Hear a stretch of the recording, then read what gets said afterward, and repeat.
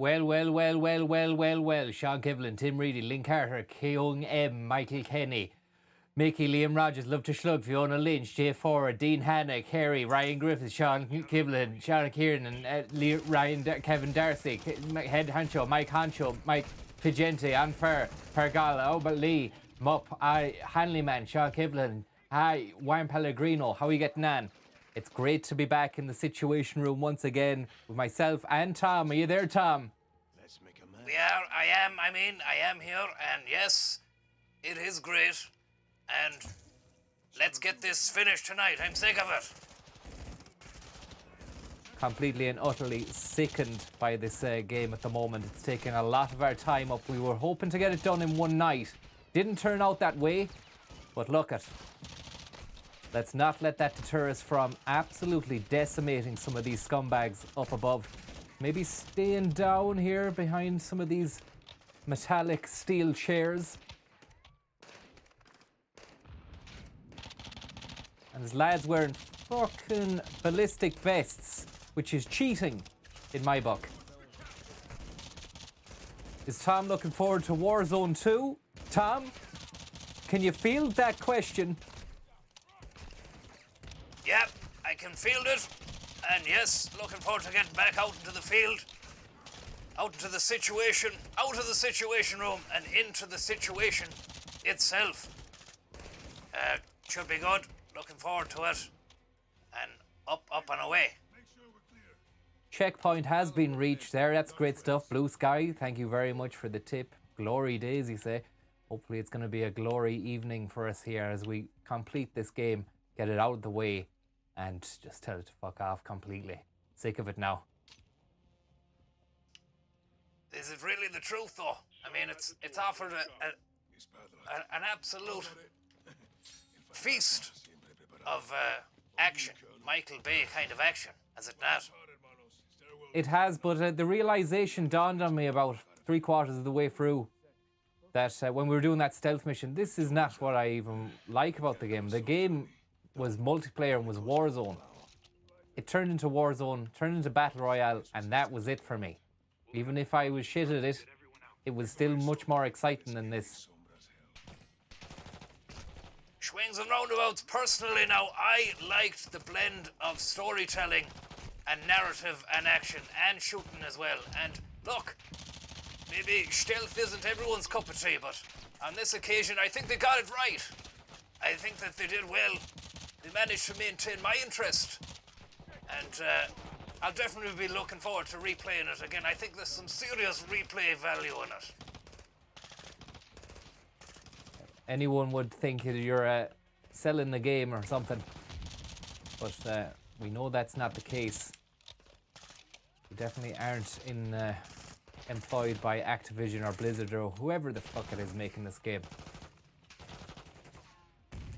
No, I definitely am not. In fact, I haven't been near it since it's only been you that's been on it, like, you know. Jesus Christ, there's lads everywhere here. Paul Meshkel, thanks very much for the tip, Ripperoonus. Hope you're getting on well. Shout of interest there, Tom. What have you been at? Well, I've been just trying to balance life and work. And I've been cooking up different meals every now and again as well. Quasi Quad Bike, thank you very, very much for the tip. Very kindly. Quasi's just tipped there 25. Unbelievable bit of 25 business there from Quasi Quarteg. Can we get something on? Quasi Quarteg. Quasi Quarteg. Thanks for the tip. I'll buy you a dinner or two with that.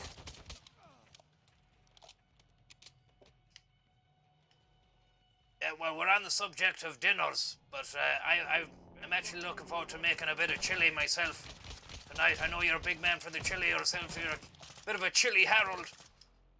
Well, I'm going to be putting the pots and the pans to good use and really making good use of the beef in the fridge. You have a nice bit of beef in there, you have. That's great. It's great to hear. As we really rock hard here on the main stage, so to speak, through the compound, the prison compound. I'm not even sure who we're actually meant to be saving here. Saving Private Ryan? Saving Ryan's privates? I'm not sure. Gonna use up some of the Wagyu in the beef there.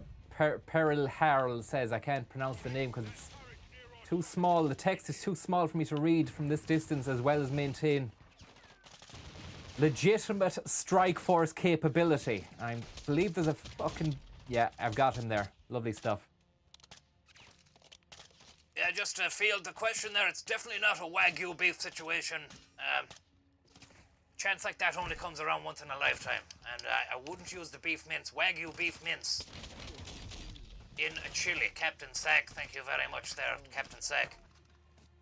Thanks, Captain Sack. Very, very, very kind of you. I hope you're getting on well and your sack is fine. And that that sack is going to be full of Christmas presents for the year. Because you are Santa Claus, is that correct, Captain Sack? Are you asking me? Sorry, I forgot that I actually have no direct link capabilities to the chat or to anybody tipping. Maybe you can answer that? More crafting to be done here. Well, Captain Sack, we don't know whether or not he is a sack or if he's just a captain of the sack. Does he have a sack? Is it full? Is it ready for Christmas goodies? We're not sure. What does the J in Tom's name stand for? I'll leave that one for you to decide. I'll reveal that. All will be revealed in my tell-all explosive memoir that I'm going to be releasing next Tuesday weekday. I hope that you're all going to be ready for the book launch. Sure. How can we even be ready for a book launch that we have no knowledge of, previous knowledge of? We don't even know where that book launch is going to be. What's going on? Well, tell you what's going on, you've been fucking shot to death, but I gotta tell you, there's a lot of people now guessing J, Jeremiah, Jesus, Jacinta, Juggernaut. I can tell you here and now, lads, you're all wrong. You're all kinds of wrong. You're crazy wrong.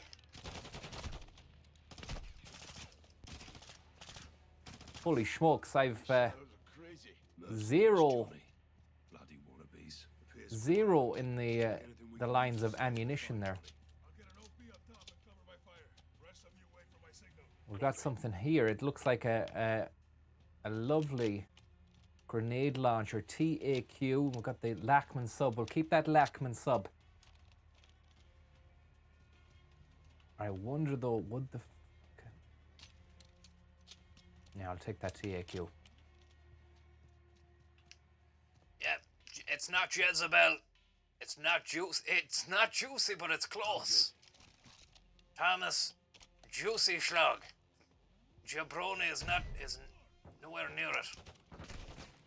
Lads on your 25. Yeah, they're on the gangway. And they're all rocking the fucking armor. It's a hard bit of business to take care of. Francis Fiddlefingers, thank you very much. I hope you're getting on well. And thank you very much for your tip.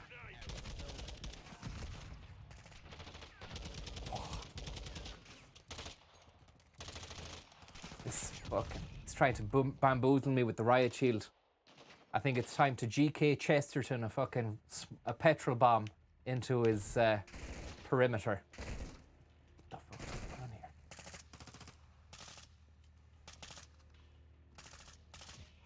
These shadows are crazy. Mercenaries, Johnny. GK Chesterton Appears quiet.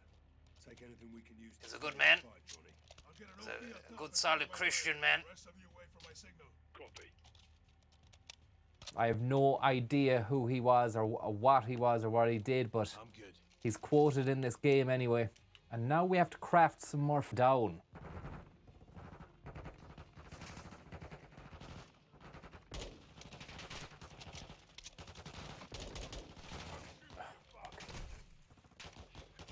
I think, did the stream go down there? That's just another situation where when you're using a mobile internet connection, you're gonna have the dropouts. And it's a bad, bad situation.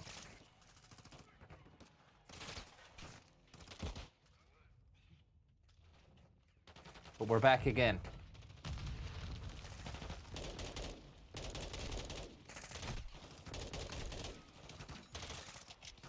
These juicy Joes are coming at you hard and fast. You need to sort them out. That's one lad cracked. Cracker Jacker Lular. Now you've got another spooky bit of business with these lads with the riot shields. Lovely bit of Slaughterhouse 5 there.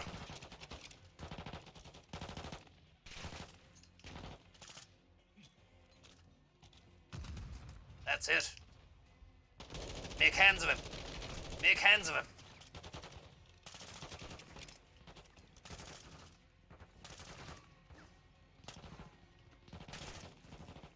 I tell you, it's hard enough now in the dark as well. It's hard to differentiate between the goodies and the baddies. But we're getting there. We're making it work. That's Ghost. I keep on shooting Ghost. He's nothing to do with the baddies. Yep. It's the fog of war. Friendly fire will not be tolerated.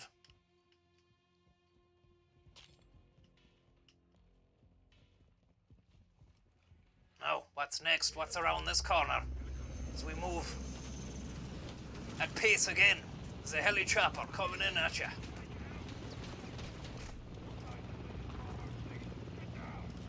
I don't know how we're meant to take down this guy without an... Oh, so it's okay. Our friends have done it.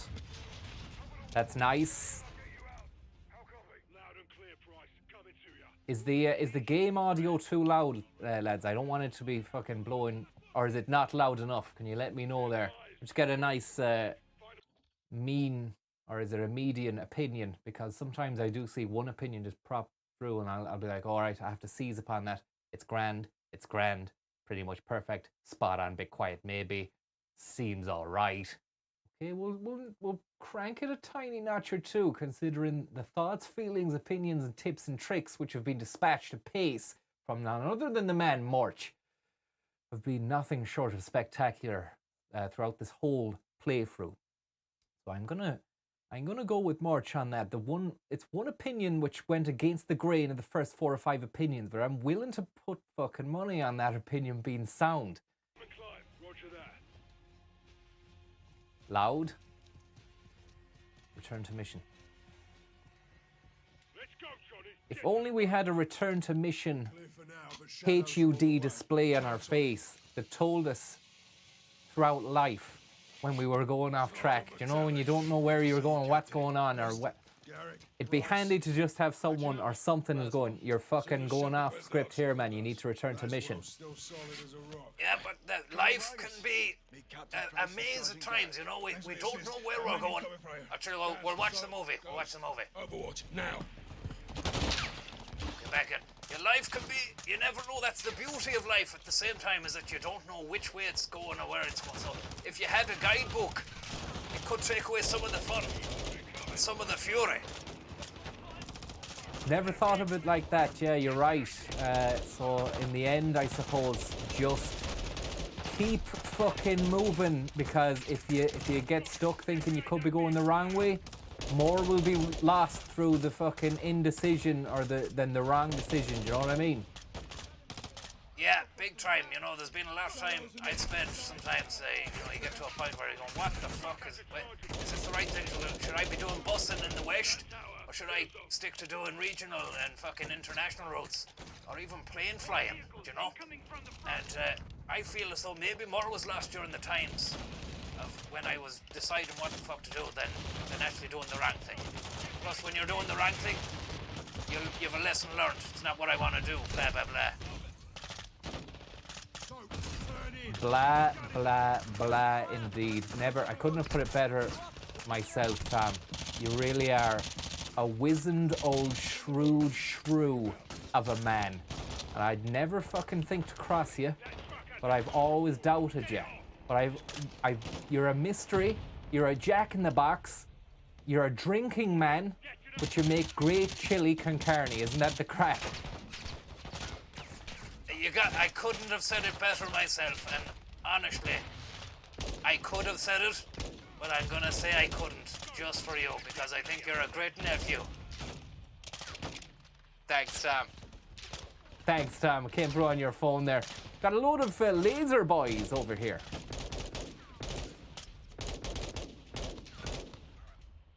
Detonate the truck. How?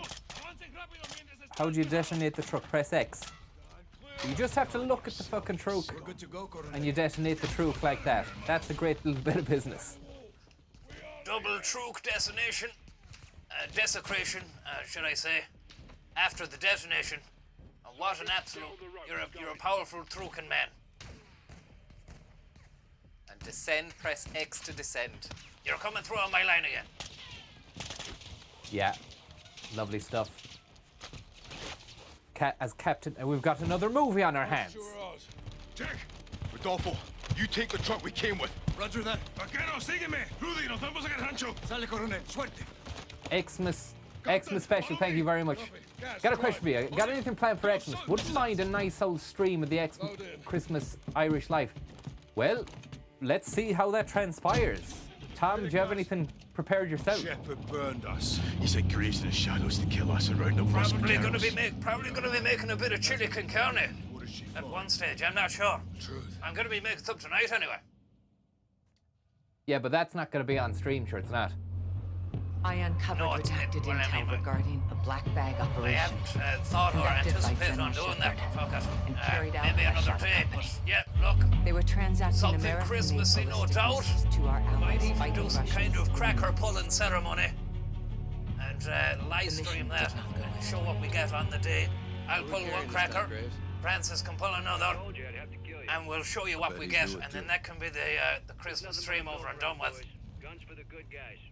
It sounds depressing and shit, Tom. Is there anything else that we could possibly muster up between here now and the big day, the joyous occasion it is? Christ Mass, the Mass of Christ, where jolly old St. Nick 3 containers. breaks and enters into many houses, actually, warranted.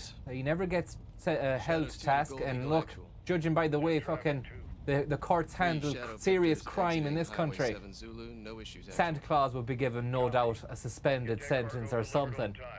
And Tom? Yeah, we've discussed the fail. crime and the way the Told crime you is shit handled was in important. this country. And look, Santa Claus, he's got a lot of explaining to do if the police ever get a hold of the Gardaí in this country, and if the police This is Erickson. in America, because he's dispatching presidents all over the world, like. Presidents? What Great presidents? fans. Who? Be Like advised. Abe Lincoln and the Well, boys? Sorting it out now. I meant presents, but he's Roger dispatching those presents all over the world. And Reconnaissance said the route was it's clear a, of it's, a, enemy it's a activity. task of Interpol. Interpol need to get a hold of him, to be honest. The shipment was spotted before it arrived at its destination. Yalla, you gotta move. Sir, you need to move. Lovely I don't like little this. full motion video. Atrocious. Yada harak. Minfalik. Apollo, lean out and cover him. Lean out. We turn down the volume here. It's probably going to get messy. What's the call, sir? Vance, Apollo, go help him out. Time for the Lance Vance dance. Fuck! Everyone is down! Light him up, Apollo! Who the fuck are these guys? Back up! They're right in front of me. They're right in front. I was trying to shoot the lads up on the roads. Contact rear! You'd probably be best off using a night vision goggles if you had them. Legal actual. Do not lose that cargo. Eyes high, watch those buildings! On the roof! RPG! Let's move, let's go! Absolutely creamed there, cream caked. Eyes high, watch He's trying to use the grenade. That's a couple of lads there with the grenade. That's a nice touch. And then we'll go back to normal mode. Normal firing capabilities there, just to dispatch some of these scumbags up there. That's nice. They need help. You are my help. Now fix this. Don't know who these guys are. Are they baddies? I know that these fellas. The Russians are involved now. It's the PMC's Wagner group. Enemy troop is Russian! God damn it, Graves. You said the route was clear. Christian Eriksen in the front here. We need reinforcements! Actual, my boys are getting... And Lance Vance Dance there. We can't do that, Graves, and you know it. Now we've got 7 grenades in the tube. Actually, we're dead. We should have actually leaned out the side. Oh, it's a checkpoint. That's great stuff. You did well there. You did well to maintain your dignity and firepower capability. It's not an easy situation to be in. Let's have a look at this full motion video. Bien. Могут быть бояться мертвых. Да, сэр.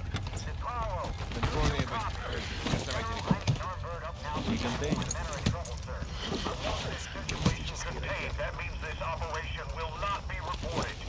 General, I'm here taking fire from Russian PMCs. This situation is not yet under control. The identity of the enemy has not been confirmed. Do you copy? You got the right. This was a direct firefight with The Russians executed the entire squad. A bullet in the and got skull, a Tam. hold A of bullet in the Shadow's skull. comms. Nasty. They learned business. Shepard was behind it. Russia gave the missiles to Hassan. And the Russians. Shepard's intentions were good, but The sneaky shipments Russians were behind it illegal all and again. off the books. He and Graves Disgusting bit of buried it. behaviour.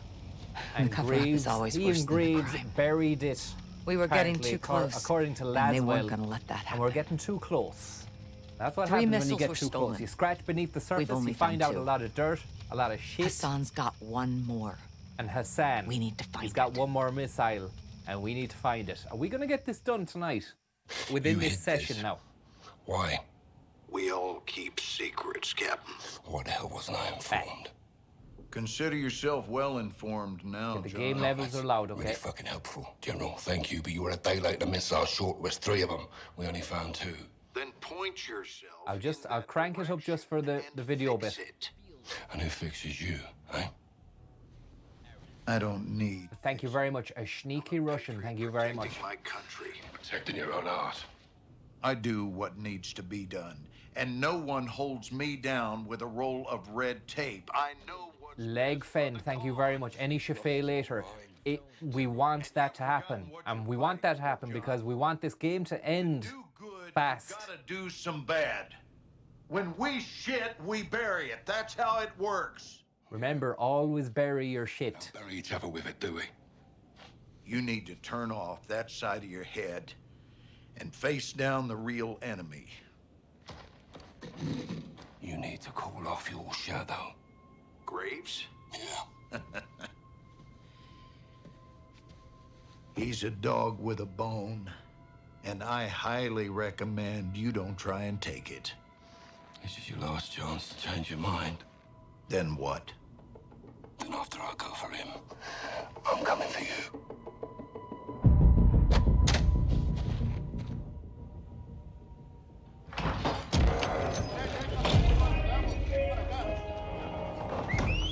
Órale! Vaqueros! It's about to go down Chinatown style here now. Taking back your HQ. I don't even know what's going on, to be honest. I haven't really followed. All I know is that they're going around the world. All you need to know really is that you're killing people.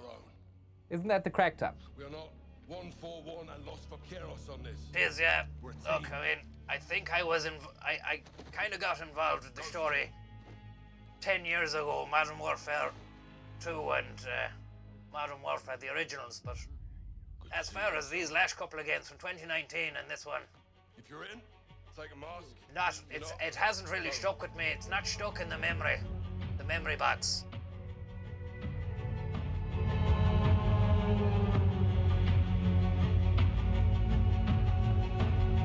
But we were saying, thank you very much, Schult, for the tip. We were saying that we do think that these games are possibly tools of the powers that be, kind of hegemonic tools to spread their agenda and plant the seeds of the agenda and the desensitization to the hyper-violence and the narratives and all that kind of stuff of a goodie and a baddie and a right and a wrong.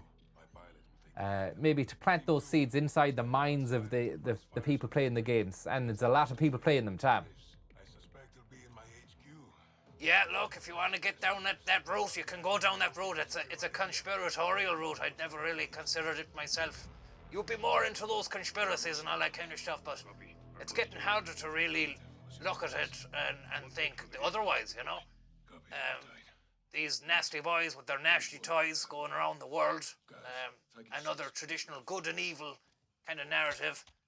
Well, if you look at the common thread and themes of the last, however, decade, 15, 20 years of these games, where is the other points of view? You know, you don't really see it from a Chinese perspective. You don't see it from obviously not a Russian or you don't see an Indian or perspective or anything like that. We are seeing at the moment. What you're seeing is Brits. Brits feature prominently in it, even though it's an American-made game. You'd think that the Americans would have their forces center stage. Seems to be the case that they probably don't want to come over too harsh on the game with the Americanization of it and their themes. So they use the Brits as a kind of lapdog in the way that they do with their wars around the world. They use the Brits as a kind of front of house salesmen. And,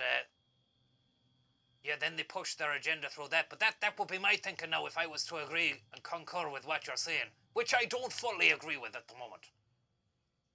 Whatever you're saying, we're actually fucking playing it. So, I mean, we can't really... what do we do? Oh, we disarm it. Okay, great stuff. Good. There'll be more ahead. Listen for the sound. I was just listening to your shite talk and then I couldn't really... Mahatma Gandhi-ize my way around that little corridor, but now I know what I'm doing. It seems to be good. Good. There'll be more ahead. Listen for the sound. Fucking hell.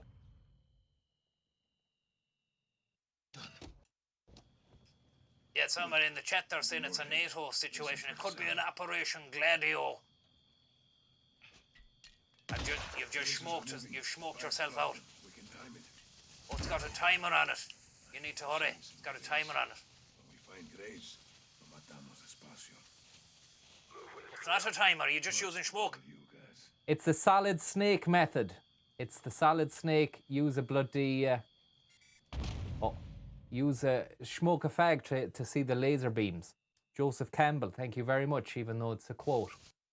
Selection for societal sani, thank you very much. And Schultz, thank you very much. I'm wondering here now. Rog, all you guys.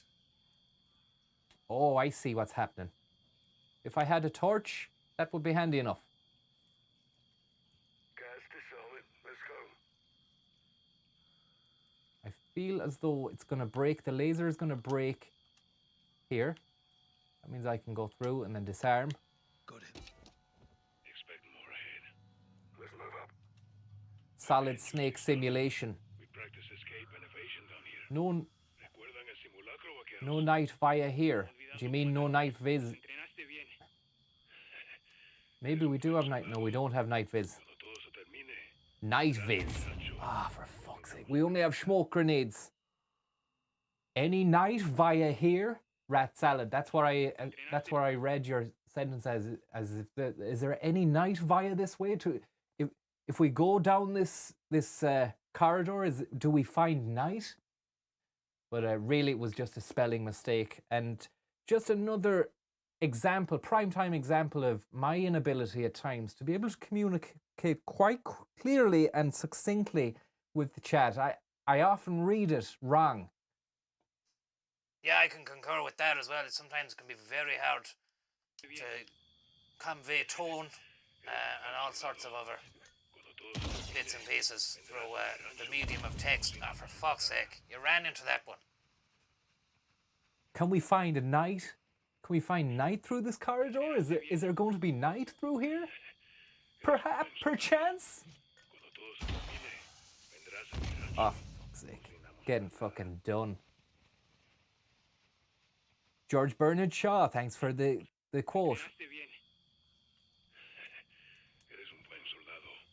Not even listening to these guys. You're a good soldier. When this is over, we'll cook asada or something. My favourite. Heads up for the back. How am I meant to get through that? We're good. That's great. Hopefully this tedious part of the game is over with now and we can just maintain a clear run at it, firing the gun and just killing loads of people at pace time. What we're here for? Why, I'm here anyway. I've chili to be making. But I'm staying put. And now what's going on here? You're coming through on my line. And now what's happened? And now it's crashed. Unbelievable. That is unbelievable. Tam? Unbelievable. Disgusting stuff. Absolutely disgusting stuff. Next generation. You're on my line, Francis. Next generation, is it? More like the generation game. You belong in the fucking 70s. Activision, Blizzard, Infinity Ward. Whoever made this piece of trash needs to have a long, hard look at themselves in the mirror of life. Okay? Not the bathroom, but life. We were just talking earlier on about having a HUD display in our lives. It tells us where we're going wrong. But right now, if you were wearing that, whoever you are made this game, it's flashing red and it's saying, you're fucked. You're fucked. You're fucked. Language, Francis, come on. I mean, it's still, early enough. We don't want to be fucking swearing too much. But it's a fucking disgrace. In fairness, I can't really... There's no overturn for it. I'm absolutely disgusted with this. You've made me... I'm going to have to stop the game now, and that's going to look shit. The stream's going to look shit. Activision, are you watching? Please tell me you're watching.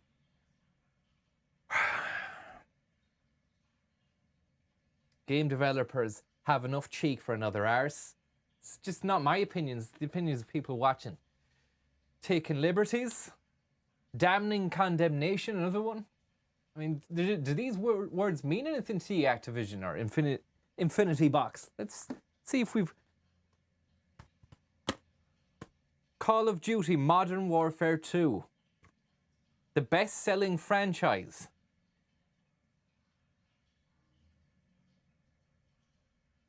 Terrible. Absolutely terrible.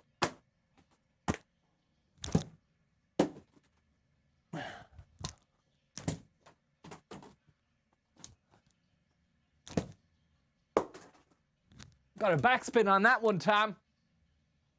Lovely bit of backspin.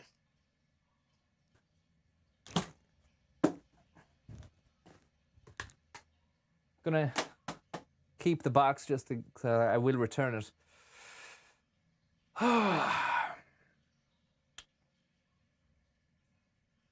Right, let me just get the bearings right. We'll get this right. We'll be back in 1 second. We're back in 1 second.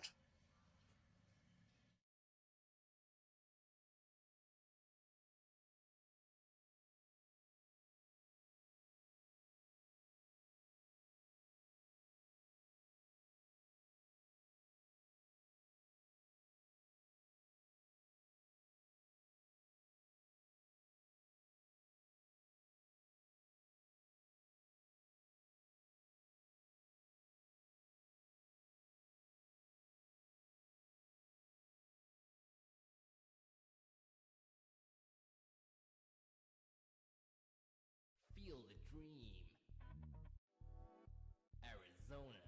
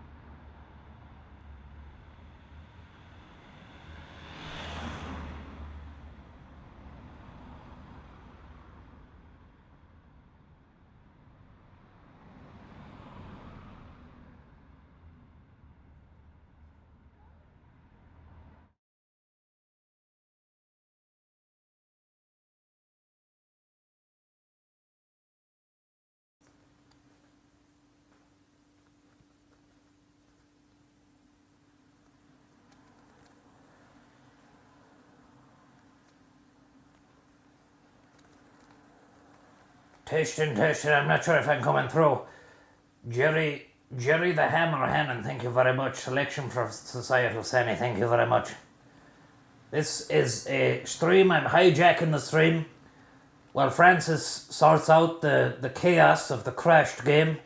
I'm going to actually get to work on the chili. I'm actually broadcasting. I've hacked into his router and modem while he was asleep there yesterday. And I've managed to open up his router so that it can receive transmissions from myself. So I'm going to make a bit of chili here while he's sorting that out. Hopefully that hasn't pissed anyone off. This is meant to be, if you're just tuning in, it's meant to be Michael Bay's Bad Boys 6. It's actually a man who's about to make some chili. Yeah. Great stuff. It's working. I opened a web portal, yeah.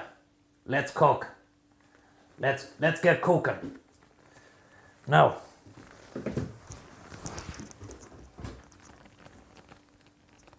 Slug coming in clutch. I have a bit of beef left over from the last day. I made sure to put a bit of tin foil on it, just to make sure that it keeps away the boogeyman. That will keep it fresh, you see. Now, let's see what we've got. We've got some beans. I had half a tin of those earlier on. I had some beans on toast.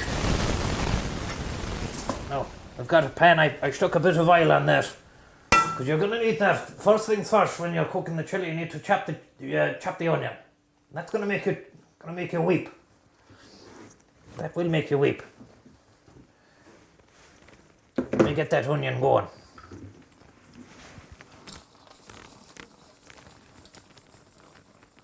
We have a lovely big onion here. Really nice. It's one of nature's most beautiful creations. It's the humble onion, and the way in which it brings any dish to life. And it's a great winter warmer. You know, it warms you. Feels like it's warm. And you know when it's doing the business as well, because it makes you cry. So we're gonna hopefully not get too weepy-eyed as we start this off now. First things first, we need a chopping board. Now. Bam! There she is. Flat. Next thing's next. You need a very sharp knife. There we go. It's a quality one. You need to be careful. You need to be very careful when you're dealing with this. The thing about the chili is it's a great meal to cook and then stick in the fridge for a few days. And it'll keep. And then after maybe 2 or 3 days, if it's going on longer, maybe anticipate that and stick a chunk of it in the freezer. It'll start to go like, it'll taste shite. Or it'll start to go off, you know. One or the two. I think they're both the same thing, you know. I'll keep this here now so I can just make sure that there's, I can see that if anybody's talking or whatnot, chat is there, is it? Okay, great stuff. Now,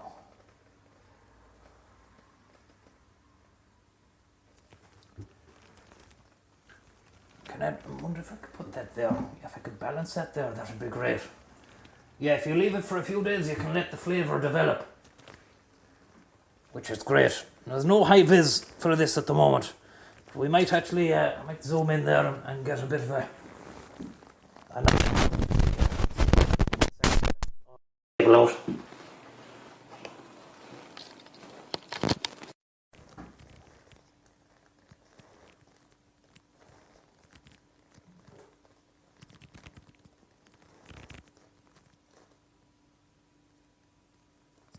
Lovely. Lovely bit of stuff there. Onion cam. Now, it's the way I chop an onion. First things first, I must wash the hands. You always gotta wash the hands.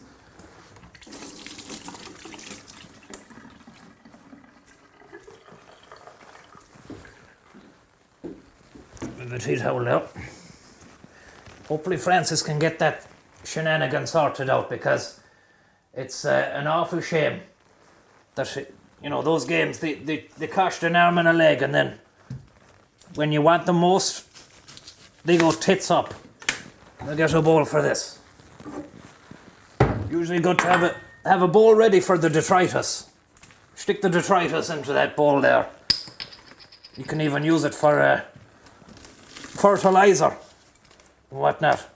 I'm having a bit of trouble here with the jacket because the handle of the knife is going into the jacket like that now. Do you know? And that's a crazy bit of business. You don't want that happening. Now, let's take that off. We've the Sillet bang going in the background there as well. Let's degrease her. So I've just generic kitchen cleaner behind that as well. Coming to you live now from Casa del Schlug.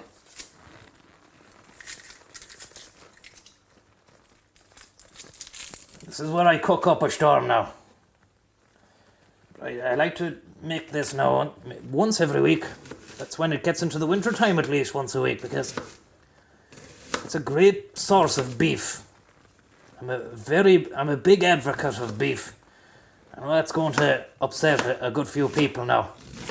There's a lot of people wanting me to go green and wanting me to go vegan. And also it's, you know, saying it's not sustainable. I think Francis was mentioning it on the stream there a couple of weeks ago.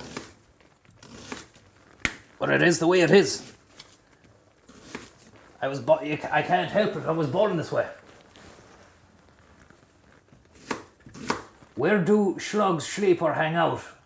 Like slug under stones or something? OSW, I'm not sure. Not the actual slugs anyway. I'm in a bed myself. I don't be slithering around into any damp houses on a night. Have a look here now. See. I am going to have a look and see if the stream is still going.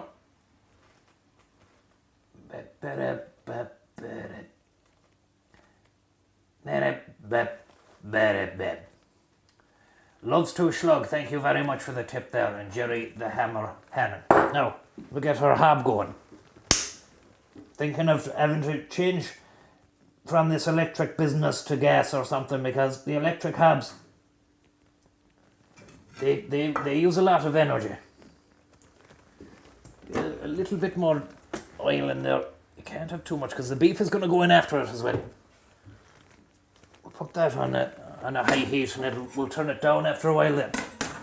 We'll just see if we've got that in shot now.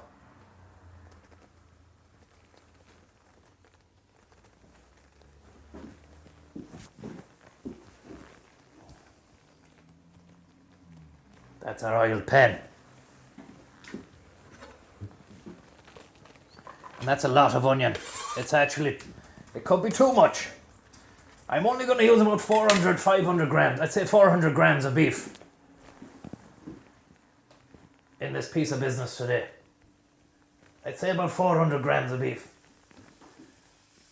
And you sometimes, if you want to make 900 to a kilogram of beef chili, then you're looking at a week's worth of dinner. Whereas this will sort me out for, I'd say perhaps 3 days. 3 days of dinners. Maybe even 4. Tonight, tomorrow, the day after. Could even be 4. Maybe 3 dinners and a lunch. You know, I don't eat it once a day. You can go mad and you can eat it 3 times a day, but I wouldn't recommend that. It's not great for the gullet or the gut.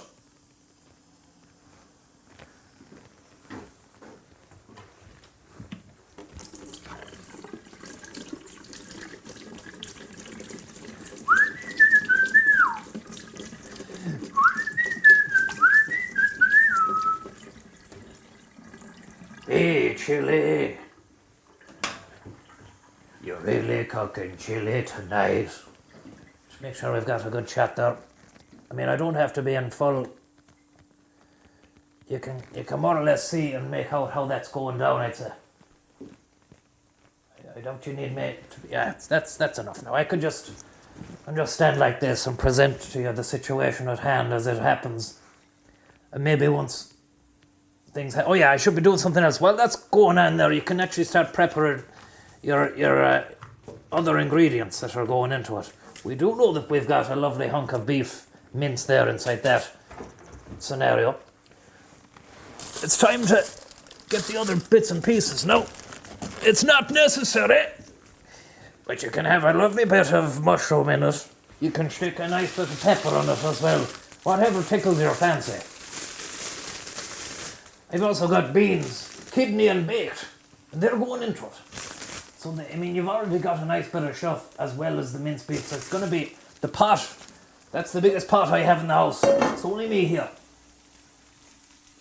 It's only me. I don't need to be cooking a week's worth of dinner. Free will do. Because if I have to freeze it, you lose a lot of the texture, the flavour and the moisture. But it's still a great meal. Don't let me put you off freezing meals. It's a great situation.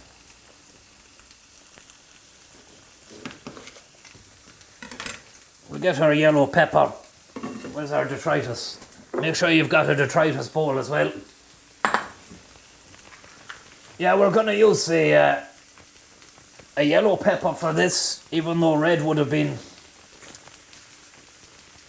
probably traditional, probably best for the chili, for the meal that's in it. Red pepper. But I don't mind a bit of yellow as well. Chop those guys up. And we can turn our onions down a notch. Give them a little mix around.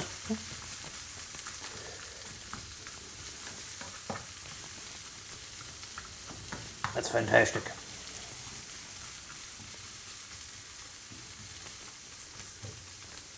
Lovely bit of stuff.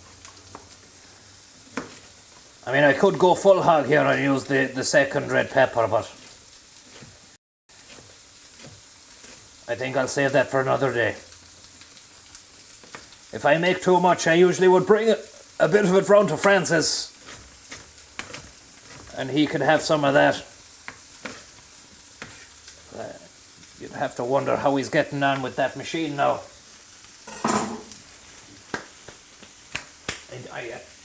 I'm watching from my screen in the house that I can't actually see how he's getting on, I'm only guessing. But serious malfunction, serious failure.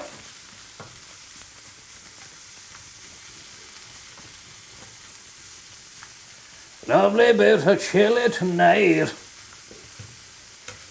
Hey, chili!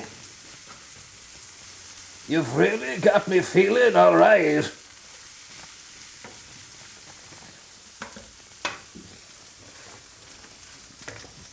Give you a bit of detail on the pepper and the mush.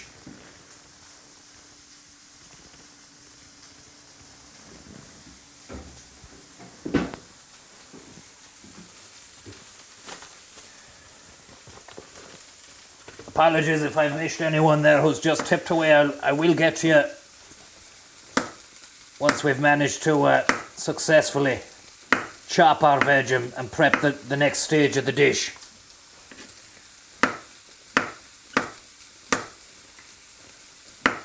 A lovely bit of mushroom there. It's amazing how these things grow wild, and they're 90% water, 97% water or something. And the ones that grow wild, they can come in all sorts of shapes and varieties. Some can even have psychoactive substances, psychoactive effects on the mind.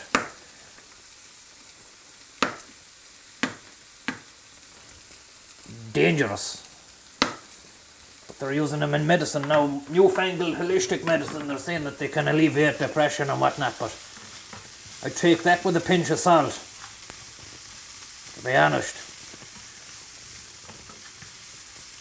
I know a lad, a young fella now, he was a son of a friend of mine, and he was taking them, and he tried to fly out the fucking window. Like R. Kelly, I believe I can fly. Well, he couldn't fly. And he was in hospital then for a good while. He's never done that again. He won't be taking those again. So you need to be careful. It's not all it's cracked up to be. Get that shot on that though.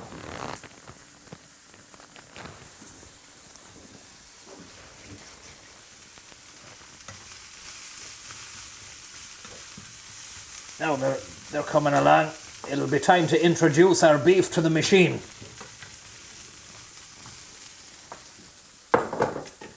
This is not Wagyu beef. Usually I'd use the steak mince beef. 5% fat. You probably get about 400 grams. In Lidl, 450 grams, 500 grams for €4. But I actually went down market and got 20% fat and got 900 grams for €4. Which sounds dodgy, but I made some chili with it there last week and it's fucking grand, like. It tasted great.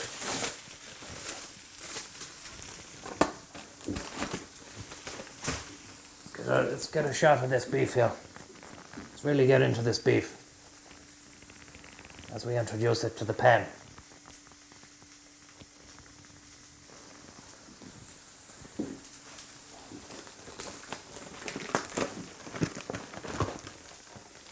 I hope the phone doesn't fall as well, you know, it's looking a little bit fucking dangerous, but if it does, it's not going to fall into the pot, it'll fall onto the hob. Now I'm blocking the sights now. Just going to crumble some of this meat into it.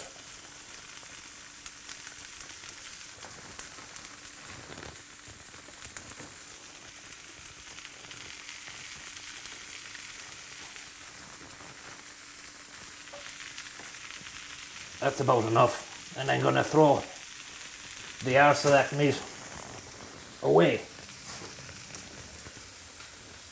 It's only a little bit.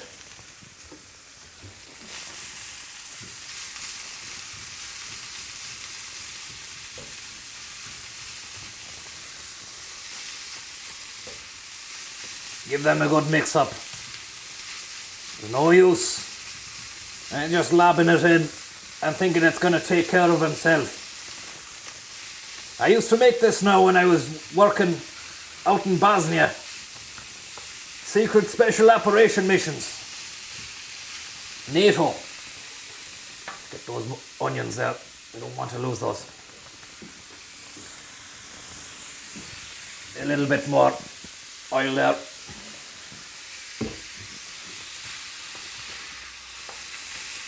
And the boys would love it. It was a real favourite. It was a Tommy favourite. And it was a favourite of the lads on the front line that come in from a hard day just shooting and killing. I'd bust them back to the front line, bust them back from the front line to the kitchens, the mess hall. They'd make a mess, but they'd be happy, they'd be well fed.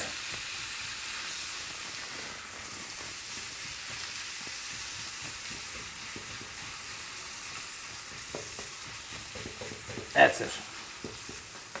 We're making a bit of a mess, but that's it. You can't be perfect.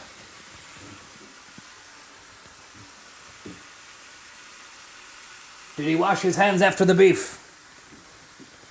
I'm still thinking of introducing a little bit more beef before I wash the hands, so yeah.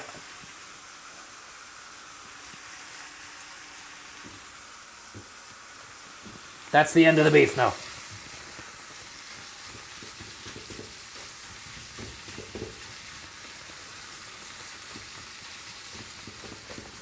Now I'll wash the hands in the spatula.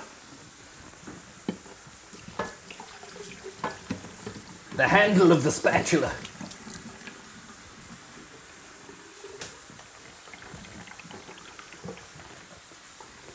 You always need to maintain a great cleanly atmosphere in and around the kitchen, around yourself as well.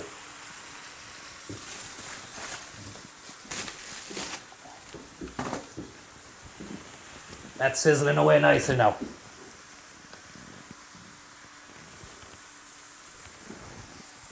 That should be a good enough frame there as will keep us all in. We're doing okay, that's the chili anyway. How are you getting on? Welcome to, if you have just joined us, sorry Francis has had a malfunction with the stream. He's trying to get it back up and running.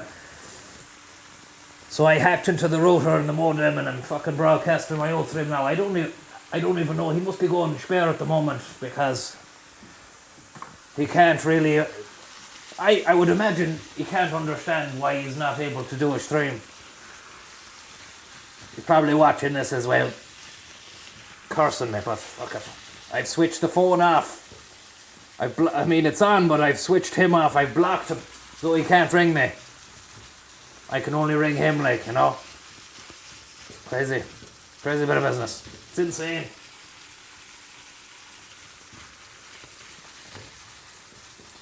Is the fan on? It isn't, Sean. I was thinking the fan should really be on. But the thing is, if I put that on, could fuck with the audio. Let's see.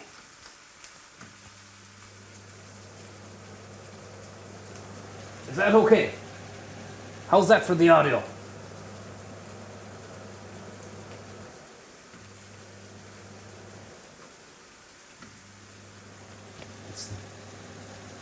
Now, next stage is the stock cube. I've thrown a stock cube. I'm going to be cheating on the meal with the spices because usually I throw in a bit of paprika and cumin and what else? Different kind of peppery spices, but I find that if I just have chilies, not even fresh chilies, if I just have even ground chilies, and then I use the packet of chili con carne mix, it's cheating. But it's still you're still gonna be making a lot of food that'll serve you for a few days at a great price. You know, I've got fresh garlic,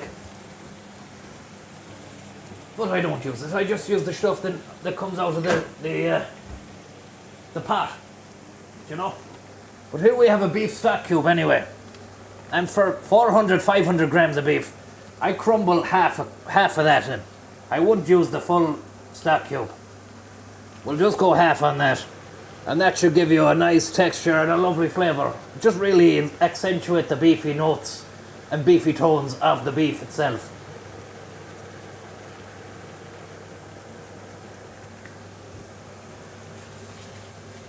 We mix that in there. Actually, do you know what? I'm going to go rogue on this one.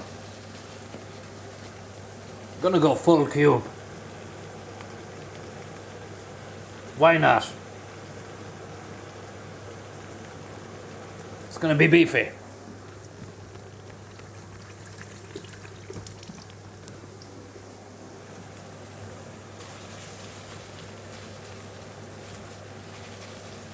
And that's beginning to brown nicely.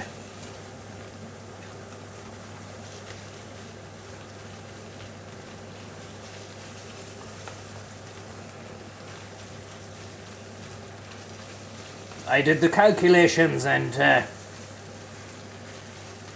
you're getting like 4 dinners out of this. 3 or 4 dinners at a cost of probably about €1.25 per dinner, which in today's world is good because the prices are ridiculous of stuff, you know. You buy the rice, I've basmati. I like a bit of brown rice as well every now and again, but I have the basmati on the go now. The brown rice is healthier. But if you're making if you're getting a big full dinner into yourself, it's got the meat, it's got the veg, you've got the carbs in there as well. And at $1.25 a plate, you know. Nothing processed, it's all you've made it yourself. That's great value. You just need to have the biggest thing, the biggest hurdle I ever had was getting over the fact that you have to plan ahead and do it before, you know. I had no time for it. I was down the chipper.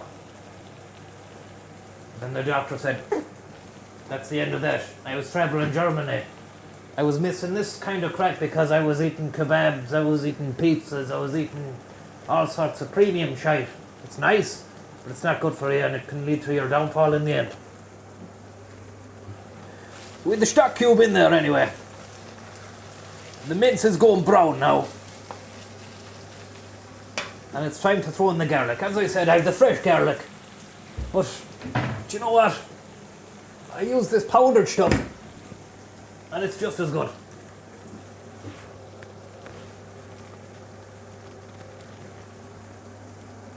few shakes of a lamb's tail. And that's into that. Don't forget, we've got the chili mix as well. The chili con carne mix. Now, nor other brands are available. You can get one in Lidl. The only reason I don't have the Lidl one is that Lidl was too far away. I had to go down the shop today and get this. That was the premium stuff, the Nord.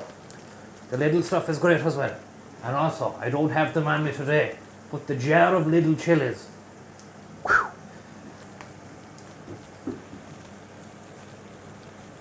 Unbelievable. And I don't say that lightly. They're wet. The ones I have now, I had to buy premium again down the shop today, Schwartz chilies. And they're dry. But the ones from Lidl are wet. You scoop them out. 2 teaspoons of that. Wow. Fireball. Absolute fireball.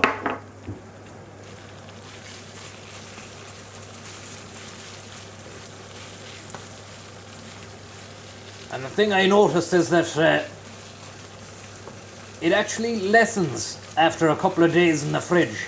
The taste gets better, but the spice level drops. Would you believe that? The flavour of the chili now. If I eat some of this tonight, it'll be good, but it won't be as good as the day after chili. And I believe that's the way chili is meant to be prepared anyway. You're not meant to really eat it, I don't think, the first night. You're meant to put it into the fridge and have it the next day, but sure, look, we'll see what we can muster and what we can do.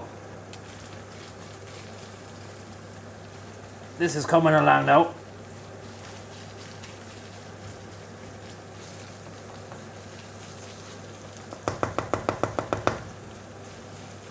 Just make sure it's all even Stevens. It's going to be transferred into a different pot in a second because we want to lightly fry some of this stuff, the mushrooms and the peppers. Give them a bit of time on the frying pan of life to think about what they've done. And then we can throw them into the mixing machine with the rest of the chili con carne. Now, you just see this. You can read the chat. This is cooking misinformation, says Volcanito. I'm not sure about that. Slow down, can't keep up writing down notes. Don't worry, you'll be able to rewatch this again and again and again. Just be up forever. I'm not giving out misinformation, Volcanito, but look, if you think that's the way, I'm sorry about that. Fish Sticks, thank you very much. Megan V. Chili, thank you very much for your tip. Slug Shining, very, very kind. Yeah, treat yourself to a bigger pan, says Fish Sticks. I would, but I only need this for myself. When are you doing the cooking section on Dahi and Mora? Soon enough, hopefully if they invite me on. Crescencio Somerville, thank you very much for the last minute winner there. Beautiful, beautiful tip, Ripperonis. Concarney, thank you very much. Big Red, I hope you're doing well. Thanks for tuning in. Hank Sandwich, how are you, Tommy? Could you say hi to the pal Richard on the choo-choo home from Coddletown, must be Dublin. After a day on the Commerce Sound, I hope you're getting on well there, Richard, and you're not working too hard down there in Coddletown. Dee Dee, thank you very much. Give the frying pan a wee dunt in front of the kitchen knife just in case. Dum Dum the Dodo, thank you very much. Very kind of you, lads. Hopefully I got to you all there, but I tell you, if I miss you, I'll be getting to you. No one gets away. No one gets out of this place alive.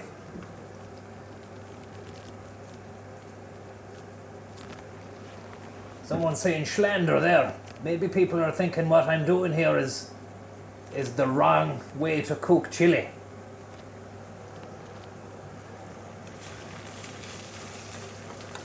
Look, I can only tell you what I know myself. This is the only way I know how to prep it. Make the meal. That's looking good now, and we can transfer that to our pot.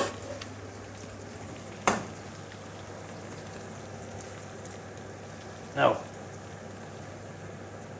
if you can see this, I'm actually just transferring the meat into a different pot so I can save some space in the frying pan. And you're probably wondering, why don't you just tip it in there willy-nilly? Well, the thing is, with this kind of mince now, different to the steak mince, I noticed that with the steak mince 5% fat, there's less juices. And some people might be like, oh, you should leave the juices in, more flavour. There's plenty of flavour. Believe you and me, you don't need any of that fat. So what I'll do is I'll try and get this mince into the pot and then tip the rest of this away. It's not necessary.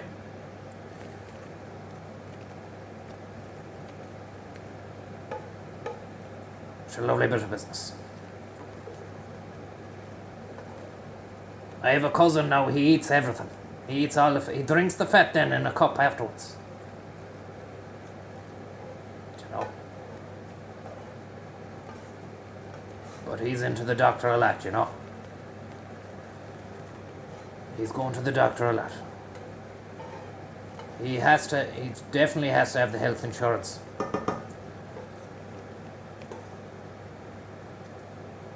That's just the way he was always like that, you know. Fat on everything. He'd eat butter sandwiches. Nothing else, just butter. You know, he wouldn't just spread the butter on like as if you were going to have a normal sandwich. He'd double up on the butter then. Double butter and he'd put butter in the coffee as well. He'd drink a cup of coffee and put butter in the coffee. Sick fucker. But I love him.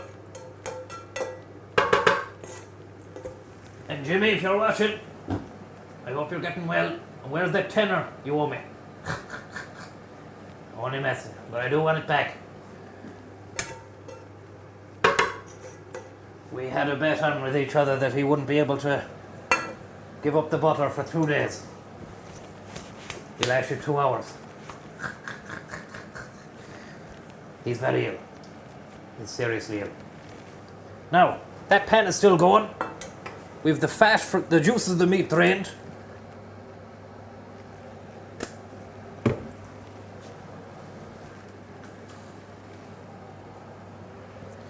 And we can add our peppers and our mushrooms, and we stir fry those a little bit and give them a bit of heat, a bit of love, and let them think about what they've done.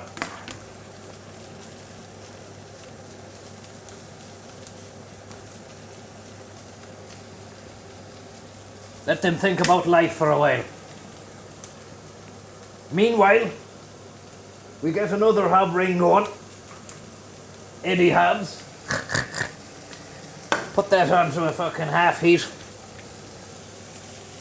And what we'll do is we'll dispatch our baked beans. Now, tin was already open because I had half the tin earlier on. Get that going.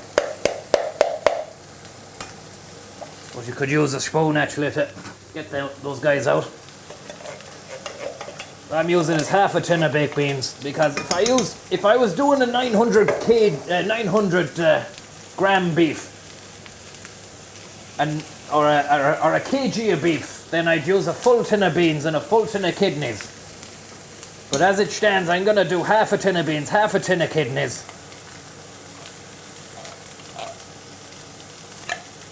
And then I'm also adding mushrooms and peppers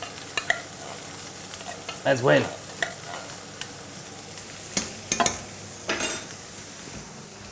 Now, chopped tomatoes. Oh, we've no tin opener. We've no tin opener. We're fucked.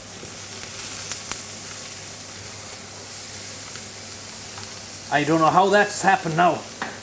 I had oh, for fuck's sake. What we're gonna do now?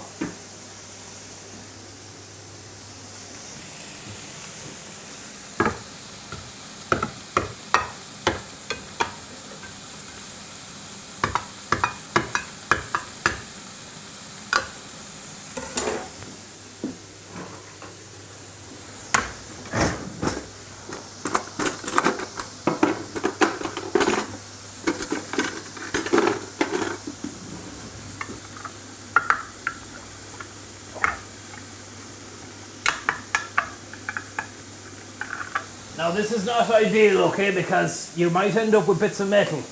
You could die, so if you're following this guide, just get a fucking tin opener. Don't do this because you could die.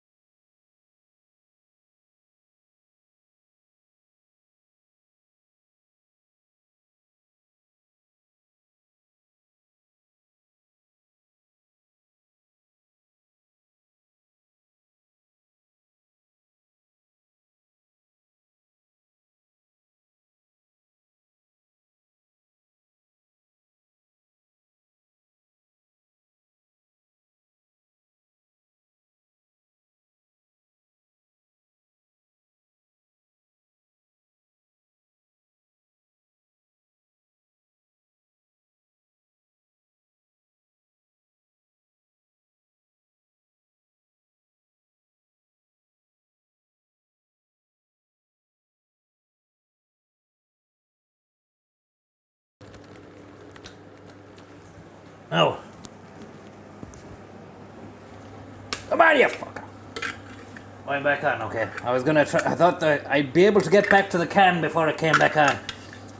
The battery died in the camera though, so I had to replace the battery. Just make sure the other one is charging in case, oh yeah. So, we managed to open it up. It's not great. No one said it was gonna be pretty or easy, but we did it. It's dangerous, very dangerous stuff. Don't do this at home.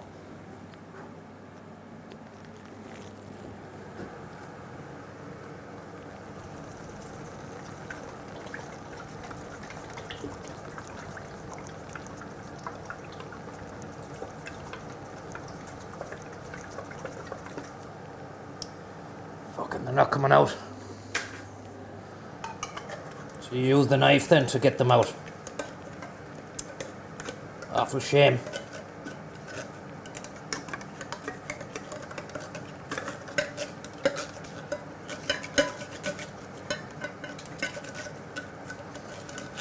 It's fucked up. I'm telling you, it's not the way I wanted this presentation to go. It's sloppy. It's very sloppy. We give this another go here, see if we can open it up anymore.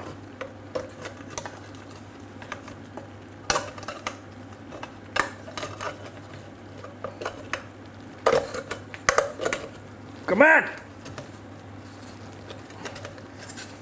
I've no grippage on it, there's too much tomato on the side of the can now. Now if you've got too much tomato on the side of the can, you need to get a bit more purchase. So you can use this tea towel here and wrap that around and then really get into it.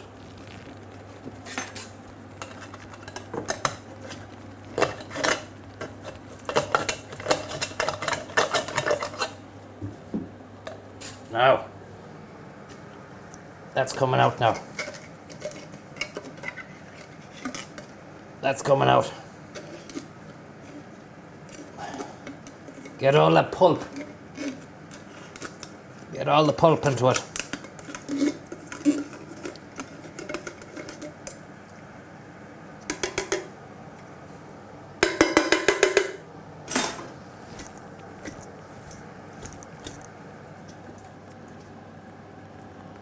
That's great. That's quite a lot of juice. Just gonna check, make sure there's no metal in it. Yeah, it looks great. It looks grand. That's fine. That's fine. Now, stick that on the hob and get that mixed up.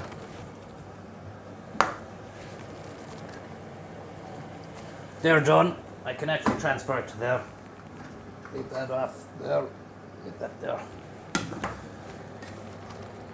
So, just to recap for those at the back, what we did was we put the meat into the pan, into the pot, then half a tin of kidney beans, half a tin of baked beans, 1 tin of chopped tomatoes. Mix them around. And we're going to leave these now on a nice medium, low to medium heat, probably low. And put the lid on it. And leave that for a minimum of an hour, 45 minutes an hour. You can leave it longer. The longer it's there on the pot, on the hob, on the Eddie hobs, the better it will taste. Oh yeah, I'm almost forgetting. We need to purize it. What is this now? Tomato puree. This really brings the dish alive.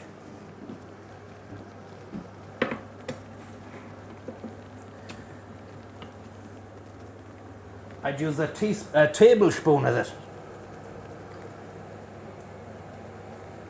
And then a tiny little bit more as well.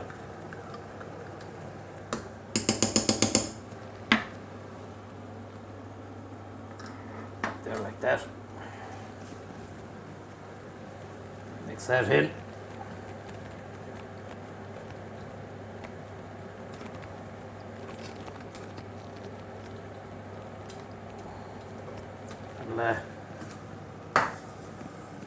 Zoom in now so you can see a little bit of detail on it.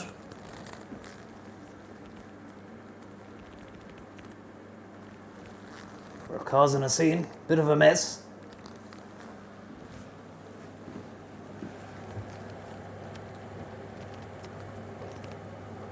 Mix it around into the mixing machine. Mixomatosis. Now it's the first time I've used these ground crushed chilies, so I'm very wary of how much I'm going to be putting in. I don't want to put too many in. I'm not sure whether or not using 2 teaspoons, which is what I would have used of the little chilies, would be enough for this, or is it going to be too much? I'm not sure. They say on the bottle, use sparingly.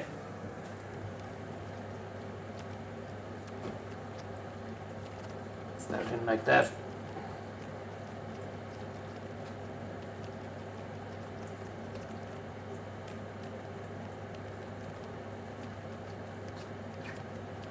Lovely stuff, it's coming together. That's on a medium, that's on a 3. That's on a 3 at the moment. I'll probably downgrade that to a 2 soon enough. While we're here, I'll just clean up some of this detritus.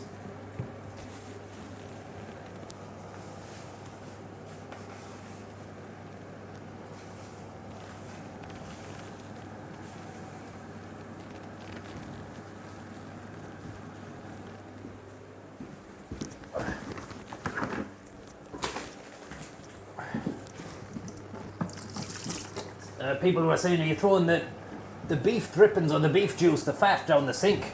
I did not. Fucking clean that fucking thing off. I did not. I put it into a pot because I think it's bad to be putting down fat into the sink. It'll only fuck you up in the long run. You'll end up having to unclog the sink and all that. There's different ways and means of disposing of that fat and the juice. And I have my own methods. I'm not going to tell you. Shit. Bit of beef on the spatula there. It'll clog up your pipes anyway. And that's not what you want.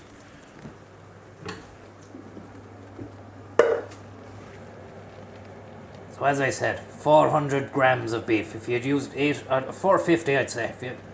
If you have a kg of beef, That's a week's meal. You probably have to freeze some of it. And then just double up on all the ingredients. You seen me using this, so just use 1 tin of kidney beans. Then use one whole tin of baked beans. 2 chopped tomatoes. Extra fucking spoonful of puree. Now we'll actually, we'll put the chili con carne mix in. How much does it say this? This is a full packet, it says, for a 400 gram meal.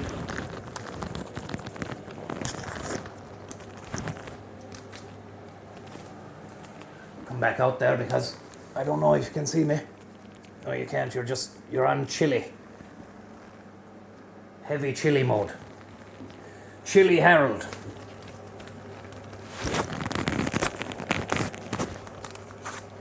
So I'm cheating. Again, usually I'd use a bit of paprika, a bit of cumin, some chili powder. I can't remember. There's another ingredient I sometimes put in. I can't remember. Bit of meal maker. Throw the meal maker into it. It's the whole shenanigan. Straight into it.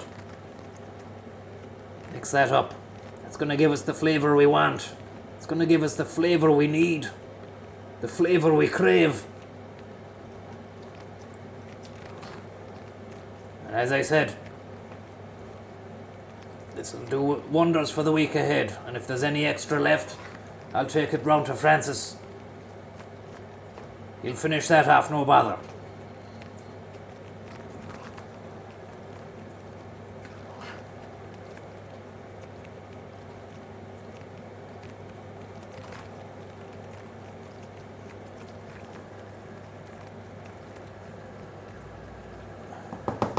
It's coming along now.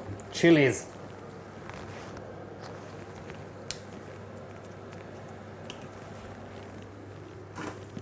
Take 2 teaspoons of this now, because I would use 2 teaspoons of the little stuff. Get that?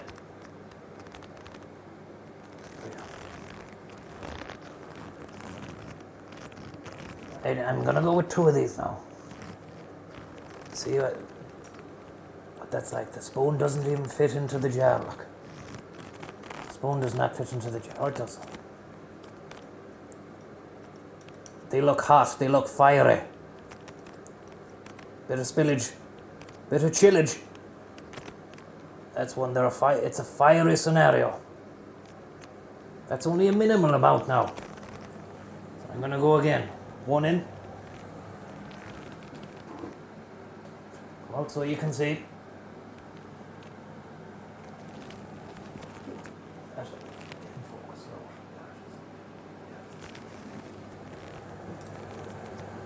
Go with the second one, and then a tiny bit more. It could be too much. Could be too much. Maybe a little bit more.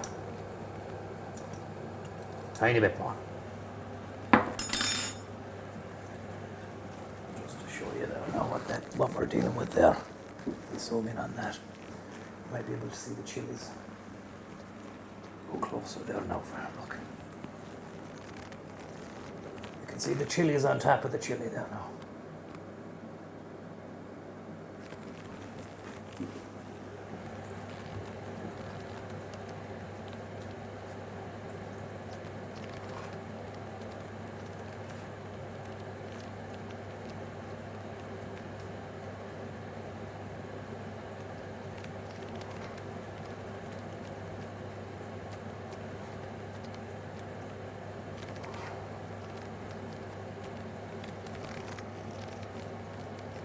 We're nearly done.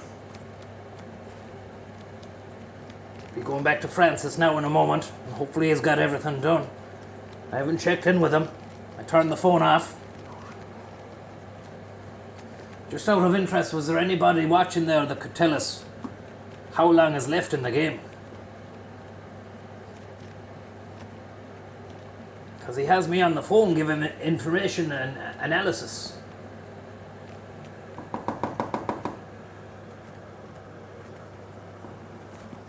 An hour. Bloody hell.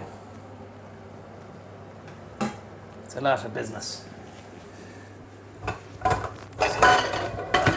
turn that down to 2.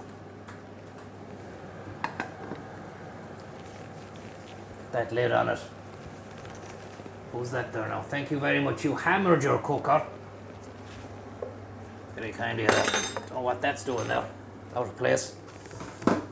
Hardly use that. I think that's rubbish, actually. I just use a sponge and I wash the dishes, so that's why this is over here. Because I don't fucking use it. It's a waste, if you ask me. I don't know if you can see it. It's this thing here.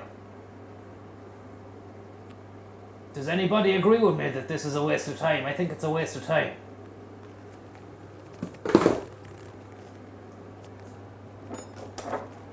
Or is there anyone out there who thinks it's great? Dildonic attachment.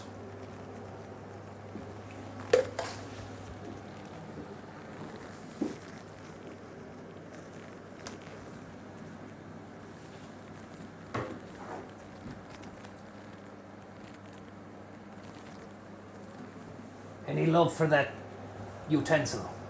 Ephraim Winslow says it's class. Jesus Christ. It's for your arse in Rome, says Caesar. They're handy. I think they're great, says Ian. Jesus. Even Sean Kiernan says he loves it. I might have to rethink the whole scenario with that, whatever it's called, the dildonic attachment to the kitchen.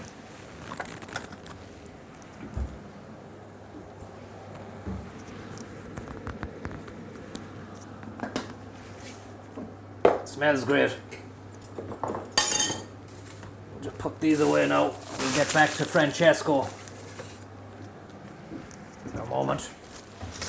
I'll clean up the rest of this while Francis is playing the rest of the mission, so you won't really hear from me.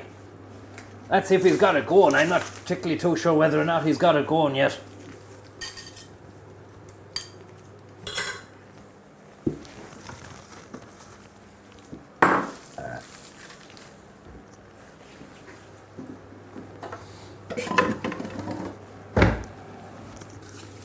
Yeah, that away.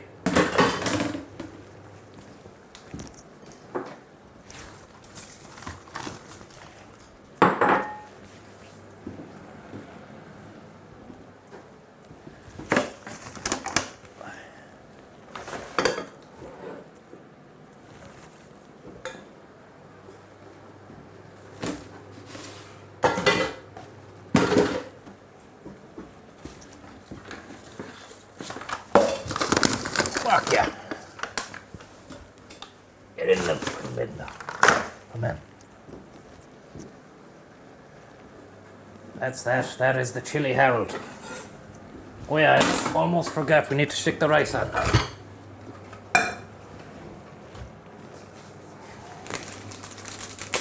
Basmati. As I was saying, the brown rice is great as well.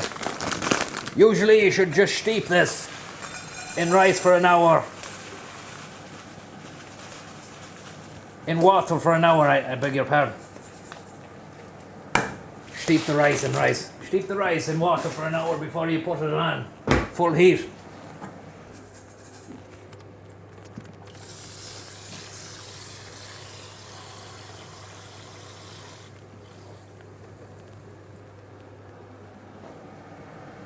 So we will do that, and what that will allow you to do as well is you can sieve it out and clean it before you put it on the full blast. But there we are now anyway, and that's the Chili Harold. Just give you my one last blast of the chili there. Get a look at it.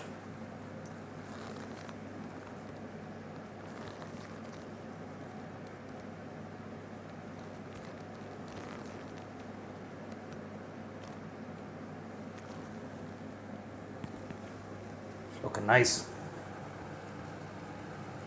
Bubbling away there, toiling trouble.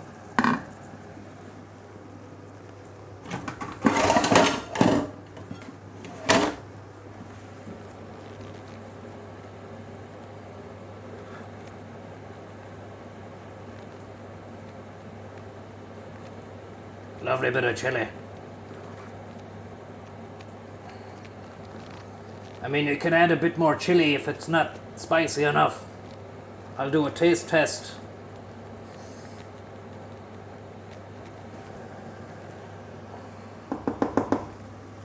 Maybe I should do a taste test. Nah, I can add more chili later, if needs be. I'll do a taste test maybe in a bit longer. Let it just sit there and simmer.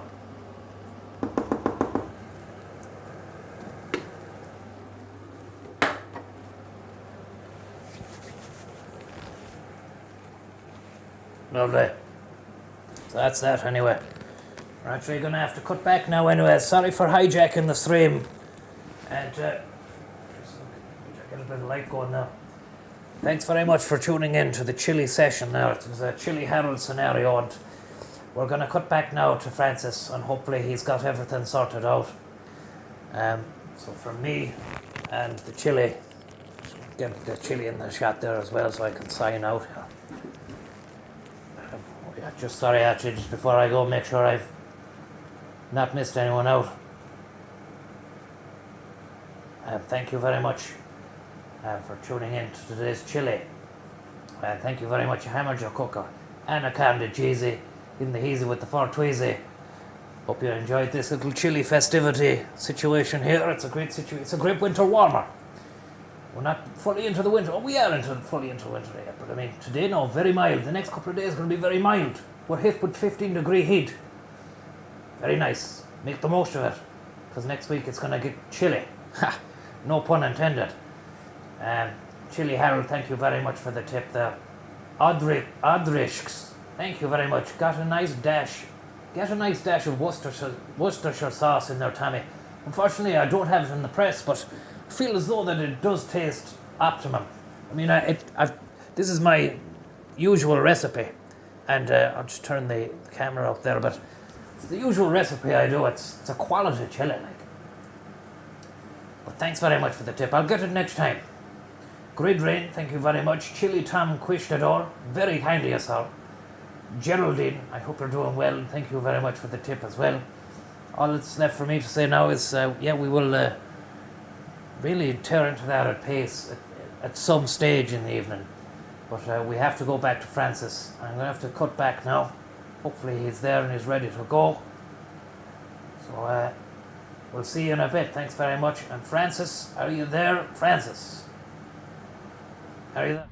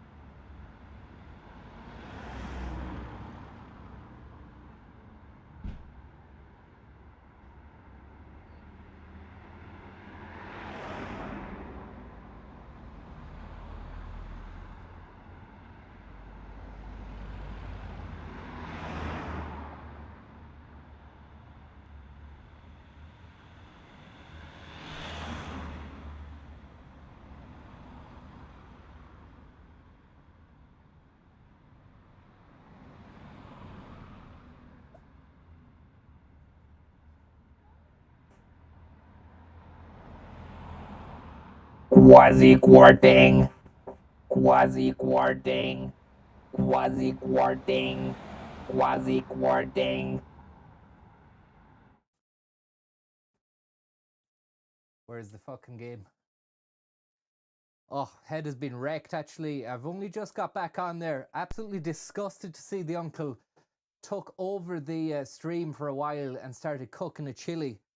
I'm sickened, and it seems as though we have been jeopardized in a big, massive way here as well, because the game just crashed. I've been trying to get it going for the last half an hour, 45 minutes. Hugh Lowry, how are you? Get your volumes low. Hello? Hello? It's coming through okay on my end. I can see that it's hitting the right notes.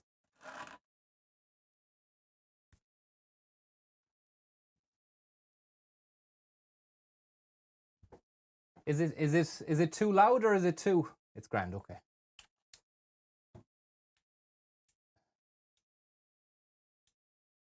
I hope it's saved exactly where we were, because what if it's not even saved? Good. Jesus. Press forward. Oh, thank God for that. Thank God for that.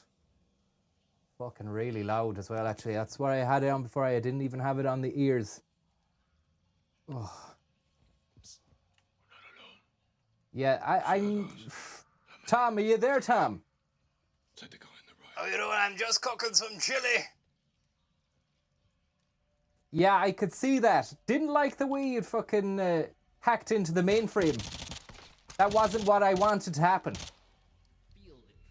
Yeah, well, it has happened, and I'm making chili as we speak. It's gonna be spicy. I put 2 spoons in it. I don't care how many spoons you put in it. It's not legal to be hacking into someone's information like that, regardless of whether or not I have you on the stream. What's in there? Yeah, well, you're lucky you have me, because your stream went tits up anyway. It crashed. Hear that? Smoking. My chili was the best thing that's ever happened to your stream. Fact. Hopefully we haven't got another one of these situations. We have got another one of these situations, and another quote by someone I don't know. Hear that? I think it's a situation where we have to use smoke bombs again. Right again, Captain. Oh, look at that. Crawly. You need to make sure you watch yourself there. Things could get a little bit hot and spicy. Not unlike the meal I just made there, which is going to be very hot and spicy because I put in over 2 teaspoons of chili powder. Yeah, we've seen it. It's been an hour, lad. Like, we don't need to hear any more about chili. It's actually boring. Got it. Whatever. Follow me. My chili. At least my chili is real. This is just a fantasy world you're living in. I don't know where you seem to be getting a little bit harsh on me, you know, with the opinions and stuff. I noticed that yesterday, and there was people actually in the chat saying Tommy's getting a little bit fucking out of hand there. Is there any animosity between the two of you?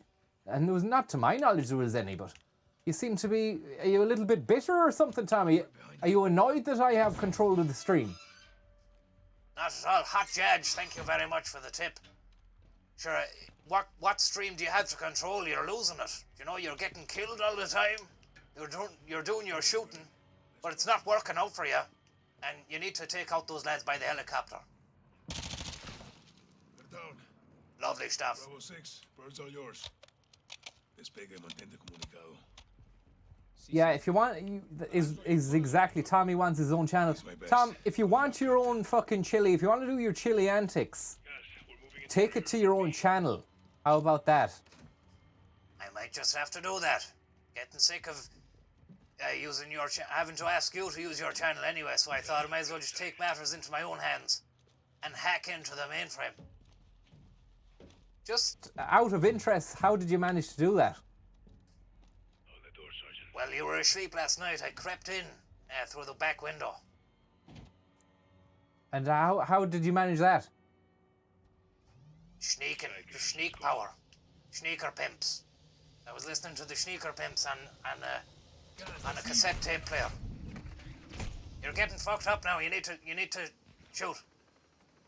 Epictetus, the name of the guy there who was given us a quote. Hot Judge, thank you very much for your tip there as well. But highly illegal breaking an entry into someone's house. It's a bit creepy as well while someone's sleeping, Tam. Very creepy, yeah. Very creepy. Has the game crashed again? Are you fucking serious? What the hell is going on here, like? I can't believe this. I cannot believe this.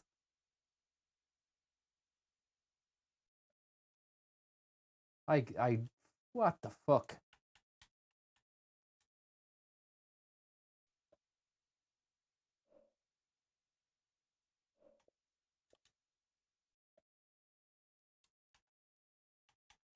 Oh, I am aghast.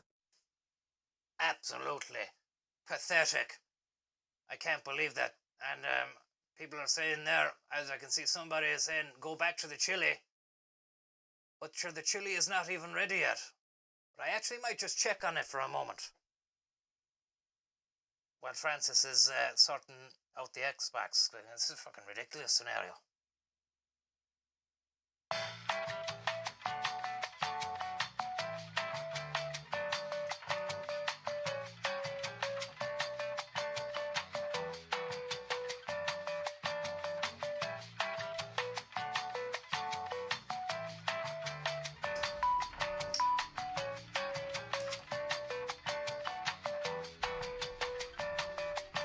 It's looking nice. Looking very nice. Great smell of it. Great. It seems like it's going to have a great flavour.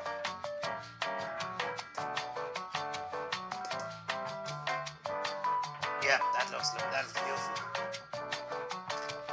Now we'll just strain the rice. Sorry you can't see any of this. I haven't switched the camera on. Hopefully Francis has got that machine working again. Francis, do you have the machine working?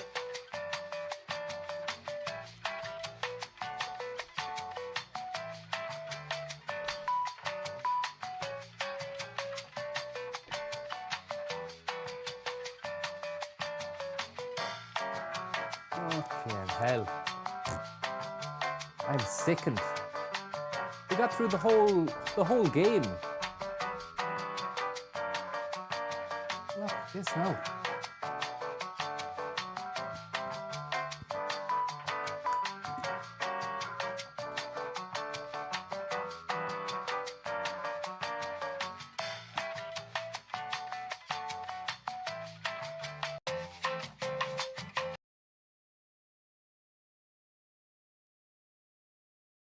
What the fuck is going on?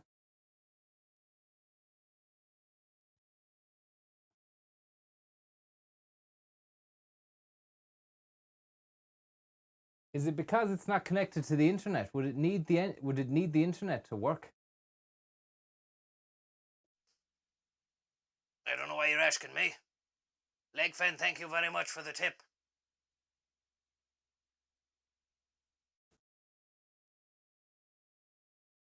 Should need internet. Let's just see there now if I put the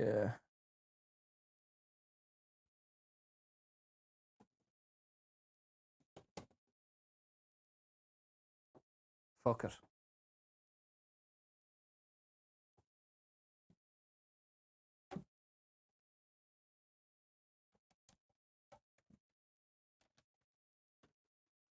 Waste of fucking time.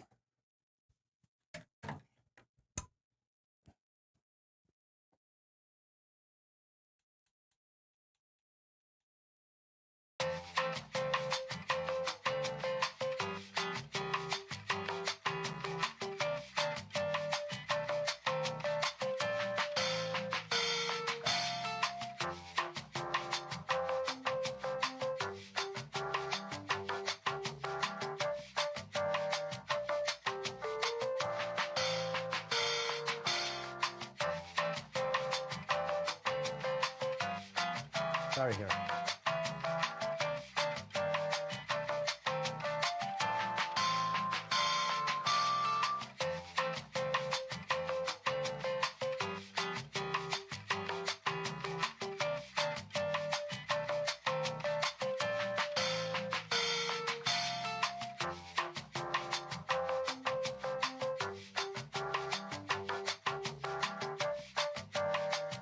Yeah, I restarted it.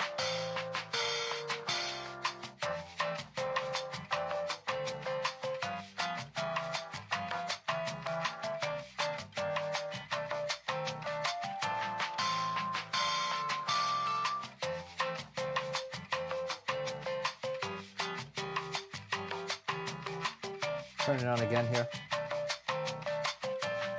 Absolute chaos here at the mainframe station. Unbelievable comedy of errors as this machine fails to get off the ground. Sickening.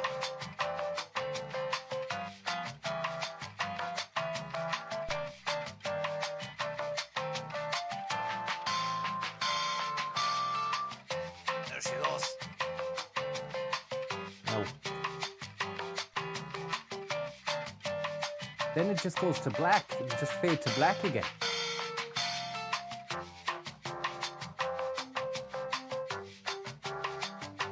You shouldn't need to update the game. And it wasn't even connected to the internet to begin with. It keeps on going back to the beginning.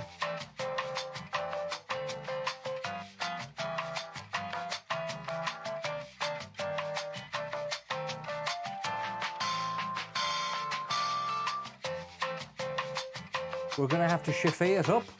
It's the only way forward. Yep, it's fucked up.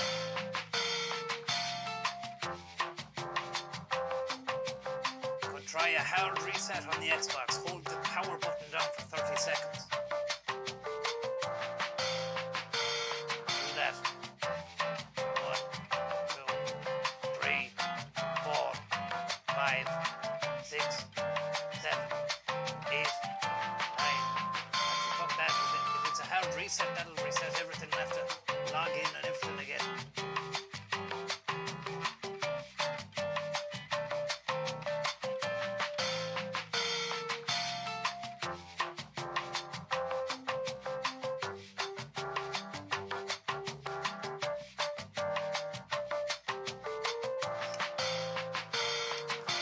Well, my chili, I'd say my chili is going to be ready soon enough. Not long, really, until we can tuck into the chili. Or I can tuck into the chili. Not really the point of it, though, is it? Really, I mean, we in the middle of a game and everything. Yep, you were in the middle of a game. You're not now.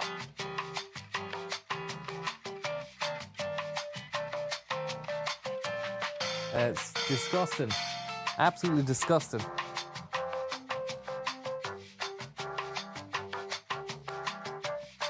Let me turn it on and off. Sorry about that. Sorry there, I had the cocktail.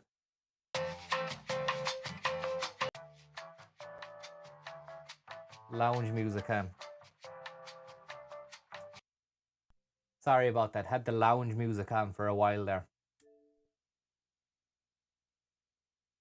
There was an update an hour or two ago, according to Google, but the thing is, it was offline. It shouldn't have even needed an update, you know?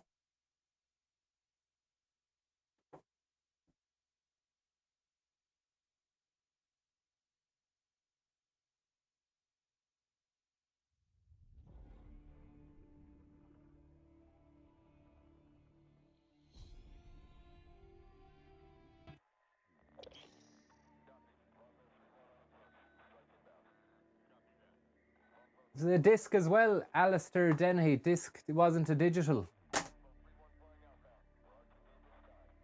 I'm not reinstalling the game, fuck that. Syncing data now.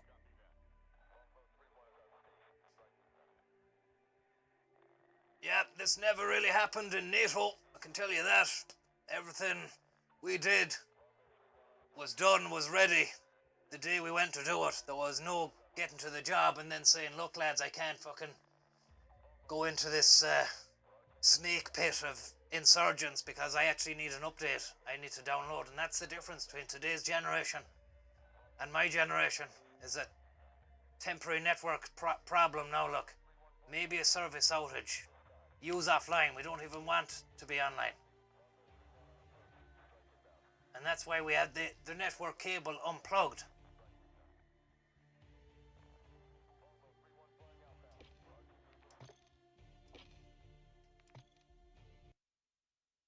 No. I don't know why it keeps on saying connecting to services. It doesn't. We don't even need to be online, sure.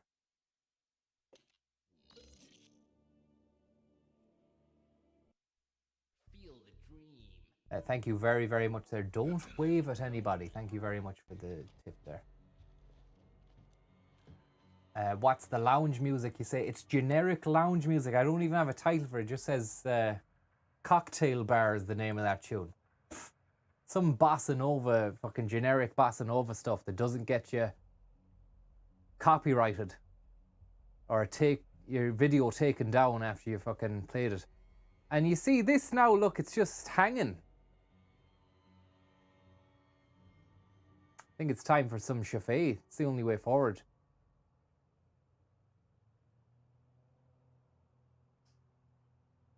It's scummy.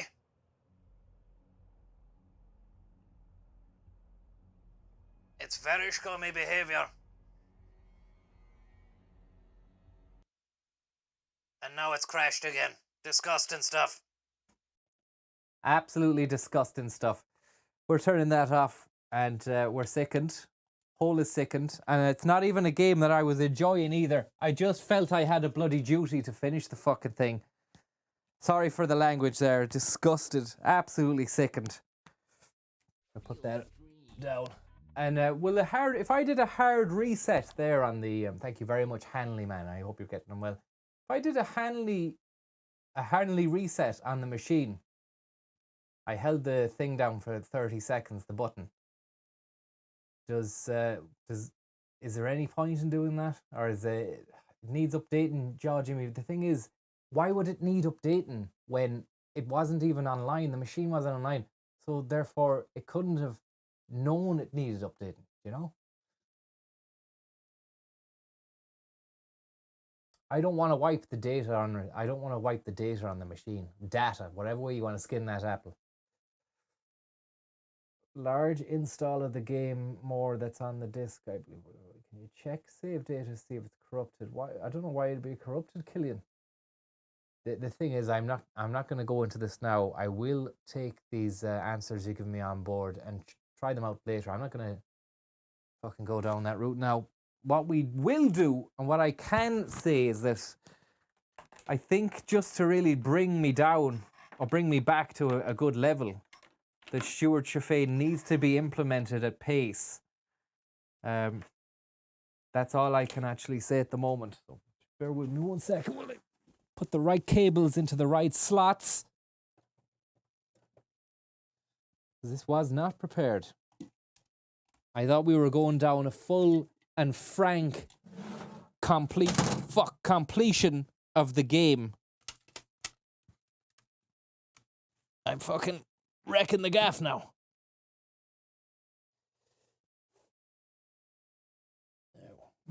Oh, fuck.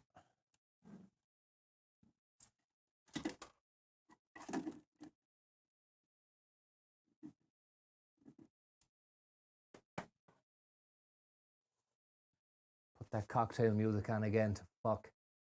Sorry about this.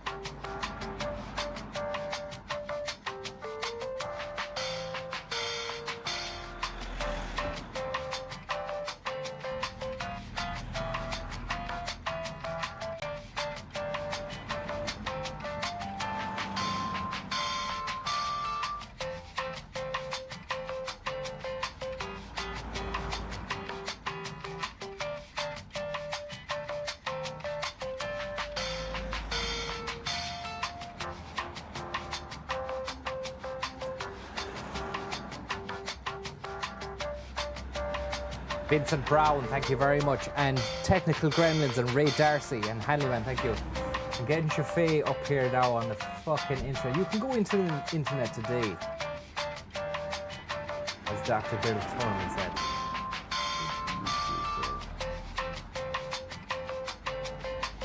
YouTube.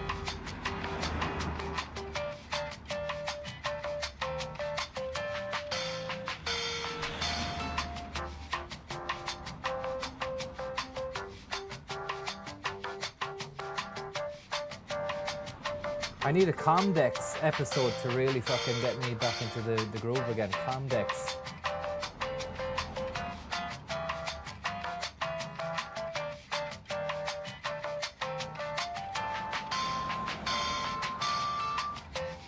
Comdex Special 1994. I think we might have already fucking seen it, I'm not sure.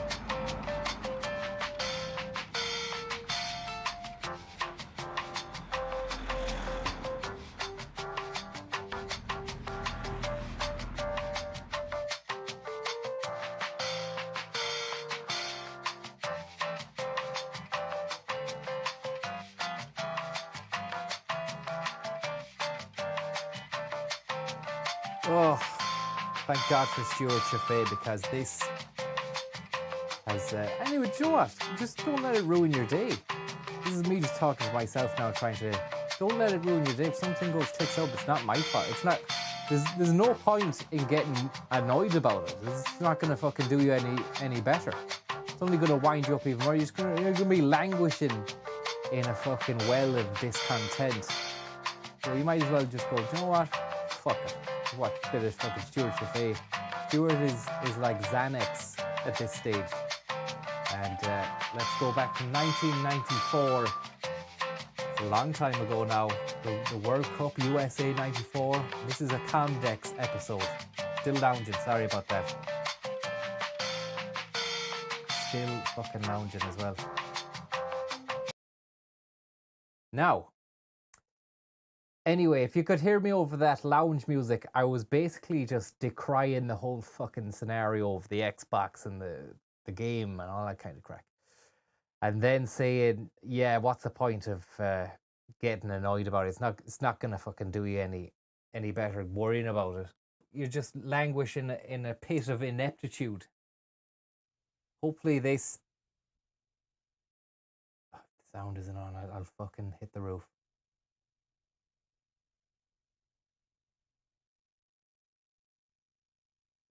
It is simply the biggest 200,000. Okay, now I can't hear Stu. You can hear him, but I can't, I don't think. Audio properties. Oh, I'm fucking sickened of this.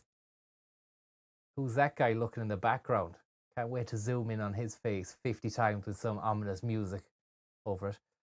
Monitor that. Yeah, let's monitor that output. Yeah. 1,000 people attending. Oh, thank God I can hear it. That's the sound of Stuart's voice. I fucking love this guy. I love this guy.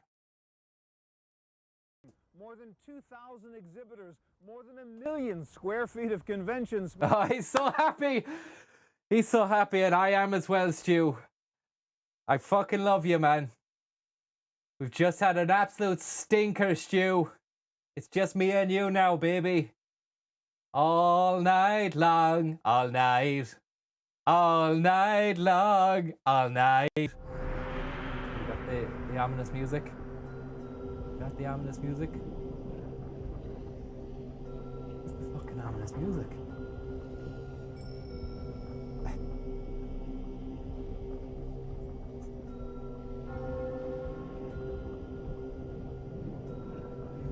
Output. Yes. Ominous music is on, is it?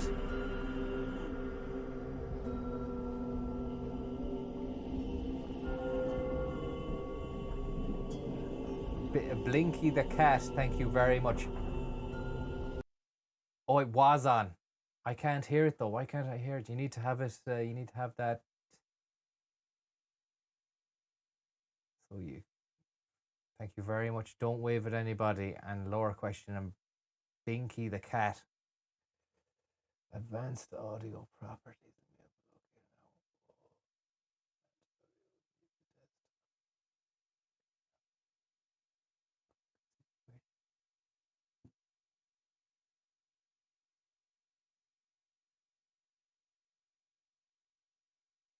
Just gonna have to go for it without me being able to hear it. What could it be but Comdex? The biggies are here. Intel, Microsoft. Look at that overcoat. It's like Deep Throat's overcoat from All the President's Men. It is simply the spy the man. biggest. 200. Paddy Bob, thank you very much. It's the Las Vegas Hilton Starlight Express. We've got someone there who looks dodgy as well.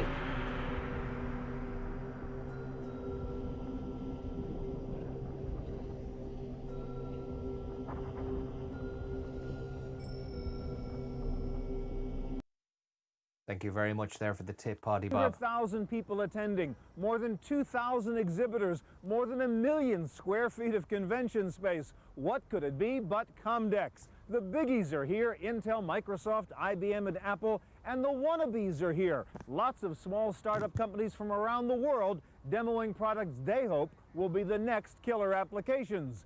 Today we'll take you on a guided tour of Comdex 94 here in chilly Las Vegas on the special edition of the I was going to say, I have a wire coming down there and the wire from the microphone, and I was going to say, just putting the wire away. But I can see that looks like I'm actually putting, forget it. Chronicles here in chilly applications.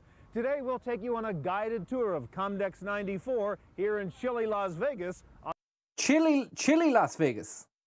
On the special edition of the Computer Chronicles.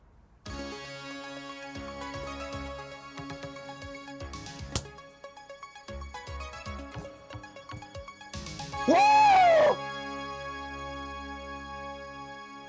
Sorry about that. Computer Chronicles is made possible in part by Hewlett-Packard, working with industry leaders to ensure compatibility across the board and across the network. Where's Tommy at eating his chili? We don't know, but let's keep watching this anyway. Tommy, you there? Yep, the chili is not ready yet, but thanks for asking, and best of luck. Languishing in a pit of ineptitude whilst listening to Bossa Nova. Thanks very much for the tip. Lower question, Francis, do you feel like you're the same person as you were in 2010, 2011, 2015 and 2018? I don't know. I know I am the same person, but everything feels different now. Sorry, I'm a bit low there. I know I'm the same person because I look, although I do look a bit different, I do still keep elements of the person I was, and I can see in photographs, and I know that is me from then. But and I do have similar feelings, and I have the memories of those times, but I do feel different now. But we are all constantly different. That's a fact. The atoms are all changing within you the whole time. So I mean, what is hard is keeping a fucking, if you keep in your identity of a few years ago, that can be hard because then things have changed and moved on. And then you might end up in a crisis mode where you're like, what's going on? I'm not the same person, but I am the same, and I want to be the same, but I amn't. It's weird. But I can't answer that question properly because it's still a work in progress. But thanks for the tip. PPCs, you're looking at partnership in a whole new light. Additional funding is provided by LaserJet printers from Hewlett-Packard. Everything from a new color solution to models designed specifically for small businesses. HP LaserJet printers. You do your job, we'll do ours. And yes. The Software Publishers Association. Fucking love HP. A lot of love for them. A lot of love for SPA as well. And I love this. It's a right rip-rollicking setup from the Stew Baby. The Stew Man, the Stew Pot, Stupendous. Well, a lovely situation. And the Software Publishers Association. It was a hard cut from SPA into Stew there, actually. Let's have a look at that. Just bring it along there. Welcome to the Computer Chronicles. I'm Stuart Chaffee, and with me, the most quoted analyst in the computer industry, Tim Baharin. And we're here on he always has it, man. Floor of Comdex 94 in Las Vegas. Tim, 200,000 people here at this Comdex, and everybody's talking about Windows 95. Yeah, this is the real theme of the show. People are coming to figure out what Win 95 is all about. They want to see what all the applications are, and they want to get a better understanding of what they should do with it when Microsoft finally ships this sometime next year. Tim, what about PowerPC? A lot of talk here about it. How important is PowerPC? If the proof is in the pudding, the power is in the applications. One of my all-time favorite Stu quotes, but he's not using it here. But I love when he's talking about power. Well, it's a major focus because PowerPC has a big tent out front. You can go in and see all kind of machines running PowerPC applications, and they want to try to make a very strong statement. But this is still really a Windows and Intel world, and that's where the real big focus is on this year. Well, is Intel really under attack? We've got Cyrix, AMD, Next Gen, PowerPC all going after Intel. Yeah, and especially the new Pentium clones that'll come out from Cyrix and Next Gen and all of the AMD guys that are really ganging up against Intel. And it'll be real interesting to see because that should cause the prices to go down, which means that Intel will have to respond with lower Pentium prices, which means that next year will be a very good year for Pentium in general. Lots of innovation here, Tim, in the area. I wonder, has he got like one of those razor blades that coke addicts have, where they've got like a golden razor blade on the neck for chopping up chonk? You don't know. Which means that next year will be a very good year for Pentium in general. Lots of innovation here, Tim, in the area of mobile computing and wireless in particular, right? Yeah, there's a big theme here for portability and mobility. DEC has a new product out with this interesting little wedge. Toshiba's won big rewards here for the Portage. FAT32. And the other thing is wireless. This is the first year that wireless technology is really solid. We've got CD-PD modems in a Type 2 format from PCMCIe cards to the Ericsson Mobidem in a Type 2 format. And wireless is now more of a real promise than before. Okay, let's go down to the floor and see what's new at... Look at his face there, your man.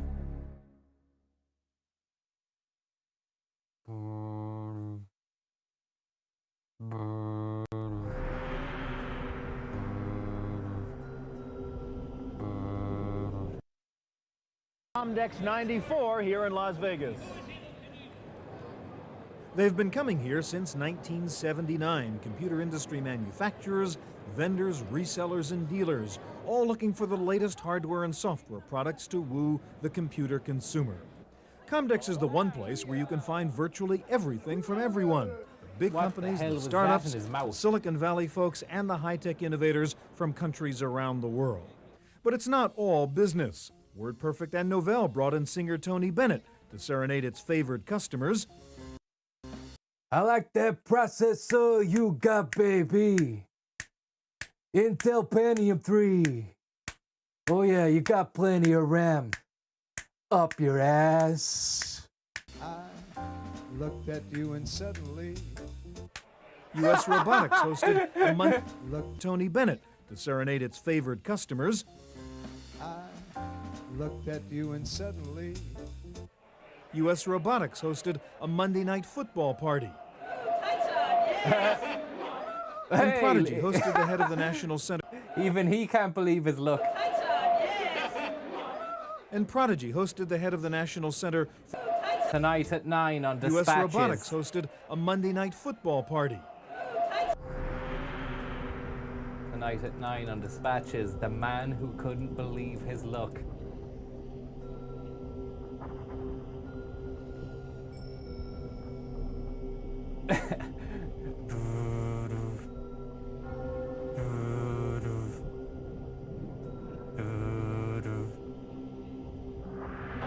And Prodigy hosted the head of the National Center for Missing and Exploited Children as part of its campaign to track down missing kids, both online what, with that car? And exploited children as part of its campaign to track down. Stu's gonna get inside the Packard Bell NASCAR and track down fucking exploited kids, and that would be a spin-off show, The Computer Chronicles. I'd love to see. Missing kids, both online and on the sides of NASCAR. Handheld National Center for Missing and Exploited Children. We took a handheld NASCAR and drove it around Las Vegas looking for missing and exploited children. Race cars. Race cars. Stood the head on missing kids, both online and on the sides of NASCAR race cars. Comdex attracts the megastars of the computer industry. Andy Grove, CEO of Intel, was one of the keynoters, as was Microsoft founder Bill Gates, who essentially said, "You ain't seen nothing yet." Baby, Bill Gates hadn't seen nothing yet. There is no slowing as we look at the next decade in terms of the processor speed or memory size or storage capabilities of the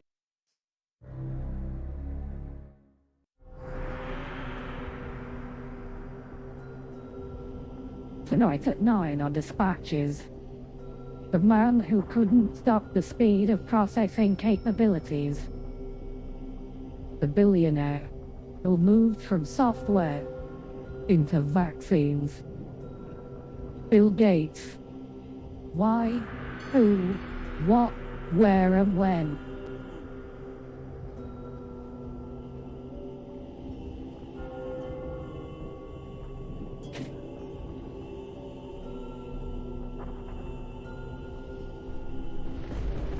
These systems. And so it's really up to us to think, how do we want to take advantage of that?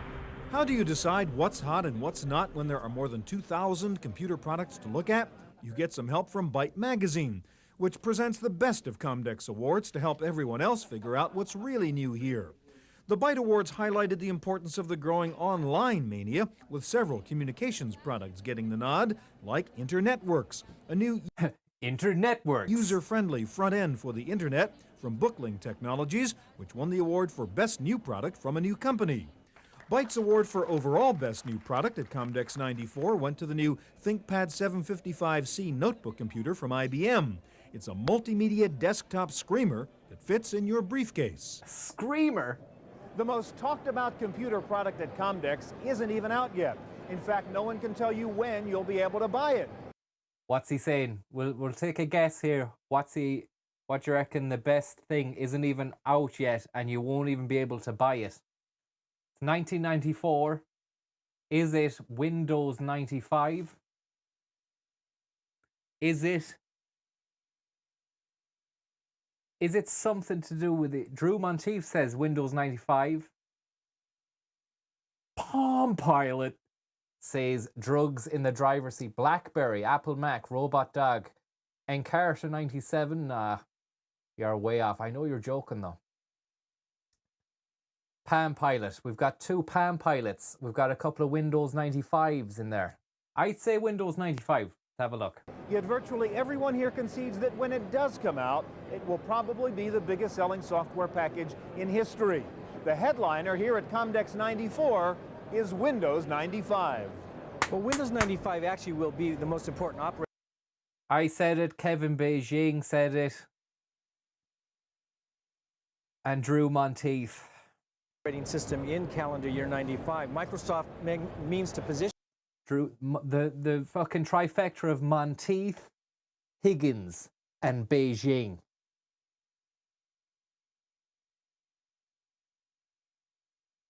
That was the official fucking new scenario of those that as their predominant operating environment. And this is the first operating system that Microsoft has that doesn't have DOS built into it. Even though it has DOS compatibility, it's a clean, brand new operating system. Microsoft has become the king of Comdex. Build a booth and they will come. Crowds mobbed the various Microsoft exhibits and anything that had a sign saying Windows 95. In fact, more than 200 software developers were boasting support for the new version of Windows. For example, WordPerfect has a new version of its word processor designed specifically to take advantage of Win95's 32-bit multi-threading. SoftKey is launching a new version of PFS WindowWorks for Win95. Version 3.0 includes a clip art organizer and 32-bit OLE support. But one of the hottest new Windows applications is sitting inside Windows itself. The new Microsoft Online Service, codenamed Marvel, and now officially called the new Microsoft Network. Bill Gates used his Comdex platform to tout the new Microsoft Online Service. The rich software that we've written to support this network, we feel that it's through that initial software and the constant improvements we'll be able to make to that, that we ought to be able to bring something very unique here and really grow the market to make this a market that virtually everybody who has a PC finds it attractive, at least to do something, whether it's to learn more about their applications, send mail to their relatives, go up and see the news. These should be things that are very, very compelling. The other online providers are a little nervous about the Microsoft network since Microsoft is bundling network access into Win95. PC Week editor-in-chief Dan Farber says that could be a significant competitive advantage. Microsoft ships a network with every computer. Does that give it a competitive advantage over other companies who also ship online services. And time will tell with that one. One of the major benefits of the new Windows platform is its ability to support multimedia, and many software vendors were launching new products to take advantage of that. Media Suite Pro is a new digital video editor for Windows from Avid. It lets you create professional quality videos on a desktop PC. Avid's new digital editor lets you easily cut and paste video clips with virtually instant access to all your video material. Media Suite will be available in early 1995 for about $10,000. Jesus Christ. You could just download it for free now. Well, obviously it's not, that's illegal, but all I'm saying is, Jesus. But actually, there's no change there. I mean, you should actually buy the software. And I've never downloaded Avid Media Composer for free ever. Thank you very much, Kira Kavanagh, for the tip there. Francis, could you say happy birthday to my friend Kira? She loves your streams. How are you, Kira? Hope you're doing well and enjoying the Computer Chronicles. A new benefit in Windows 95 is its plug-and-play capability. PC Week's Dan Farber says plug-and-play may finally bring Macintosh simplicity to the Windows platform. I'm a Windows kind of guy. Which is a new initiative that's coming from Intel and Microsoft and other companies, will allow you to plug in peripherals more easily and allow software to detect what's going on in the system much easier. That's a huge benefit. That's something that's been enjoyed on the Apple platform for several years now. But if you're still not sure you need the new version of Windows, look at this. A new watch from Timex called the Data Link. Just point it at your Windows 95 screen and it can download data from your PC with a sensor that sees the quick changes in light pulses coming off your computer display. Wireless communications for about $130. You serious? Timex Data Link. That is fucking serious stuff, is it?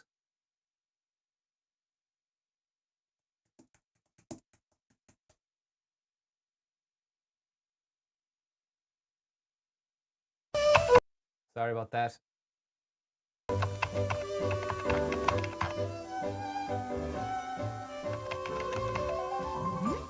The revolutionary new Timex Data Link watch uses light beams to transfer dates and data from your computer to your wrist with just a touch of your paw. Pretty smart, eh? The Timex Data Link watch.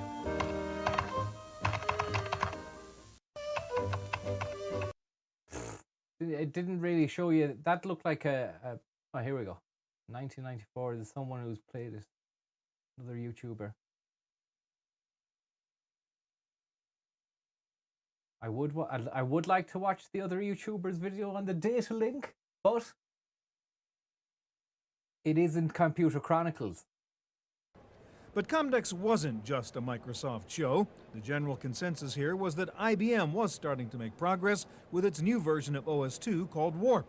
Warp claims to do everything that the new Windows can do, and it's available now. Everything. Go back to the hat. Was there a hat? Go back 1 minute.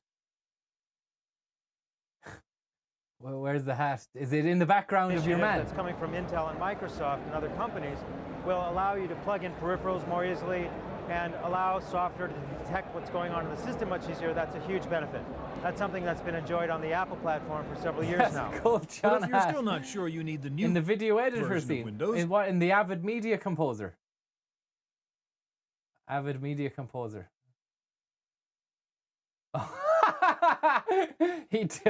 I saw that. It didn't even fucking click. Tom, are you there, Tom? What's he doing with my hat? Is that anyone you know? Think that's Declan. Oh, it's not actually. It's it is one of my nephews. It's actually my brother. No, it's my cousin, actually. Make your mind up, man. Yeah, it's my cousin. That's Jimmy. Fucking madness. Yeah, he was doing a bit of damage over there in Vegas back in '94. Crazy bit of business. Paste video clips with virtually instant access to all your video material. Media Suite will be available in early 1995 for about $10,000.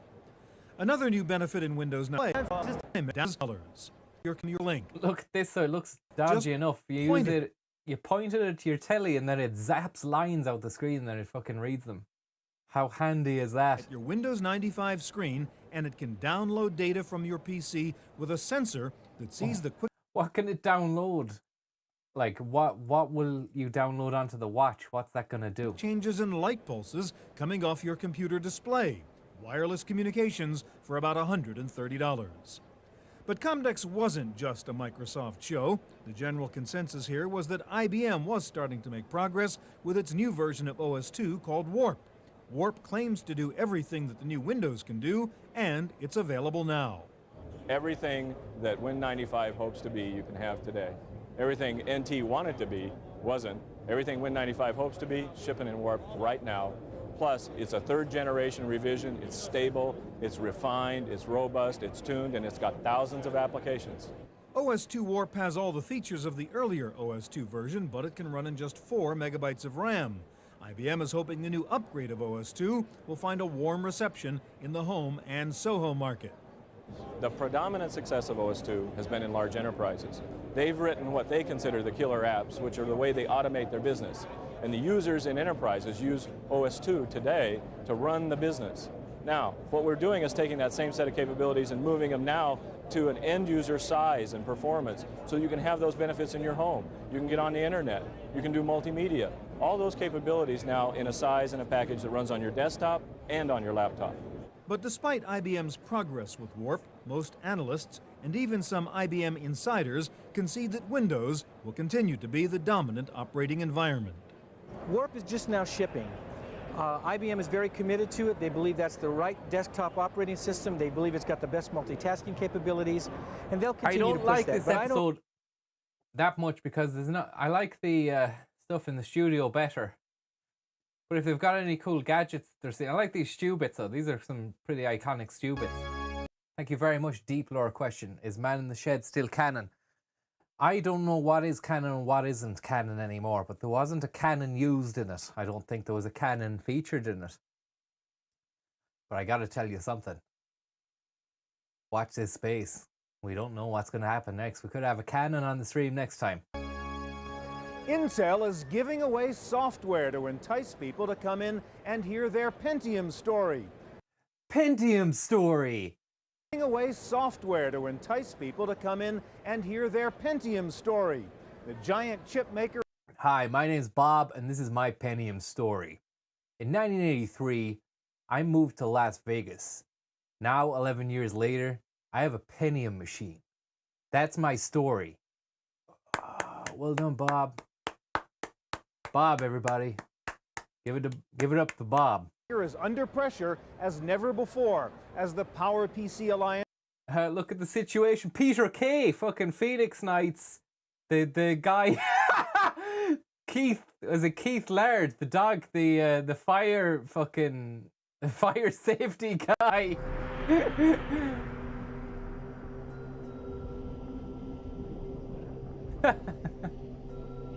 Garlic bread. Peter, good news everyone. Peter Kay is making a comeback and he's got residency in the Point in the O2 arena, in the fucking 3 arena. But look, here he was in 1994 before he reached widespread United Kingdom and Ireland fame over in Las Vegas, where he was shopping for Pentium processors without anyone's knowledge. Peter Kay, ladies and gentlemen. Peter Kay. Cyrix, AMD, and NextGen attempt to challenge their dominance. It was the real fire safety lad. I wonder, did they think that they could have got away with that? Because I remember Channel 4 having to put out an apology at the end of the fucking program in a dispatches scenario like... Dispatches would like Channel 4 would like to say that the man Keith Laird, the fire safety officer in last week's Peter Kay episode, had nothing to do with the actual Keith Laird, who is a fire safety officer in Bolton. All characters are fictional.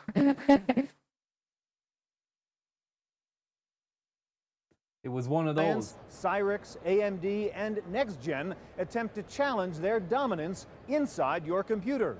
PowerPC is a legitimate chip, and what's really important. PowerPC is a legitimate chip. Your computer. Some beautiful quotes actually in this. PowerPC is a legitimate chip, and what's really important that as you go in. No one was saying it wasn't a legit chip, Tim.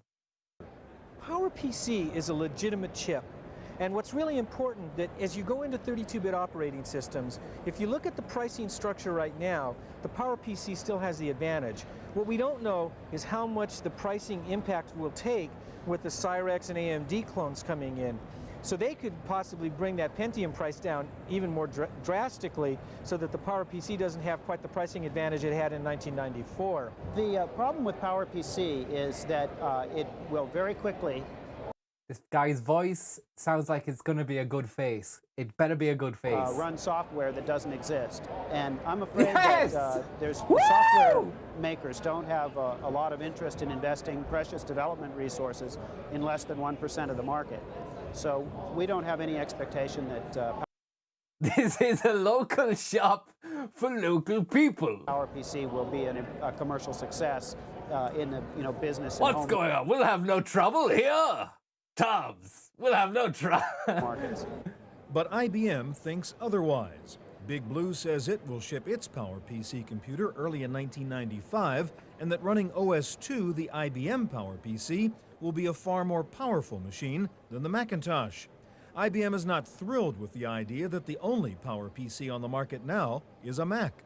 That's why we're working so hard on OS2, is we don't want that to happen. We think that OS2 on the PowerPC will offer dramatic performance and capability of applications you can't get on a Macintosh. Macintosh is not preemptively multitasked. It's 32-bit, but you can't do multiple things at once like you can in OS2, and you can't get the foreground-background interactions right so that you can be communicating well. He got a fucking football foily sticker on his thing. Oh, back to him again. Tubbs. We've got more Tubbs. We've got Edward is coming back again at 1601. Stay tuned for more Edward. Word processing, for example. OS2 is going to give you all of that in the size and space of a PowerPC that fits on your desk or on your lap. But IBM had better hurry up. There are clone makers out there who are already showing off IBM-compatible PowerPC computers. The Taiwanese company Mytek demonstrated its new PPC 6000 computer.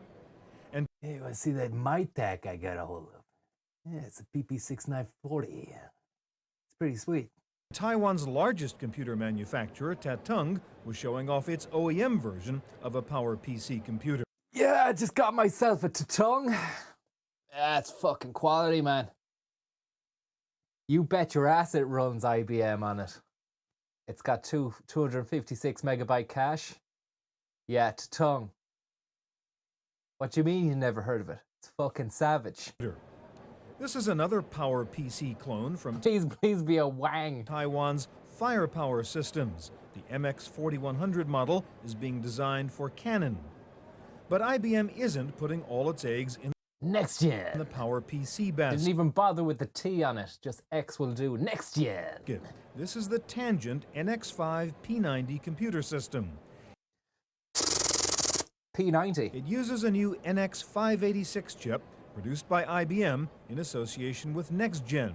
It is the first CPU to combine x86 compatibility with the speed of RISC architecture.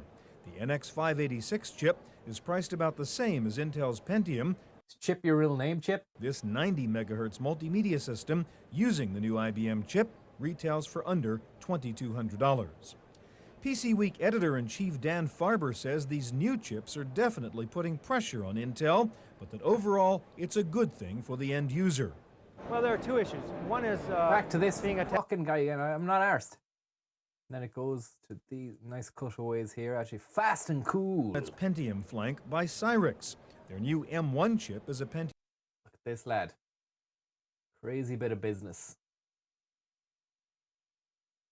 Sweet cap. He's got the Oakleys as well. Starter. Snapback and the Oakley setup. Looks like he's got a toothbrush Hitler Tash as well. Questionable. And there's a hoodie and a lanyard as well. And we don't know what that is at the back. Does he have like a square coming out of his back or something? Or is that some folder that your man is holding onto behind him? Pentium clone that features superscalar architecture and 32 registers compared to That's a Intel's checkered 8. flag hanging behind him. I Cyrix was wondering says what that means was. M1 will outperform Pentium. The M1 and all of Cyrix microprocessors were designed from the ground up, completely original design. What's all this shouting? We'll have no trouble here.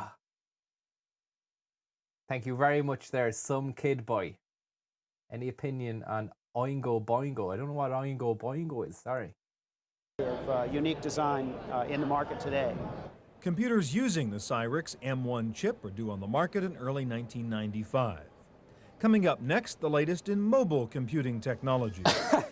A computer on the back of a Shelby Cobra.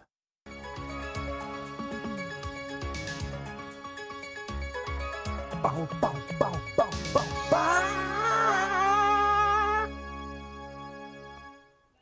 This is what it's all about, getting from point A to point point B B. without wires. Whether you use a cell phone or a satellite dish, what we all want to do is communicate without being tied down by cables. What we want to do is be able to get our email, to get our messages, to get whatever we need to do done no matter where we're at. We want to receive information, we want to send information. Right. And so when you talk about portable computing or wireless computing, those are all major infrastructure steps that start getting us to the place where we can compute anytime, anywhere, any place. The latest attempt is the Simon handheld personal communicator designed by IBM for Bell South. Look at that, man. It's got a fucking Simon. Look at the case on it. It's like kind of, it's not leather, it's faux leather, is it? It's kind of just a soft case. It's got a stylus on it. Basically a cellular phone with a built-in touchscreen that adds calendar, notepad, email, and fax functions. Sharp has been successful with its long the fucking call time is on notepad, email, and fax functions. Sharp has them for Bell South. It's basically a cellular phone with a built-in touchscreen that adds calendar, notepad, email, and fax functions. Not bad for the day. Not bad for its time. Sharp has been successful with its Wizard Oz 6500. You can fax with it, but it's not wireless, nor does it have voice phone functions. The latest entry into the handheld field is the Sony handheld field. Does it have voice phone functions? The latest entry into the handheld field is the Sony entry into the handheld field is the latest entry into the handheld is the Sony Magic Link. It comes with a built-in voice phone and modem, a very easy-to-use graphical interface, and the ability to directly send handwritten notes via AT&T handwritten notes personal link network. Well, what we looked at is how people use electronic devices as they travel on their business. They tend to use a laptop today. Maybe 80% of the reason they'll use it is for messaging, to check their email, to log into an online service. So we've tried to make that task of electronic messaging much simpler with a very easy-to-use user interface, using your finger, your pen, handwriting a note, and actually sending that script as ink to the people you communicate with. I'm finding about 50% of the messages I send and receive now. Your man Patrick Bateman behind him sanitizing the hands well before COVID was around. Fucking hell. American Psycho. Ink to the people you communicate with. I'm finding about 50% of the messages I send and receive now are just quick handwritten notes. But Sony he does look like Patrick Magic Bateman, Link is not wireless, and Tim Baharan says that's the key to a successful personal communications device. The solution may soon be coming in a new wireless standard called CDPD. Yeah, he's obviously using the thing where it's at an awkward height, so he's like that. The solution may soon be coming in a new wireless standard called CDPD. The number one thing is CDPD. This is this new wireless technology for cellular digital, that is going to be expanded all across the country and should be all across the country set up by the end of '95. And because of the CDPD setup, we should be able to get clear digital signals for data And because of the new modems that are going to be available after the first of the year, that's the first real change in the infrastructure. And there were several companies showing Love off a bit new of Badger. CDPD devices, including Cirrus CDPD. and Trimble. CDPD David Trimble. CDPD stands for Cellular Digital Packet Data. And one of the leaders in this new field may be Macaw Cellular. You don't dial phone numbers and listen to the modem go through its tones and paste up a connection. David Treniers, or Thomas Treniers after you from Macaw. Macaw! Macaw! There was a funny jumper back there. And Was there a Trimble funny- showing off. What's the jumper there than that, lad? GPS, is it? Does anyone know what that logo is? Looks familiar. Off new CDPD device stands maybe Through its tones and paste up a connection, you're always connected, so you send the data whenever you would like. And because you're always connected, we Trenier. certainly wouldn't charge you for minutes. That would be quite exorbitant. So the cost for this type of a network can be based on a lot of things. At the back. Exorbitant. So the cost for this type of a network can be based on a lot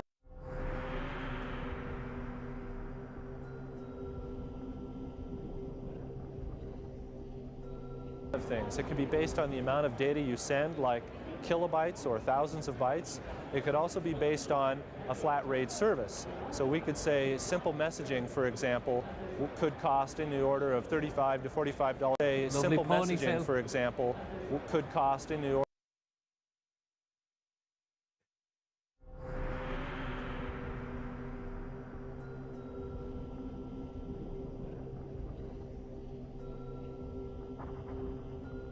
order of $35 to $45 a month for all the messages you'd like to send. Zenith demonstrated another type Zenith is after you. of wireless device, the Cruise Pad. Cruise pad.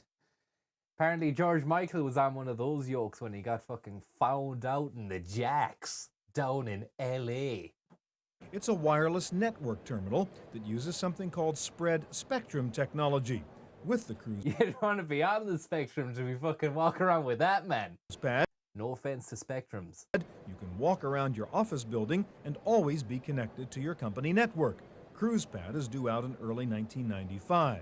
Cruise pad is after you. Hewlett-Packard took its shot at helping the mobile worker with its new OmniShare. This is a kind of interactive OmniShare. fax machine that lets two people work on the same electronic document and talk to each other at the same time using one standard analog phone line. If you had just one simple wish as a mobile computer user, it would probably be for I noticed this when I was at Gamescom. Sorry, when I was watching the uncle at Gamescom, Tom. Yeah, I was at Gamescom myself. You were probably just watching it, and you had the memory as your own. But what I noticed was they always have these cars like that, racing cars there. There's a few race cars there, but what's the point, you know? What is the point of that? I mean, it's a technology conference. No one's there to fucking drive a fast car or anything like that. I suppose just people are easily impressed by fast cars. If you had just one simple wish as a mobile They're not even racing. Like, computer user, it would they just have amazing liveries on them. There was a Porsche there at the GT7 stand I saw on your stream from Gamescom, and it had just a fella painting it for no reason. Some kid boy, thank you probably very be much. for a battery that lasts for more than 2 hours. Several notebook makers are promising just that. This is the Latitude XP notebook from Dell. It uses new lithium-ion battery technology that gets you 7 hours on one charge. Gets you and high. this is the new Essentia 900N notebook from AST. It also boasts 7 hours of battery life. Both the AST and the Dell machines are priced at around 3,000 battery It's life. just called the N, is it? 900N notebook from AST. It also boasts 7 hours of battery life. Both the AST and the Dell machines are priced at around $3,000. The other push in notebooks is for smaller and lighter. Digital launched its first notebook computer. How were they that expensive? Because $3,000 in old money would be fucking probably $15,000 now, would it? Or $10,000 or $15,000. How did they retail at that price? you know, nowadays the computers nowadays are even more powerful, and they're nowhere near as expensive.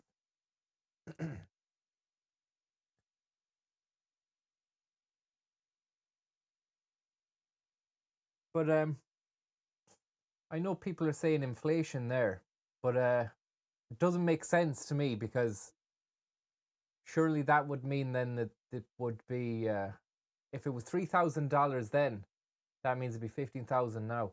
But you wouldn't get something for 15,000, and neither would you get something now for $3,000 unless it was like super powerful gaming laptop or gaming PC. I don't understand. Okay, so it's not 10,000 as I said, it's roughly 6,000 with inflation. Okay, overpriced, first to market. Okay. Yeah.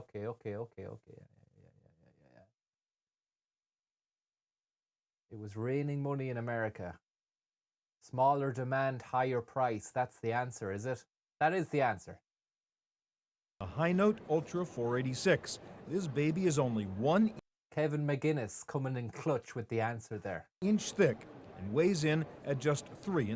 Gary Brown behind Kevin with the answer as well, but the award goes to Kevin. 1.5 pounds. But if power is what you want in a portable, check out this Tadpole P1000. Tadpole?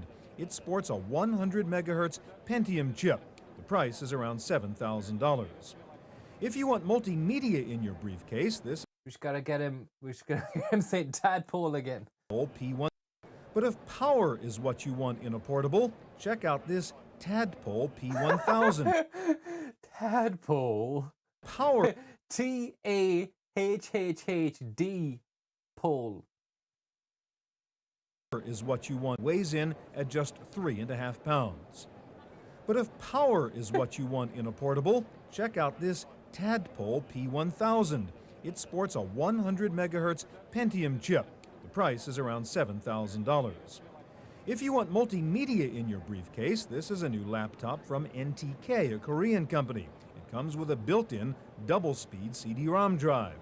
If presentations is your thing, then you might be interested in the RTI color notebook. The display screen is detachable and turns into an LCD presentation panel for use with an overhead projector.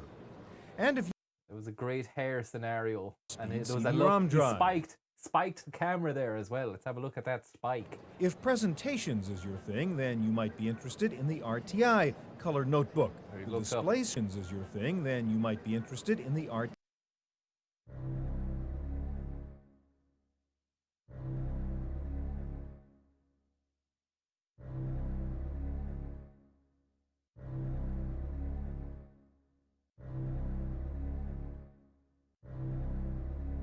Thank you very much, Legfen. TI color notebook. You tadpoles your handheld. The display screen is detachable and turns into an LCD presentation panel for use with an overhead projector. What? How does that work? Like, how does the screen come off and then the screen becomes a projector, is it? And turns into an... Why do they have to have it in a glass box to demonstrate it? In case someone would nick it. Oh, look, it folds over. I can see it folds over into that, and then it turns into an overhead projector. Ah, this is fucking bizarre, look. Then you have to have like a light source underneath the fucking thing in order to project the image onto the mirror that goes onto the wall then. Display screen? The RTI color notebook.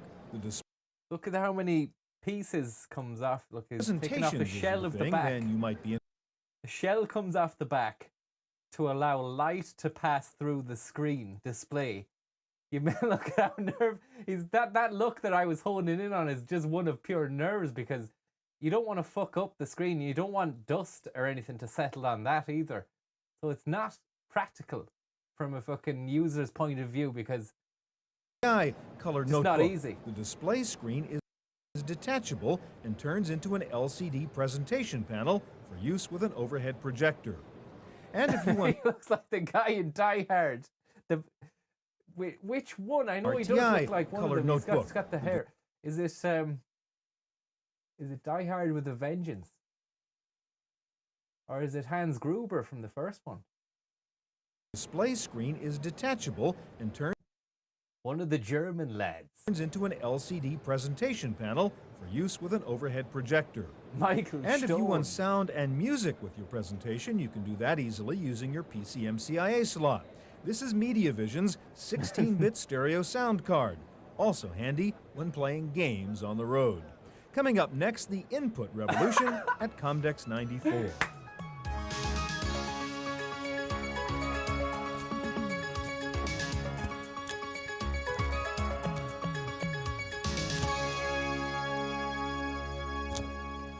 There are lots of high-tech... Oh, wicked. A wicked maneuver.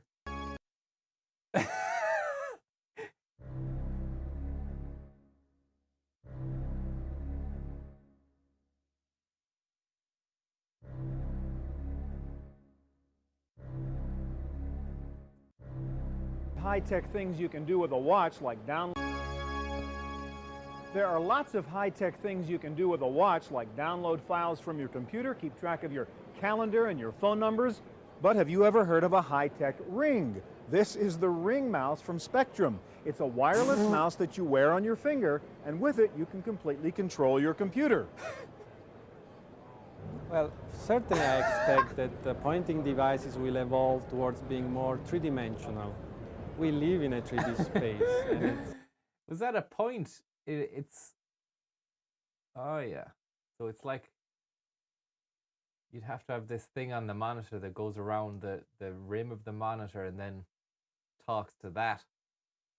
Evolve towards being more three... What I always wondered was, how does a light gun from the SNES or the NES light gun, light blaster or whatever the fuck it was called, or even I had the G-Con for the PlayStation for Time Crisis from Namco.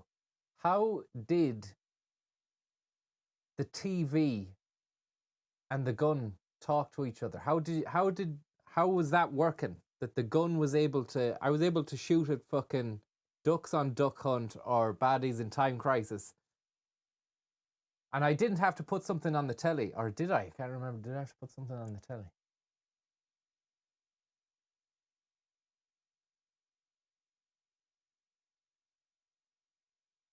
I know there's a sensor there, but as for the console.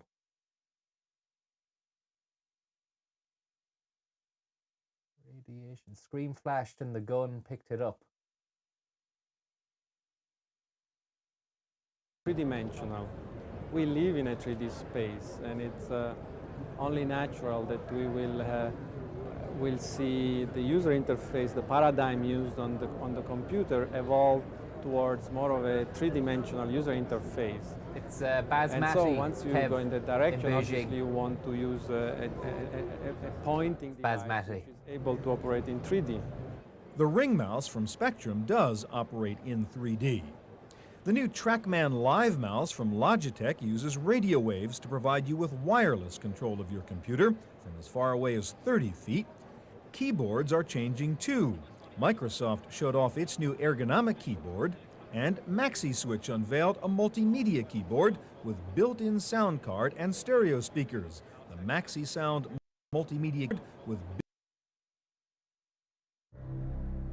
built-in sound card and stereo speakers. The MaxiSound multimedia keyboard also comes with a built-in microphone and volume control. The integrated keyboard cable splits off into the appropriate PC ports. For kids, there was the Comfy keyboard, large, colorful keys that are easy to use for little fingers.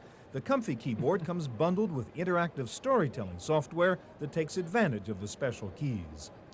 Touchscreen is back as an input modality. MicroTouch showed off a very durable touchscreen that is virtually indestructible. And the company also... Just go back to that for a second. Touch Quasi cum job.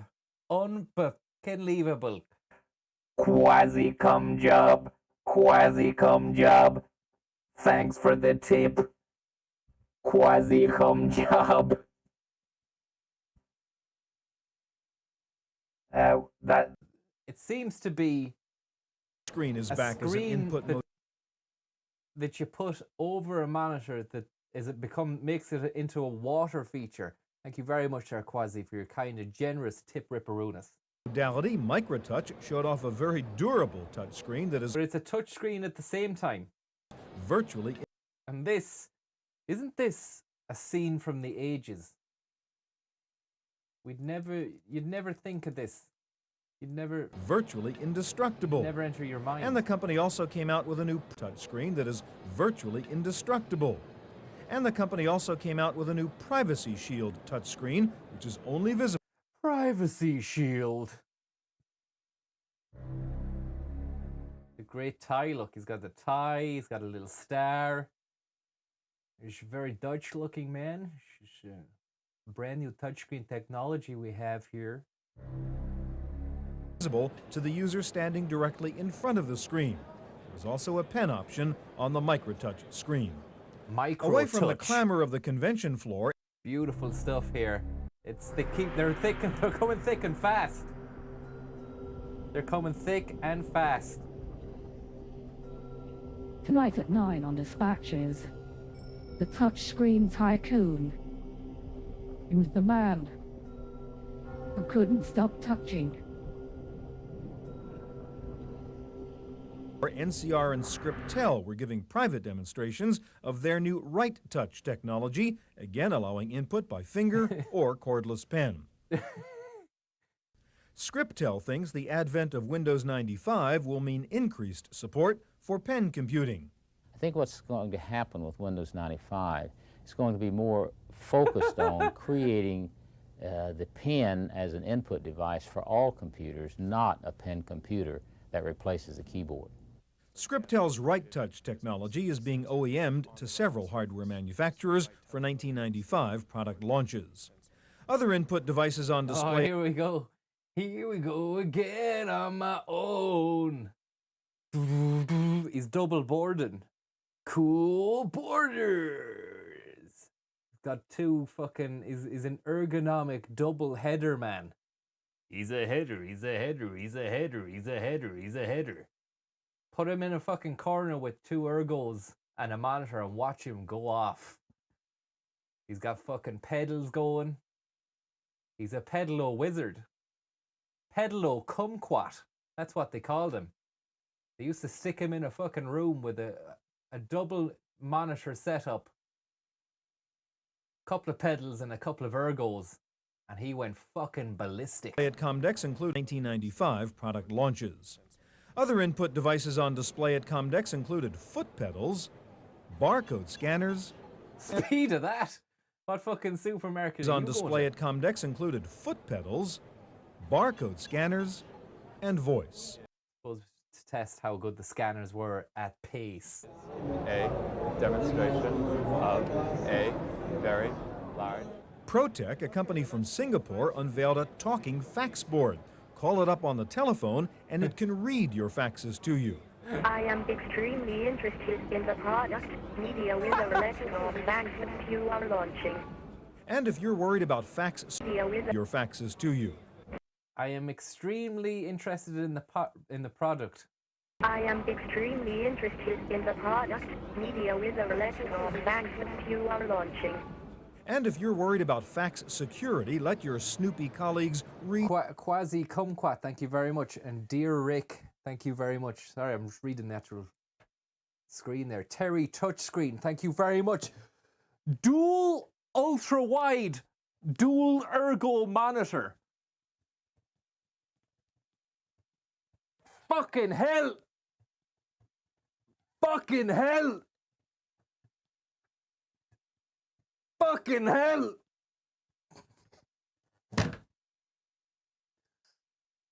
Thanks very much there, Terry Touchscreen, for an absolutely ball-busting tip ripperoonus. Definitely not going to say cuteness, because you're making all the right sounds tonight. Unbelievable stuff. And if you're worried about fax security to you. I am extremely interested in the product. I am extremely interested in the product. Video is a relation of banks that you are launching. Don't even know what the last bit was. Interested in the product. Media is a relation of banks that you are launching. Something about launching. If you're worried about fax security, let your snoopy colleagues read this one. This is a scrambled fax using new technology from Alaru, an Israeli company. To read the fax, just scan it through an ordinary fax machine using Alaru's descrambling software, and it becomes legible. The software even comes with a warning sign to hang over your fax machine. CD-ROM. Vincent Brown. Thanks for the town. The town is the new word for tip. Hardware and software were, of course, big at this Comdex. On the hardware side, quadruple speed we've got some CD information drives were here. everywhere. Light guns have sensors in the barrel which can see the screen. When you fire, the CRT screen redraws the line by line in all white. The amount of time it takes the gun to see the white determines where it's pointed. Fucking hell. It's impressive stuff, if you think about it. The pinpoint accuracy of it as well. Deeper lore question, is the quasi tinfoil robot actually just Francis with a sheet of tinfoil over his face? I don't know. And we can't really know until we actually know. So I'm sorry about that. I don't really have the answers, but thanks very much for fucking asking, and thanks for the tip. And once again, Terry, touchscreen, fucking insane. And quasi cum job. Plextor set up this race to demonstrate the speed and accuracy of their new 4X CD-ROM drive. And Panasonic introduced the first reasonably priced rewritable CD-ROM system. It too is a 4X speed drive. A German company called Noveka showed off a CD-ROM fucking beautiful 4X speed drive. A German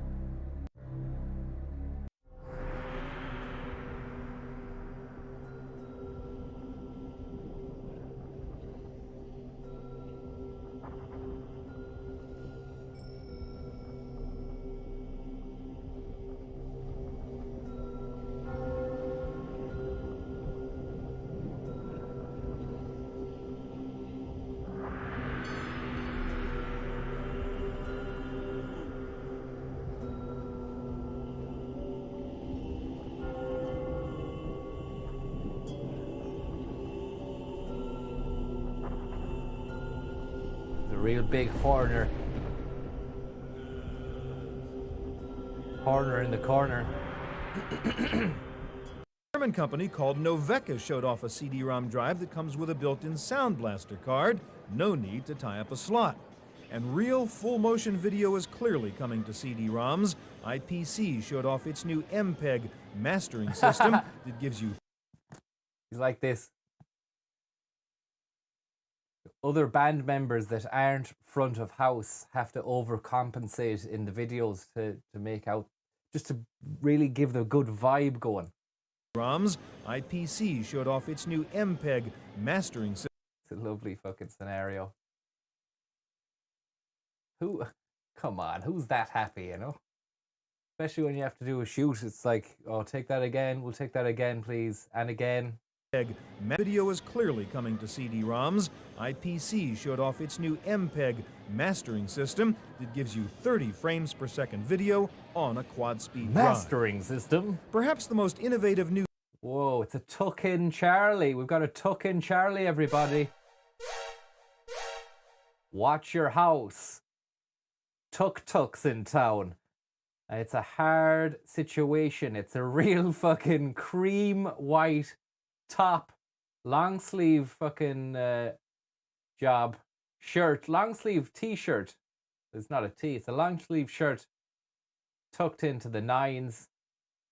And it's a lovely side parting scenario as well, showing off a piece of software to this guy. New serious software here at Com. It's a semi-turtle, I beg your pardon. It's a semi-turtle, we've been told, reliably informed by Super Ted, who is the stream's resident fashion crimes correspondent. Comdex was Go Figure from a company called Villa Crespo. It is basically a spreadsheet without cells. Unlike spreadsheets, go figure, is freeform. It has no cells, no columns, no rows. And it's a graphical user interface that allows you to solve your problems by simply defining the problem inside what we call electronic paper. And you can define your problem in a variety of ways from any end you want. Once you have laid down the components of the problem, go figure automatically comes up with the solution. And if you want to print out your solution in color on the road, how about this new Citizen PN60 portable printer? Yes, it prints in color, and yes, Just wanna it say, weighs only 1 pound. Big shout Finally, if out. you're just spending too much time at your computer, this is what you need. Look at that New lad. touch massager, perhaps the most welcome technology. Big shout out to CD-ROM for an unbelievable CD-ROM bomb. Feeling hot, hot, hot, ba-dum, bump, bump, dump, dump. Feeling hot. Feel the dream. It's bobsleigh time. Look at her eyes going back into her fucking head with the pleasure of this machine. Thank you very much, CD-ROM, there for the C drive. It was an unbelievable tip. And spreadsheet pervert. I don't actually have anything prepared to really compensate that level of gratitude that is being dispatched towards me at pace. But all I can say is thank you very, very much. It's very, very kind of you. I hope you're enjoying the Chaffee vibes. Technology at Comdex. But we need to see this guy. Look at him. Need the new. Finally, if you're just spending too You gotta much watch out, time because this could be you. your computer, this is what you need: the new touch massager, perhaps the most welcome technology at Comdex 94. Cumdex, as somebody said in the chat there. That's our report from Las Vegas for the Computer Chronicles. I'm Stuart Chaffee. HP PCs. We're looking at networking in a whole new light. We need to see something. I wanted to see gadgets of Comdex. Just want to see one more before we slink off there. Tom, any crack? No, I'm just looking forward to a bit of chili. I might actually bring you a bit of chili. Do you want some? I would Fucking love a bit of chili, and maybe I can eat that then whilst watching a bit of best of Comdex. That would probably be the best Computer Chronicles of my life, I'd imagine. Yeah, no bother. I'll be into you now. Just you might have to go off stream for a second. Come out to the front there. I'm actually there now. I'm down at your window. Good man, Tom. Right, we're just going to get the chili going. We'll be back in 1 second now.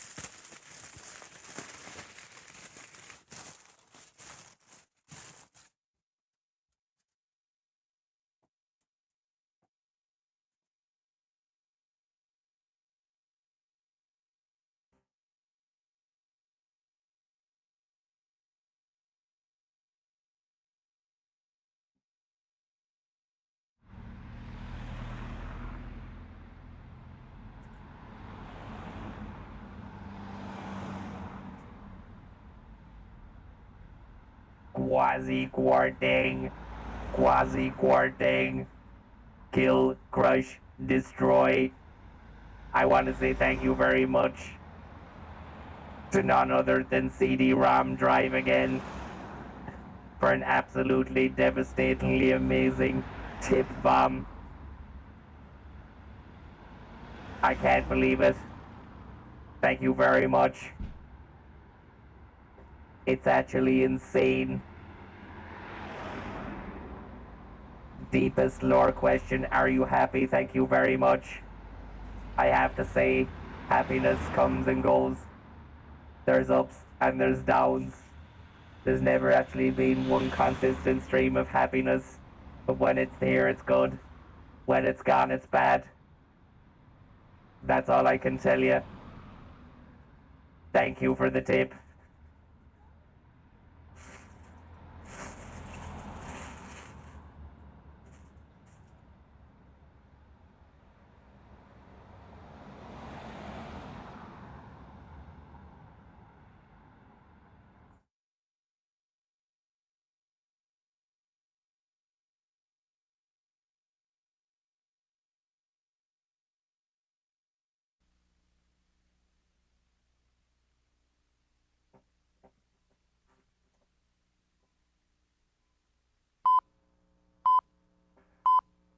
Thank you very, very much.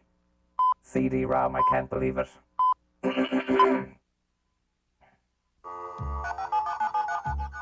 Sorry about that. I don't know why I was sounding like a robot there. Thank you very much. There was a robot. We had to get the robot in just to say thanks there, to dispatch love and praise to CD-ROM. And now we've got an episode called Digital Living Room, which I hope is good because Jacob Rees, MAG MP, thank you very, very much. I hope this is good because the last one I enjoyed, but not as much as a studio-based show. And there's going to be chilly within halfway through, Mark. Just letting it cool out there now. It's going to be very hot.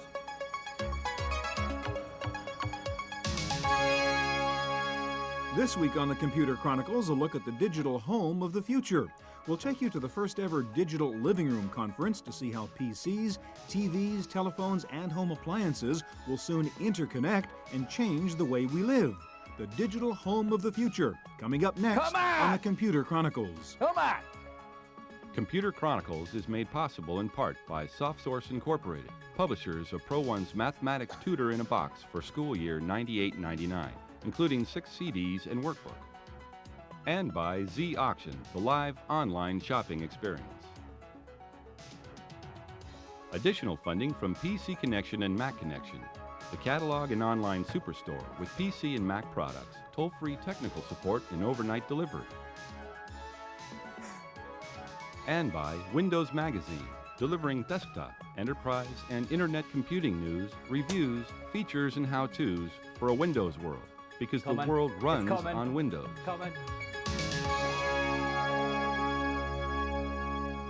Hi, and welcome to this special edition of the Computer Chronicles. We're in Laguna Niguel in Southern California to cover the first ever Digital Living Room Conference, a look at the consumer technology of the future. You know, there's this theory that one day soon our lives are going to change radically and that computer technology is going to evolve from being about standalone PCs to a pervasive digital technology that affects every aspect of our lives, from how we watch TV to how we use the phone, how we work, and how we play. We're here, we're living it right now. Who would have, well, he would have thought it. We're watching his show under the auspices of the all-pervasive. Whoa! Whoa! Whoa!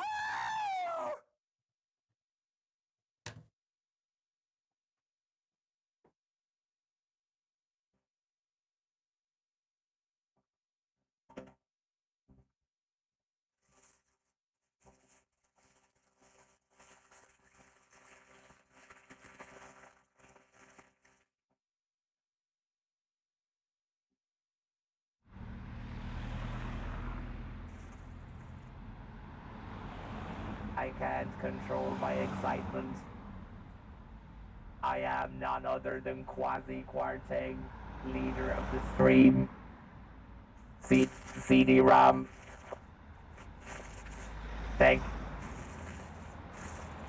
Thanking you very much. Quasi Quarteng says thank you very much for that. It's an incredible piece of fuck it. Yeah, it was me all along. Yeah. Just me.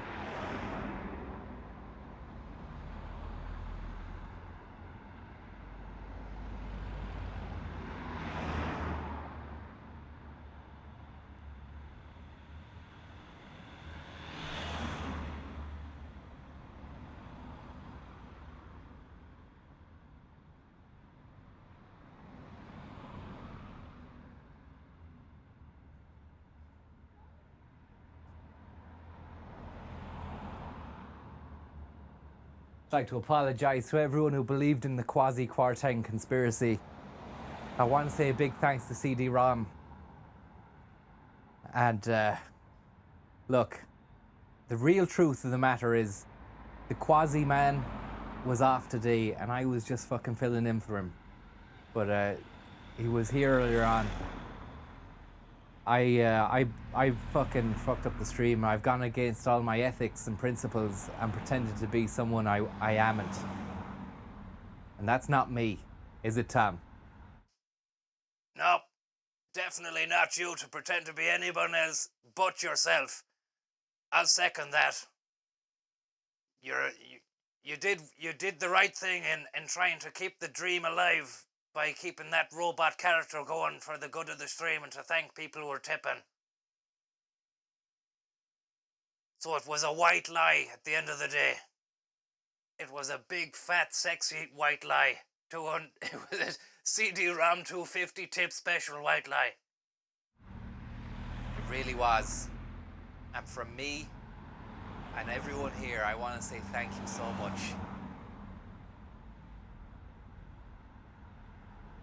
Thanks so much.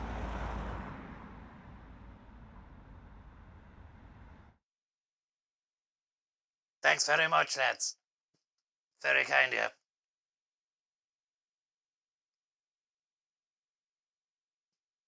This conference is a first attempt at trying to define that digital future.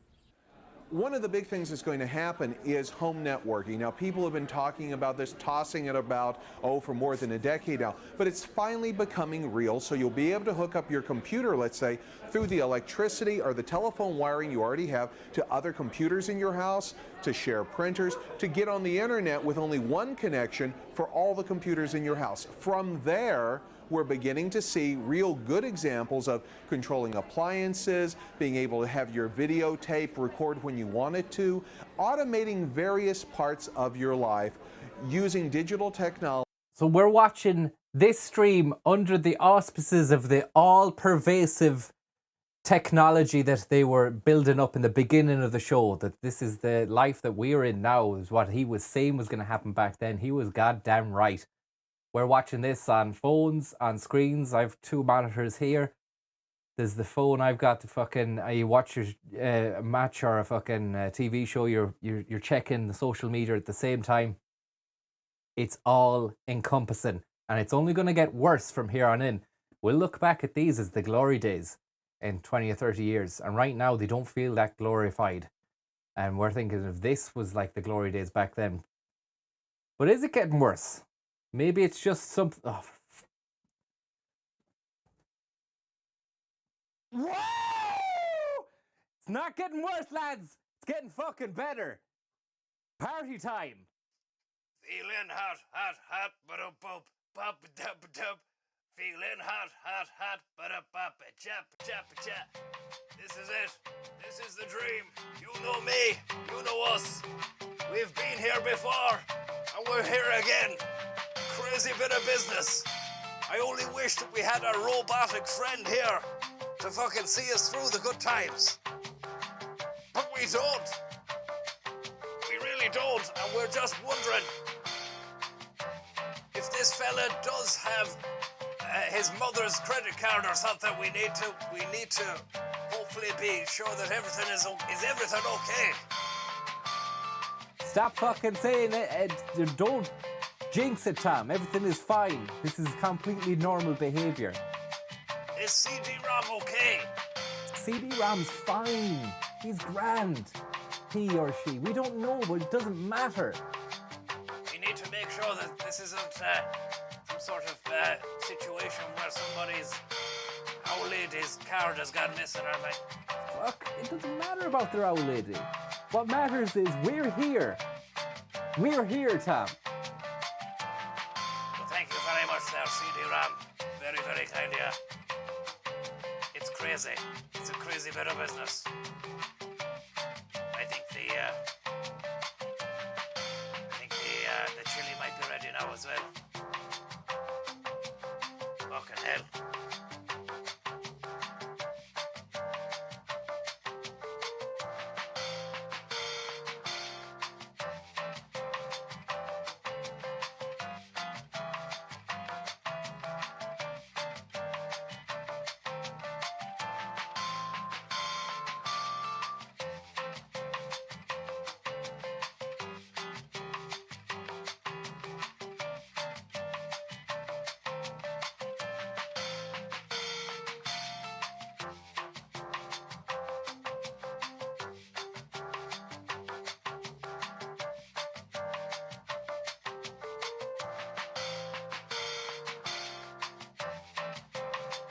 Technology that's become simpler. I don't know what I'm going to do here. I feel as though like I need to give thanks and praise, but I can't. I'm actually shell-shocked and dumbfounded and stumped and speechless. And does just playing an episode of Computer Chronicles warrant the thank you? I'm not sure. Cheaper and easier for people to use and understand. IBM, which helped launch the desktop computer revolution, is also trying to play a lead role in the digital home revolution. Home revolution. You don't tend to think about the hip-hop culture. Fat 32. All about rap music and the hip-hop scene. Fat 32. Now, I don't travel in those circles. I don't get to talk to those guys. Fat 32. But I did get to talk to them in this chat room. Fat 32. Hip-hop chat room I went into. I don't know a lot about the hip-hop scene, but... Fat 32. You do now. I do now. Now, I don't travel in those circles. I don't get to talk to those guys. Fat 32. Man, I learned a lot about what really goes on in that world. Fat 32. Fat 32. Some people are saying the CD-ROM 500. It could be a way to really fucking do it, man. The ROM or the CD 500, as Kieran says in the chat, there could be something. Floppy disk. Thanks for the tip. Who says all praise CD-ROM. It's got to be, hasn't it? It's got to be. Whether or not I'm able to fucking do it inside the tight confines of this room. It's not a situation room that we've got here, guys. Let me just see if we can get something going, though. It's not a situation room that we have here. I haven't planned for this. No, I need to work on that. We need to work something out here. I haven't... Oh. Oh, for fucking hell's sake. It's again. It's again.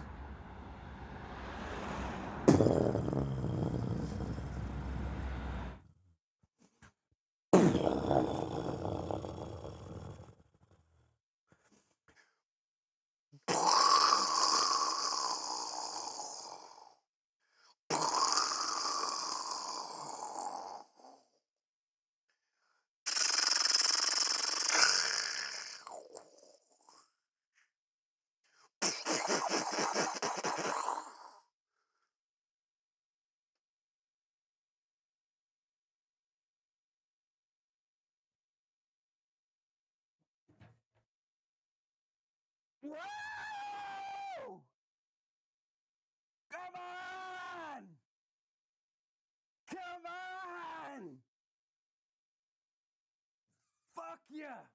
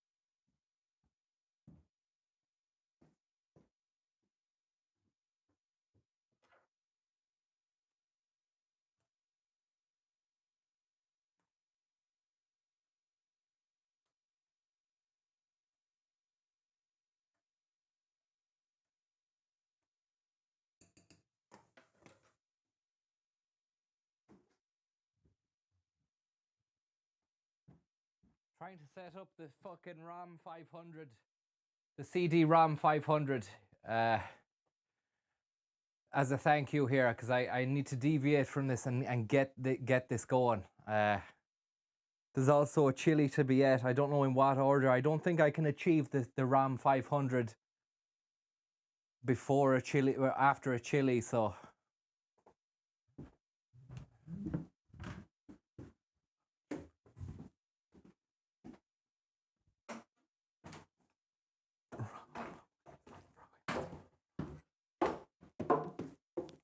Oh, fuck.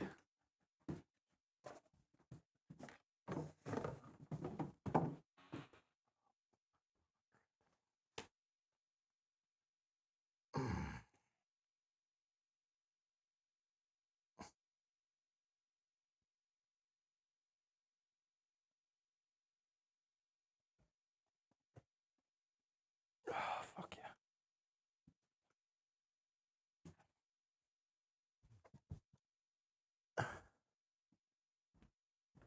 Bit of rearranging going on in a fucking room here. I can't. This wasn't anticipated, but it is what it is, I'm afraid. Can't really just stand there watching the show.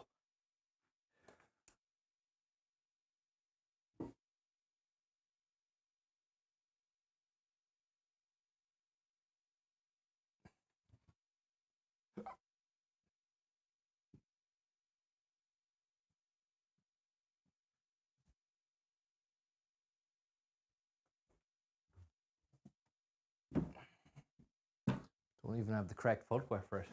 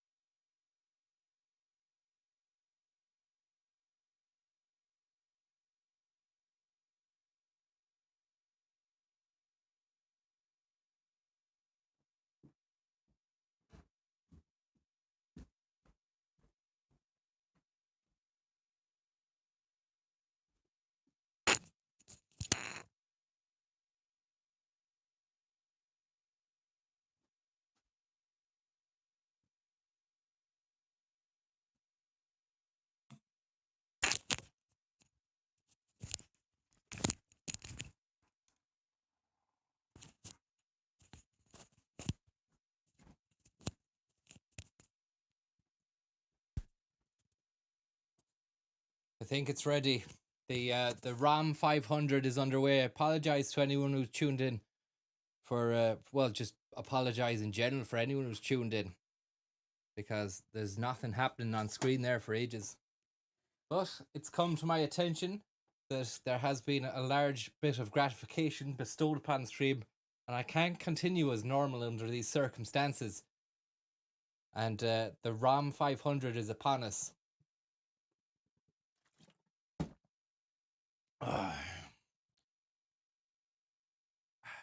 Whether I can do this with the shades on now is another fucking thing. Put the hat on, maybe.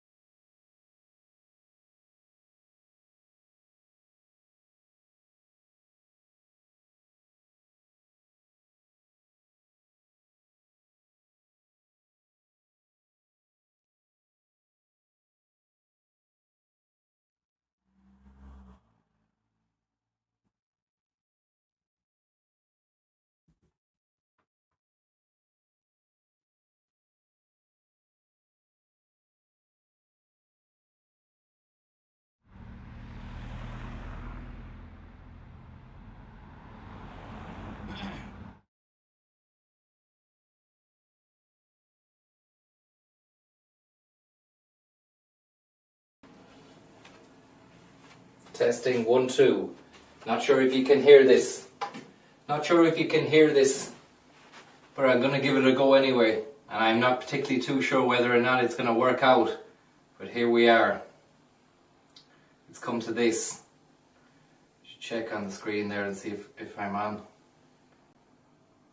Yep, I am. Okay, we're going to go for the 500. Maybe maybe we'll put some music on for that.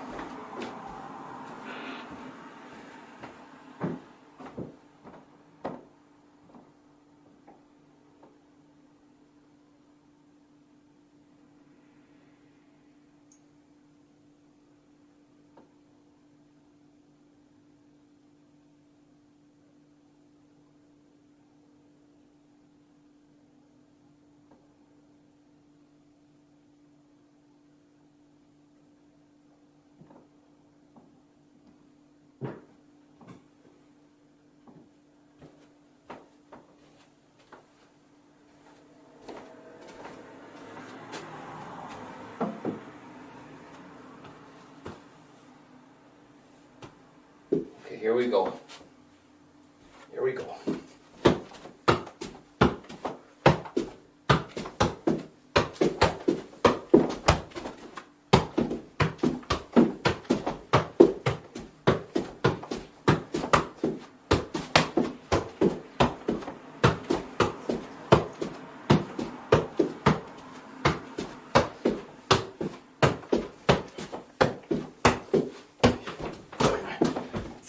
The shades have fucked it. 39.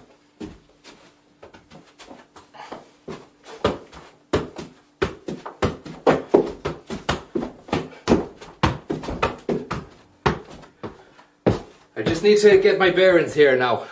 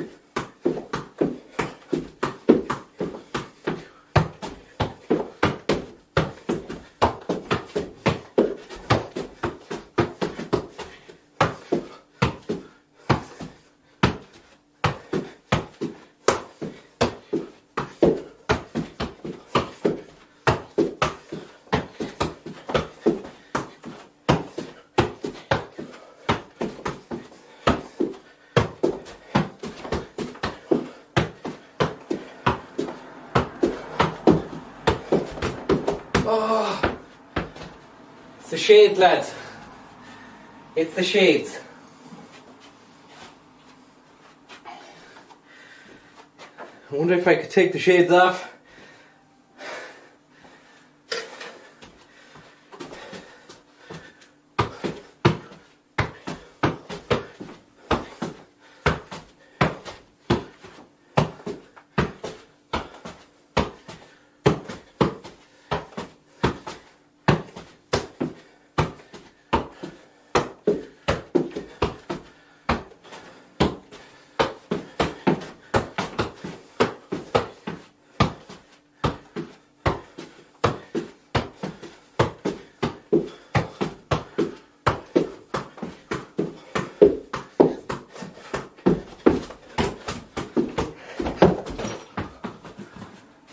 You still in?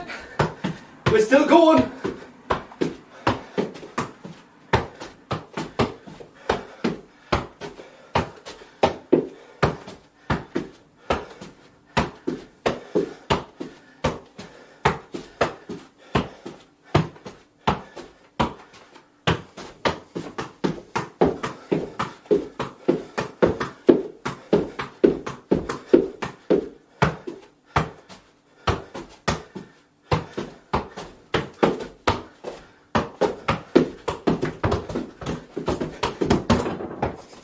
Still going, lads. Never lasted.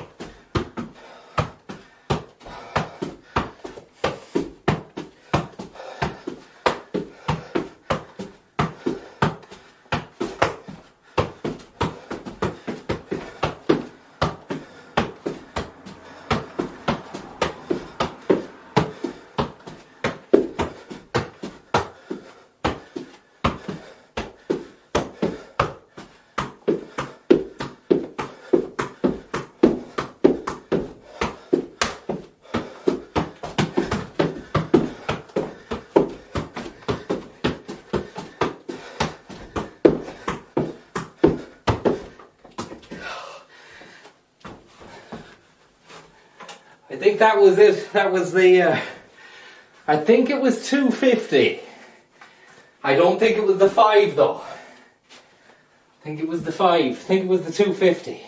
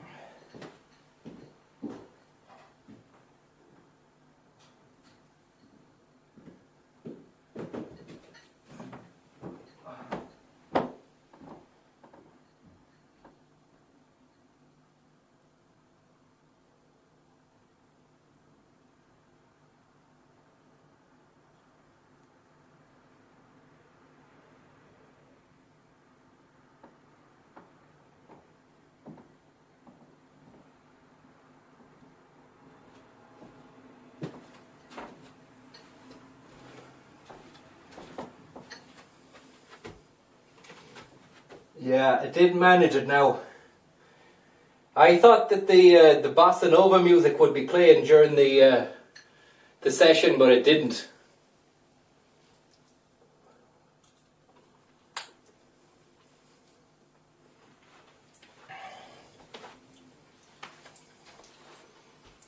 That's it here. Maybe see it on the ball there. Oh. Might just sit on this. Maybe even use the ball as a thing. There we go now. Squeeze a bit of chili.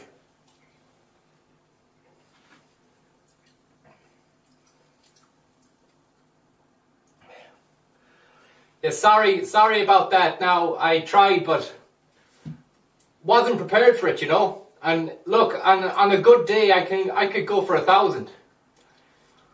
I will prove that to you one day.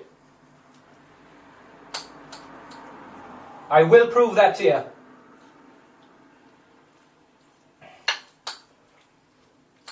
This is insane chili.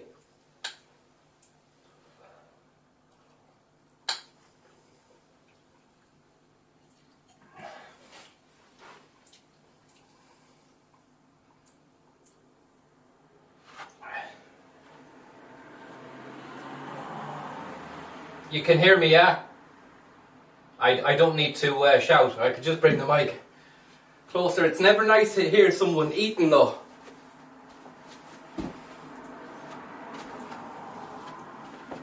Give you a glimpse of the chill factor there.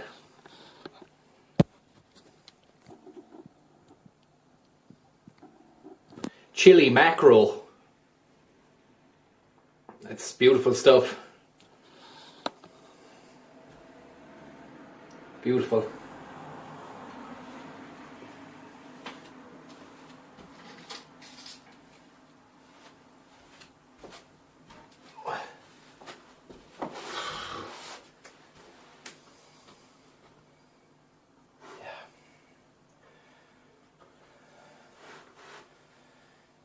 Yeah.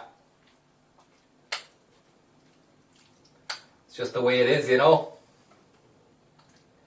Thanks very much for the tips, though.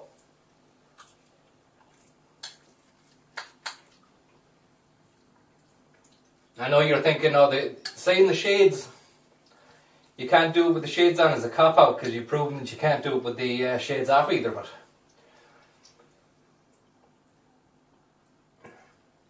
the heating was on as well, so it's, you know, look, I'm not trying to fucking make excuses even though it's exactly what's going on, you know, there's a few excuses being pulled out the woodwork here, but I mean, it is what it is, you know.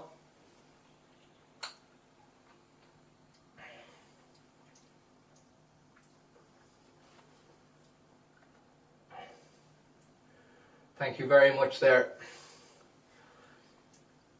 I see the name now. I think I could have done about 200 there. Unbroken, you know. 150. I'd say 200.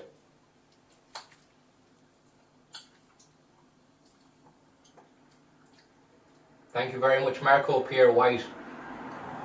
Horny now 420. Thank you very much. Keep you up. He's in CD-ROM. Did you? I think CD-ROM tipped again.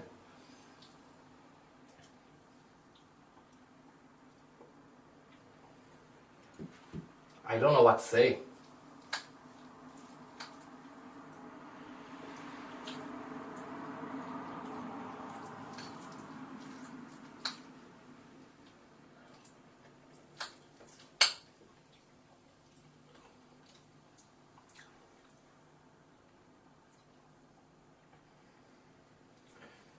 Crazy bit of business.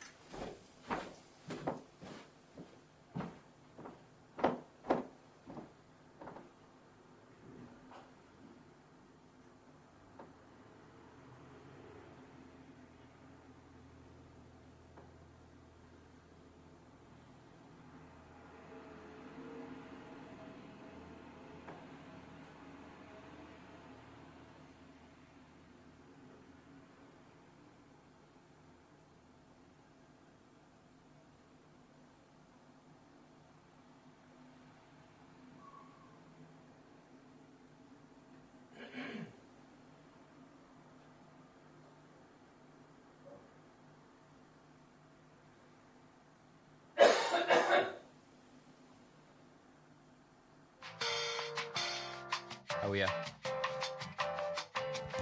I think I made the mistake of thinking that I could bring the microphone out there, but I'd forgot to not plug the receiver into the camera, so all the time I was thinking, oh, this mic is going to pick up what I'm saying. It wasn't.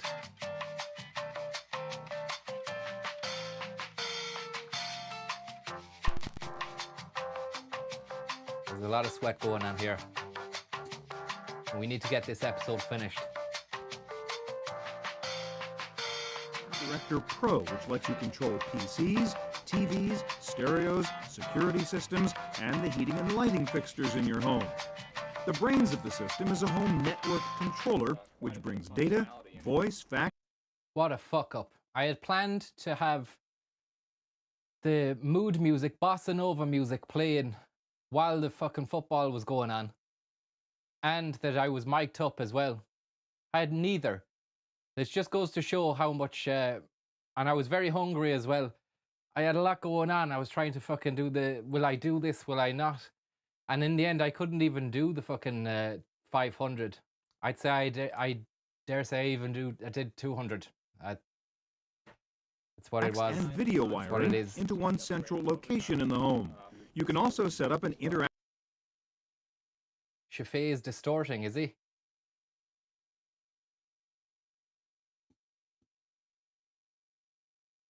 interactive monitoring screen in any room of the house. For example, in the kitchen, this touchscreen allows you to access the network and do things like keep an updated shopping list, which is generated by a barcode reader. Is Shafee clipping?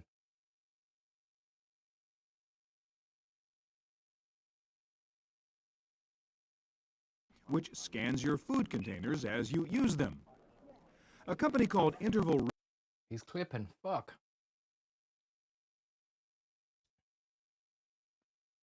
Hmm.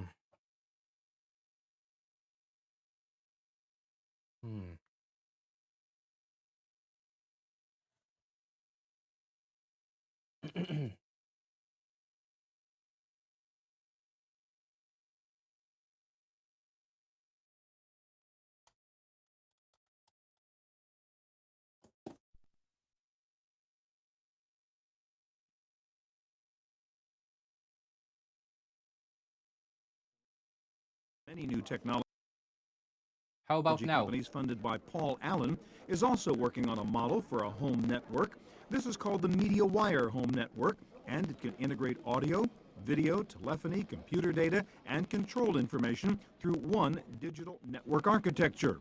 The folks at Interval say this technology will be fast and will be available in 1999.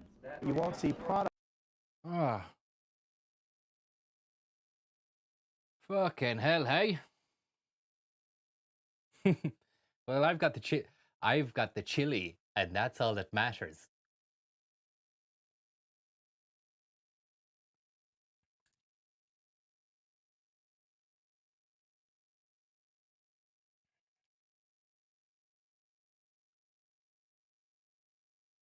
Could be the YouTube. But I can hear Shafee really perfect, and I'm looking at the levels here, and it says it's coming through crisp on my levels, though. Jeez, it really has been a technical gremlin of a night, hasn't it? Proper gremlin tonight. Real gremlin hours.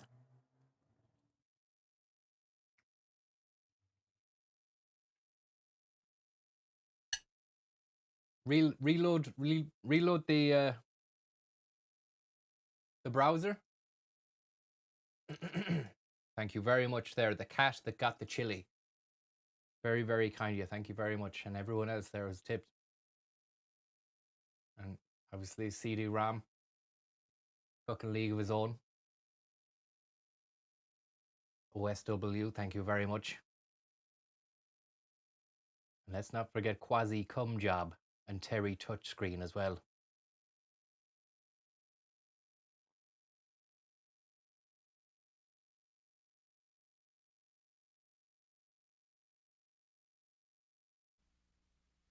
Please work.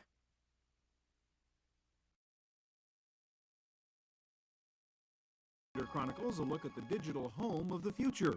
We'll take you to the first ever digital living room conference to see how PCs, TVs, telephones, and home appliances will soon interconnect and change the way we live.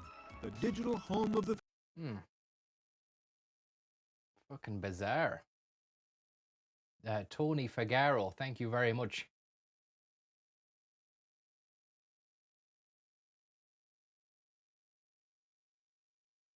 Did you change the settings in OBS? Oh, fuck, I didn't do anything, man. I just... I don't know what I did.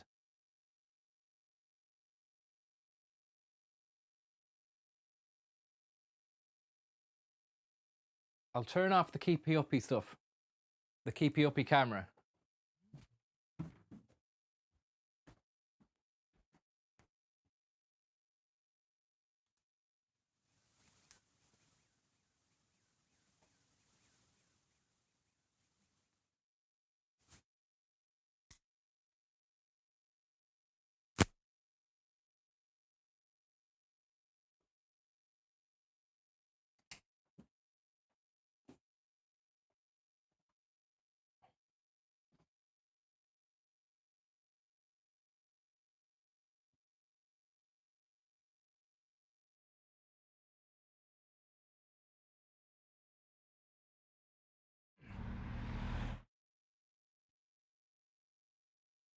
I don't know if that's going to make any difference, but I mean, it could make some difference if it's not. If that was the only thing that I changed when I went away from Shafee. Come on, please work. Future, coming up next on the Computer Chronicles. Computer Chronicles is made possible in part by SoftSource Incorporated, publishers of Pro1's Mathematics Tutor in a Still Box bad. for school year. What the fuck?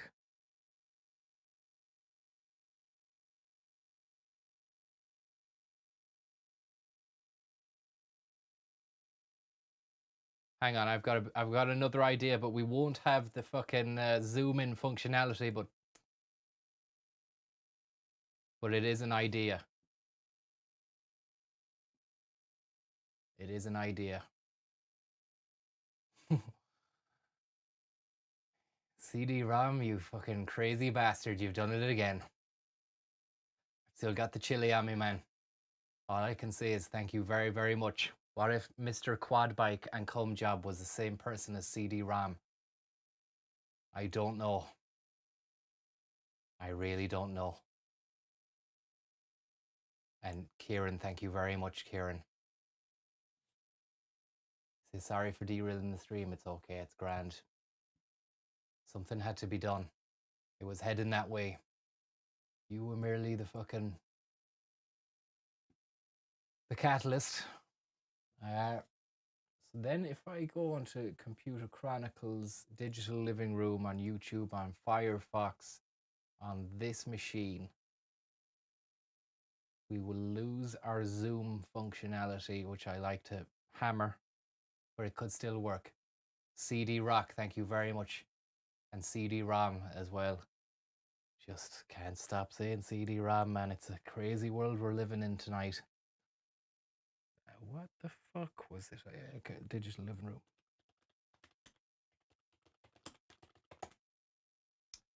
Yeah, I don't want to dwell on the fact I didn't make the 500. It's still a good night.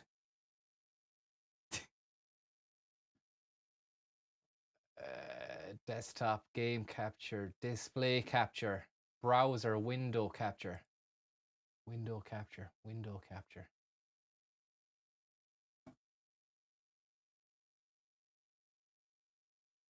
Browser, fucking window, browser, window, video capture.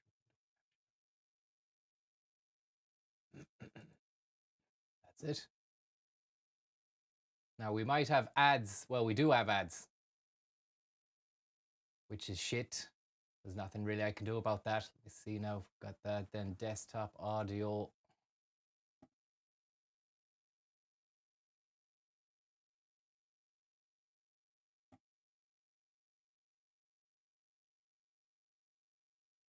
Getting the audio up. 1 second. Company for all your automation needs. Give me a call on 046 95 42762 or click the link below and I'll give you a call myself. She will call you. Thank you very much for the tip there. CD-ROM. You fucking legend, man. Thank you very much. And I will, if I didn't do the 500, but I'm going to do it. And you can fucking hold me to that. I'm going to do it. Might even be the next stream. Now that I know the area, the circumference of the area I have to work with. And also I'll have prepared a situation where I don't wear the shades, but I can get it done, but it still is. Also trying to play Look, anyway, forget about it. And someone just said as well, you wearing different socks. Why were you wearing odd socks? It wasn't that. What was happening was I was actually wearing 2 pairs of socks because it was a bit cold today in the house.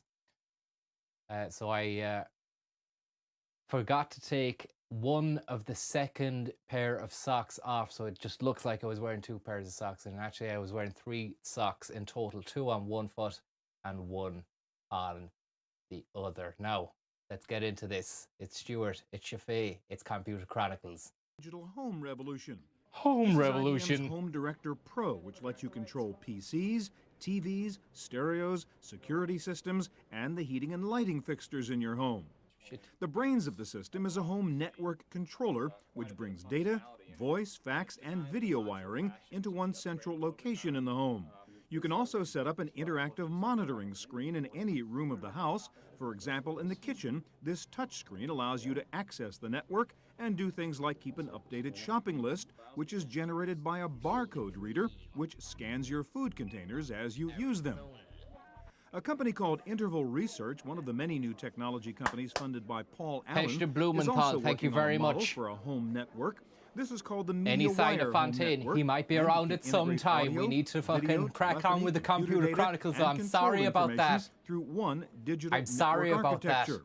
The folks at Interval say this technology will be fast and will be available in 1999. You won't see products based on this technology probably until late next year Glenn sometime. Edens. But we have a home network that runs on the existing telephone wiring, and it provides a data bandwidth of 44 megabits per second. So that's enough bandwidth to carry audio, MPEG video, HDTV, telephone calls, as well as computer data. As with any new How technology, can that one of fella the see? issues is How can Glenn see? He might have been stung That's by a enough bee or something. bandwidth to carry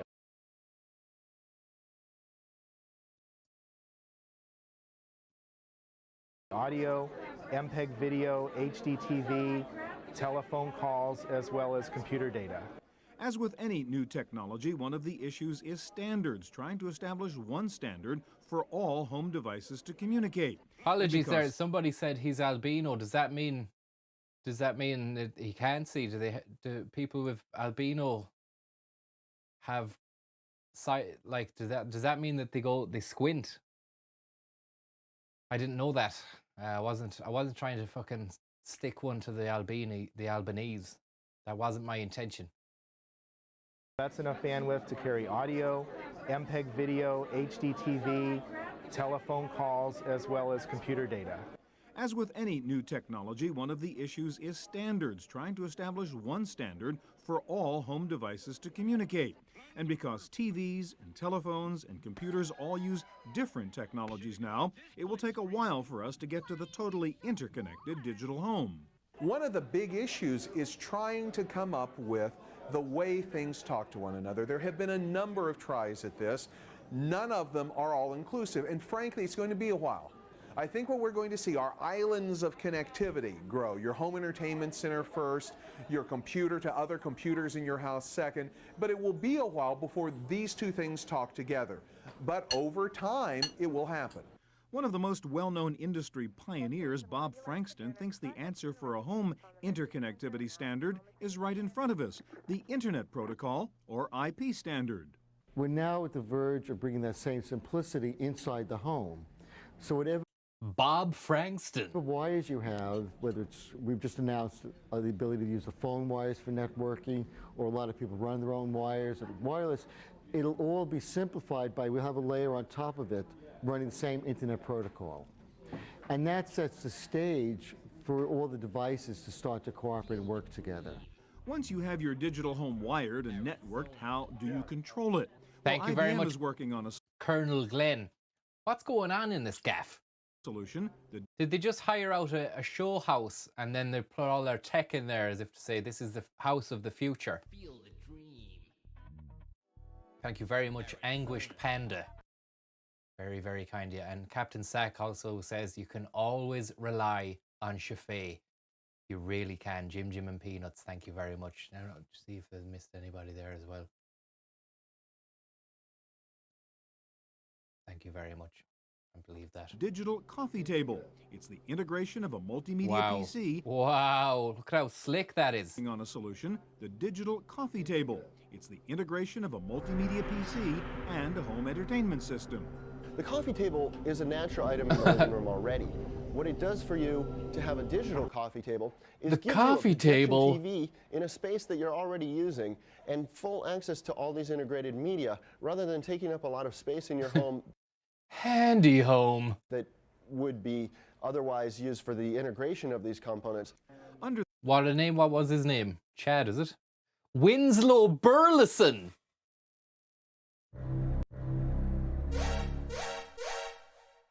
Winslow Burleson's after you. And who dressed those lads? Asked Niall Flynn. My thoughts exactly. It looks like their mothers did, but their mothers still believed they were only 7 to 8 years old. To have a digital coffee table gives you a projection TV in a space that you're already using and full access to all these integrated media rather than taking up a lot of space in your home that would be otherwise used for the integration of these components. Under the table is an AM/FM radio, an audio cassette and CD player, a VHS tape deck, a PC with an internet connection, and a video projection device. IBM says its digital coffee table is truly plug and play. Just plug in the power cord and the phone line and turn it on. The IBM digital coffee table is only a prototype now, but it and the digital home network are... Look at them on a bed, just hanging out. And I'd love to zoom in here, I can't. You can't see the cursor though. Pair of legs there. Someone's really just chillaxing the cax. Jerry Adams is there. And this guy looks, or is it a woman? We don't know, we can't tell. It's a very, very non-gender specific setup. Are clearly in our future, despite the view of some who say we don't really need to have our homes networked. It's sort of like saying, why would anybody need a multi-car garage? 50 years ago, why would you need a It's our old friend Larry Magid from the LA Times. He is a Computer Chronicles Seacrons stalwart, big time friend of Shafee, and here he is in the fucking tech gaff, the handy home. multi-car garage? You were lucky if you had one car. Well, today, people need a place to park 2 or 3 cars because they have 2 or 3 cars, and it'll scale up to that. It has generally been assumed that the personal computer will be the primary engine of the digital future, but not everyone agrees. There are other technologies out there, like the television set, like the telephone, that themselves could become the anchor device in the digital home of the future. Magic phone, please display my stock information. Here are the stock quotes you requested. I thought he was asking about his sock information, as if like how many pairs of socks he has in the house at the moment. Or whether or not, I thought they was going to develop then into a case of which ones are dirty, which ones are in the laundry, or which ones are clean. But it isn't. It's actually stock information. Please display my stock information. Sounds like he's saying sock. I can't hear the T in the intonation there. Here are the stock quotes you requested. Show my Magic phone, please display my stock information. Here are the stock quotes you requested. Show my weather. Okay, here's the weather forecast you wanted. Local weather there as well. Crazy bit of business. Show A my lovely, lovely piece Okay, of gadgetry here's and the weather technological forecast. wonderment. Local weather update at 3:30 a.m. PDT, Pacific Zone Time or Dawn Time. I don't know. Areas of morning low clouds and local fog. This is in June the 22nd, 1998. Wanted. This is a voice-activated smartphone from General Magic. Unlike a PC or other similar devices, this smartphone doesn't require a web browser, a keyboard, or even a pointing device. Pointing Codenamed the device. Magic Phone, this cool gadget features a backlit, grayscale VGA LCD screen, and it also includes full-feature telephony capabilities, Kevin voicemail, Beijing. and a voice-activated Thank you very phone much. book. Gwen Shires is calling. Answer the phone. General Magic is due to begin testing this prototype with focus groups to find out just which features consumers really want. The original internet telephone is the I don't think Cisco these ever really took off. I don't remember seeing them anywhere. Between 1998 and now, I only remember just shit phones and then mobile phones, Nokia, Blackia, 3210 then the iPhone a few years later. I suppose there was the WAP-enabled phones, Nokia camera phones. iPhone, a real product that you can buy. They were shit. Buy now.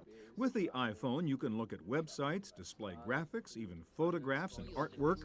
The iPhone features a 16-shade grayscale screen. Did you just call it an iPhone? Thank you very much there, Anal Chaos. Photographs and artwork. The iPhone features... It's an iPhone, look. Just which features consumers really want. The original internet telephone is the Citgo iPhone, a real product that you can buy now. With the iPhone, you can look at websites, display graphics, even photographs and artwork. The iPhone features a 16-shade grayscale screen. plus a Could printer they port for have hard- sued Apple for taking their The name? newest entries in the smartphone field is the interactive phone from two companies, Mitsui and Planet Web. This phone features a full-colored touchscreen. It lets you access the internet, it works as an answering machine and a fax machine, and it comes with a built-in notepad and calendar. While the advent of the smartphone is leading some to believe that the telephone could be the main controller for the digital home of the future, there are others who are betting on the television set. Indeed, They did sue Apple, but it was sorted out of court. No way. the first real digital appliance in the home will be the digital TV, also called advanced TV or HD TV. So high-definition television, digital television, enhanced television, whatever you end up calling it, is very important. It's going to provide both a mechanism for getting information, much more so than today. Today you get television pictures. Tomorrow you'll get data along with your television. And also for setting up a display environment. Someday, the best monitor in your house will probably be your digital television. Today, the best monitor is probably attached to your computer. So that has the opportunity to change things. National Semiconductor is one of those companies trying to change things. They have developed this prototype of a smart HD of the future TV. called the Media Center. It is a reference platform built to demonstrate the possibilities of the television set. High as the definition centerpiece for the television. digital home. I think you'll end up seeing quite a range of people who end up wanting it, from those people who want internet Artie Schiff.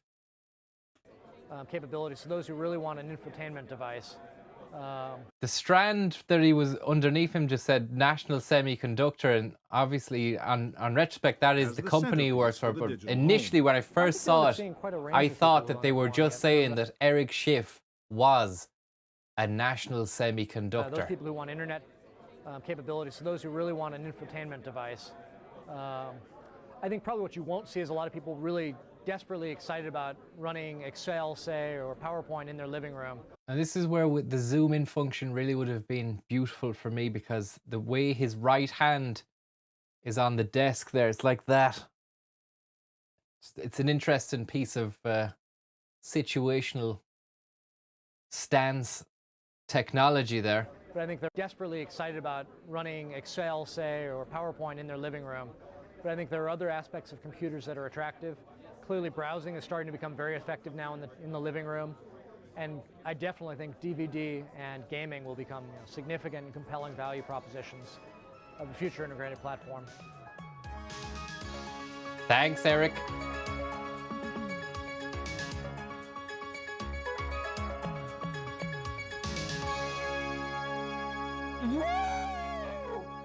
One of the hot topics in the area of the digital future is this notion of convergence, the belief that today's separate technology Snowshin, hot topics. Remember them from the Net Cafe episode.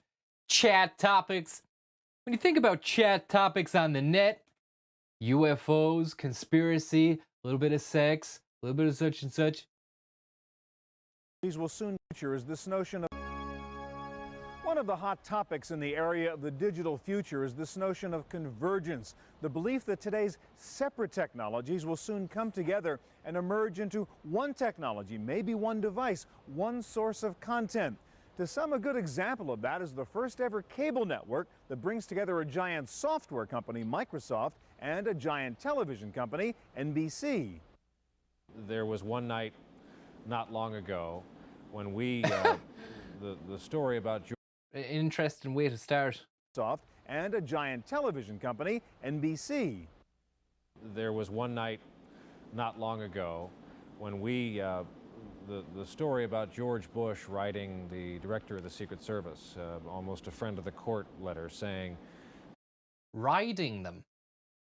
Writing the director, when we, the story about George Bush writing the director of the Secret Service. I never heard about that. That George Bush was riding the director of the Secret Service. Crazy bit of business.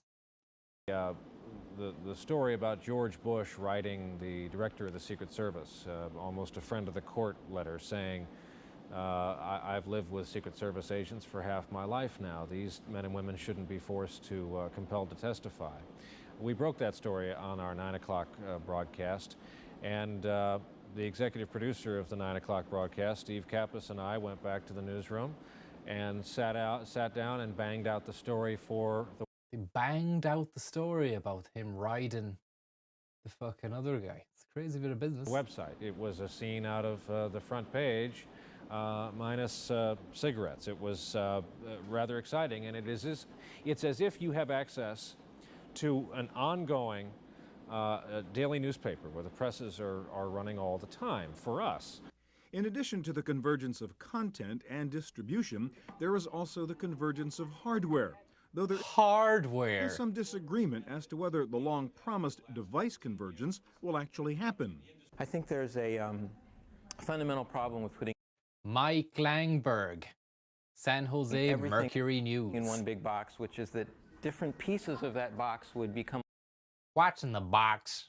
We got a big box. Different pieces of that box become convergent. Fundamental problem with putting everything in one big box, which is that different pieces of that box would become obsolete at different rates. We got a big box. I think ultimately, as far as I can tell, what is going to make the most sense going forward is to have a lot of little discrete devices, some of which will become obsolete quickly, but it won't be a big issue because they'll be inexpensive and small. So I don't think it makes sense to have a $5,000 gigantic server computer in your basement, because that server computer is going to become obsolete in 2 or 3 years, and my God, you're going to have to spend $5,000 all over again. So much better to have a lot of little components and bits and pieces. Over the next 3 to 5 years, I think it's pretty clear that both televisions and computers will continue to... It's a fellow with his child. I thought there was just a man who was pissed. Look at the background there. It looked like a man who was pissed walking through the hallway. Spend $5,000 all over again. So much better to have a lot of little components and bits and pieces. Over the next 3 to 5 years, I think it's pretty clear that both televisions and computers will continue to exist. Some people will be using one for the other. That's already started. It will be a long time, though, if ever, before you just have one type of device. The economics, the user patterns work against that pretty strongly.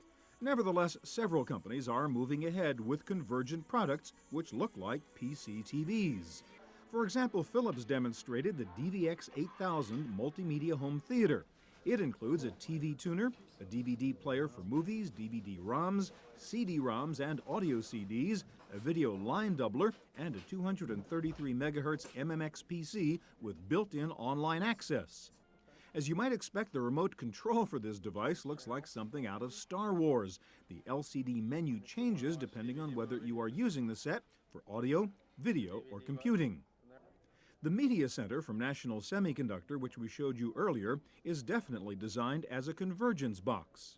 Well, clearly people have been talking about Not this guy again. We've enough of this guy. And back to Winslow again. Is providing you the They're really trying to hammer home the fucking digital coffee desk, coffee fucking table. Technology without making you deal with a computer.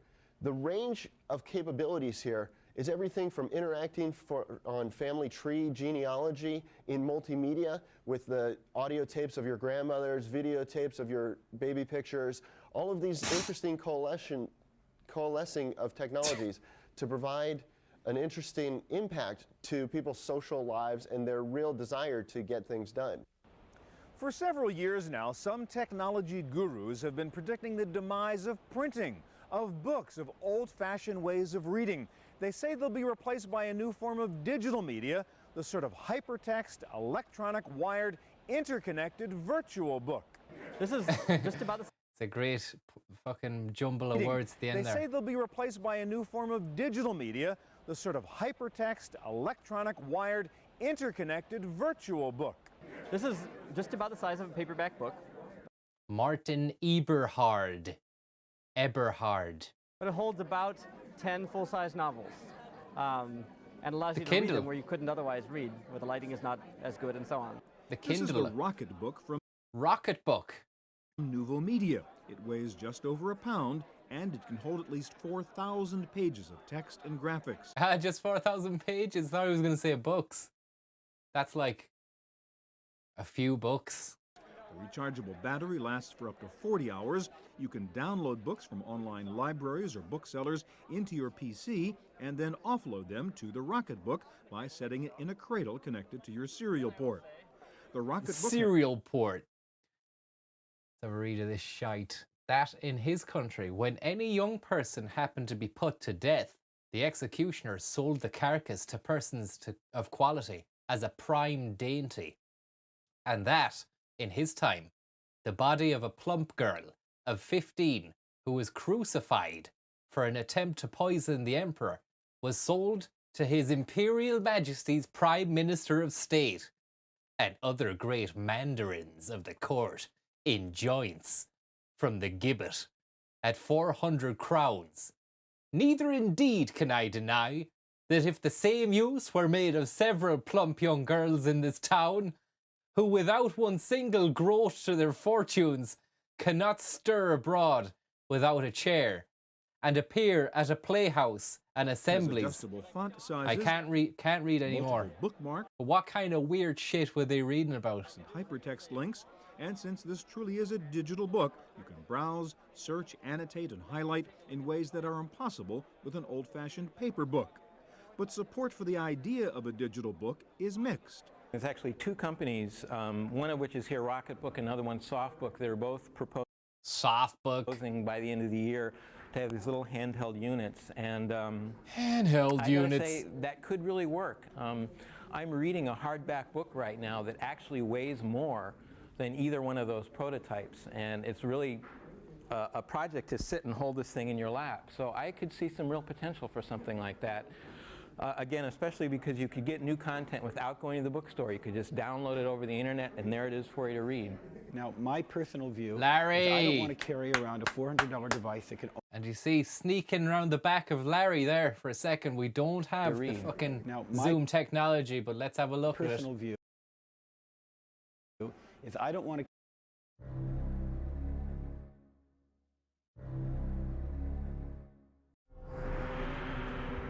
Wish I could, guys. Wish I could. Hang on.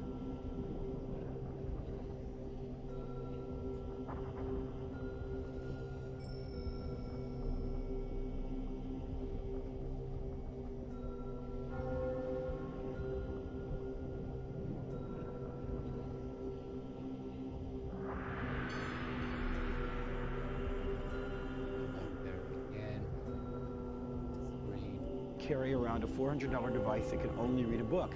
However, if the device I carry around that keeps my schedule, that checks my email, will also let me read a book, so much the better. But the folks at Nouveau Media, the designers of the Rocketbook, disagree. A lot of freckles on that shoulder. And why has he got a fucking napkin on his glass of Coca-Cola? What is it that you expect the book to do? We try to do that. And we spend a lot of time talking to people and watching... Lady Diana. This was the year after her death, so maybe she is still alive. But the folks at Nouveau... Princess Diana. Good spot there from Sparky, who said that it is actually Princess Diana. She isn't dead, guys. She never died. Media, the designers of the... And we spend a lot of time talking to people and watching people read and trying to understand what it is. It was the Lady Diana, Princess Diana, Margaret Thatcher collab. Rocketbook disagree. What is it that you expect the book to do? We try to do that. And we spend a lot of time talking to people and watching people read and trying to understand what it is that you expect. What is the natural thing to do? This is the reason for building a dedicated device for reading rather than trying to do this on a laptop computer or so on, is that everything in this device is optimized to make the reading experience as pleasurable as possible and to make the mechanics of reading not get in the way of the enjoyment of reading. While Nouveau Media was working on the digital book, other startups here were focusing on new ways to deal with digital pictures. For decades, there has been the promise of video telephony, but up until now, it's been an unfulfilled promise. Logitech hopes to change that with...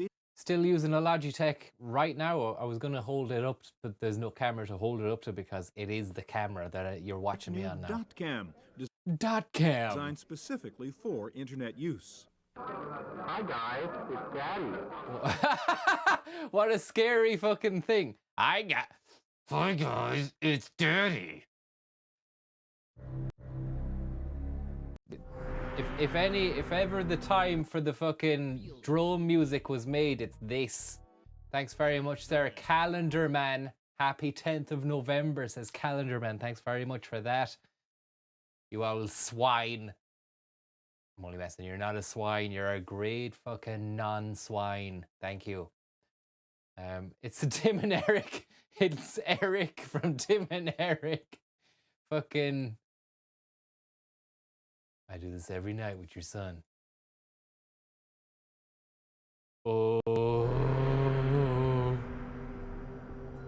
Logically for internet use. Hi guys, it's Daddy. Logitech's.cam works with Microsoft's NetMeeting software. Look at these two. Logically for internet use. Hi guys, it's Daddy. Logitech's.cam internet use. Hi guys, it's Daddy. Logitech's.cam works with Microsoft's NetMeeting software. With digital Look at connectivity, these it lads. becomes easier to communicate with pictures, so Meta Creations has come out with a new software program for putting together professional-looking visual stories. PowerShow lets you do sophisticated TV-style effects like page peels and dissolves, all in a $49 package. And with the growth of 3D images on the web, Meta Creations also showed off its new technology called Meta Streaming, which lets you download complex 3D images. Look at the in the face same on way that we can lad. now download 2D images. What is that even meant to be? That's bizarre and frightening. Look.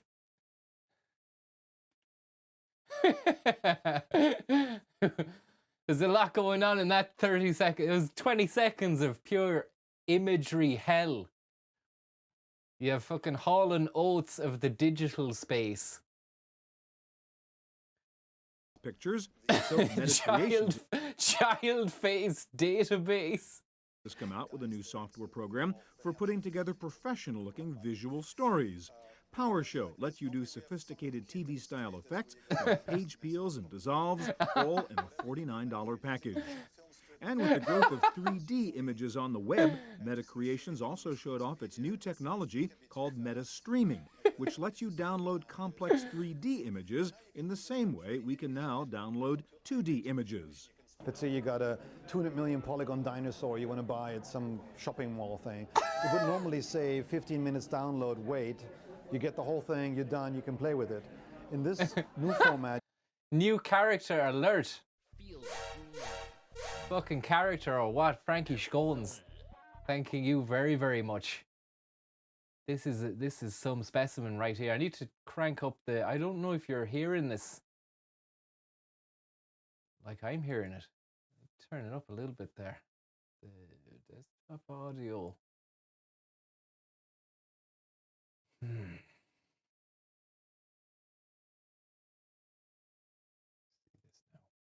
Yeah.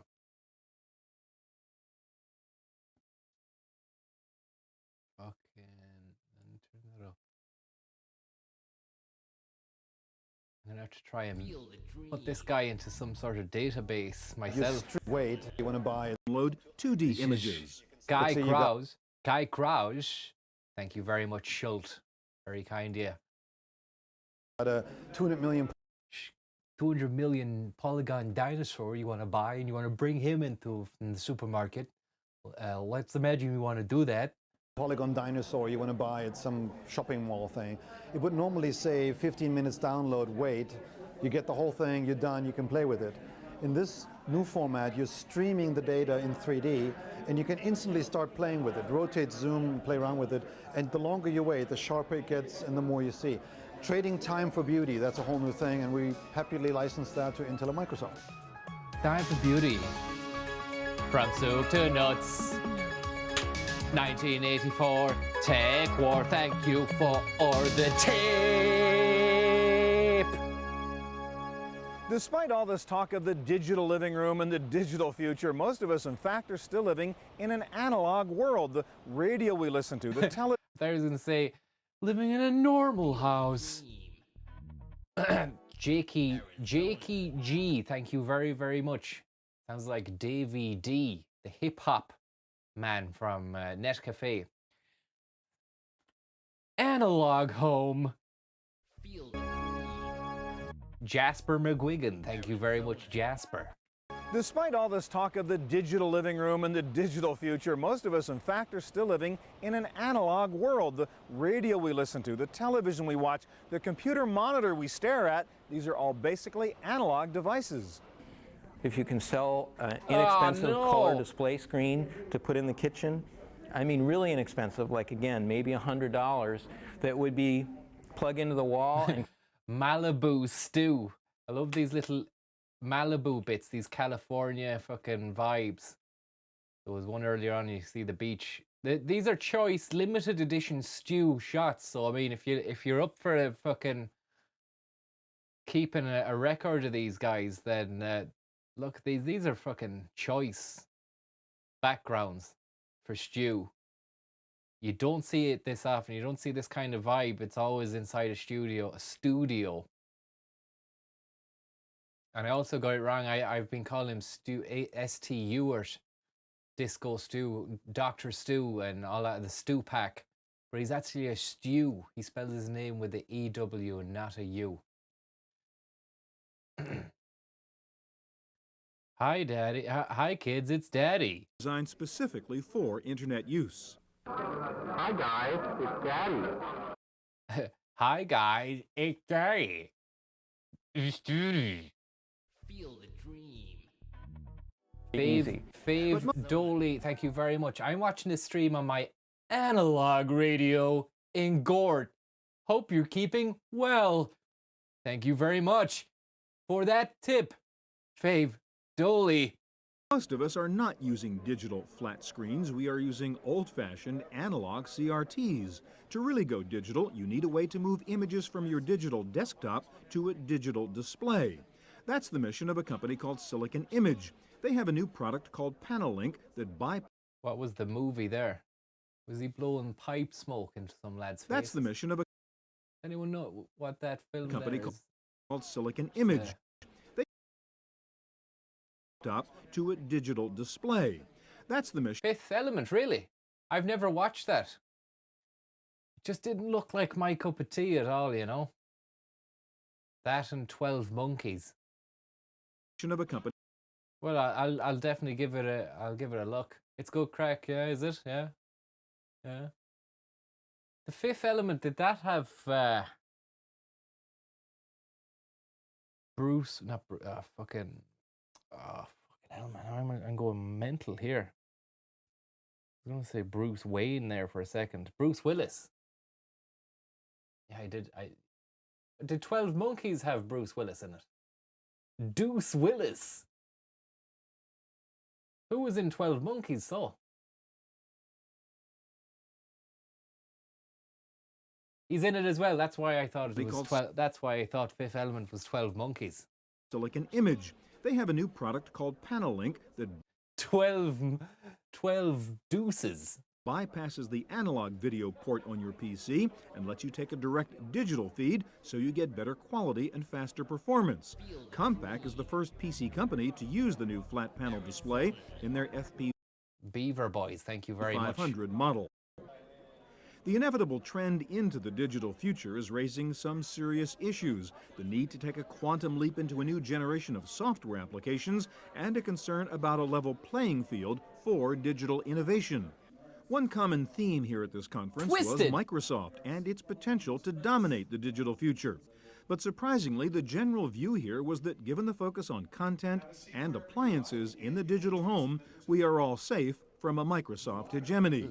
Look, they've set up a house on a stage under lights, and there's a man just welcoming in loads of sales executives that are going to do a big pitch. We don't get to see it, though. In the digital home, we are all safe from a Microsoft hegemony. I believe that, there's fundamentally three markets. Philippe Kahn from Starfish. There's computers, phones, and television, and there's a convergence place for those three. But the convergence place is probably not that huge of a market. It's a big market, and several companies are going to battle it out. But when you want a phone, you want a phone. When you want a TV, you want a TV. When you want a computer, you want a computer. And now we have all in one. And, you know, probably Microsoft's going to dominate computers, Sony's going to dominate TVs, and Motorola will dominate phones. And that's how the world will evolve. And I think we need to defocus from this Microsoft stuff. Microsoft has proven one thing, that is they don't do content very well, but if they can take somebody else's content, I'm thinking of Microsoft Investor as an example, they can do really good software-based delivery and graphical user interface. It isn't clear what Microsoft's role is going to be. Certainly it's going to be important, but people who believe Microsoft is just going to march into any market that it chooses need only look at MSN and its success or lack of same. Finally, there was a sense here that we are on the verge of a new era in computing technology, of new breakthroughs and new innovations that will... These two dudes, look, it's like the tiger fellas from Vegas. One of them got mauled by one of his own tigers, is it? I'm forgetting all the fucking names now. You'll know it. They were lampooned in The Simpsons as well. Siegfried and Roy, was it? Yes. I said it just before I saw it, so I know that I'm not losing my mind power. Fundamentally change technology. Bizarro Miami Vice. Hairy bikers. Why have they got four? They've got four fucking old school cream white monitors there. And recreate the excitement of the first wave of personal computing. If somebody could write chess in 8K. Kai Kraus. Chess in 8K. What the fuck does that mean? Is that 8K a program, is it? Just want to see how Kai Kraus is doing these days, actually, if he is actually doing.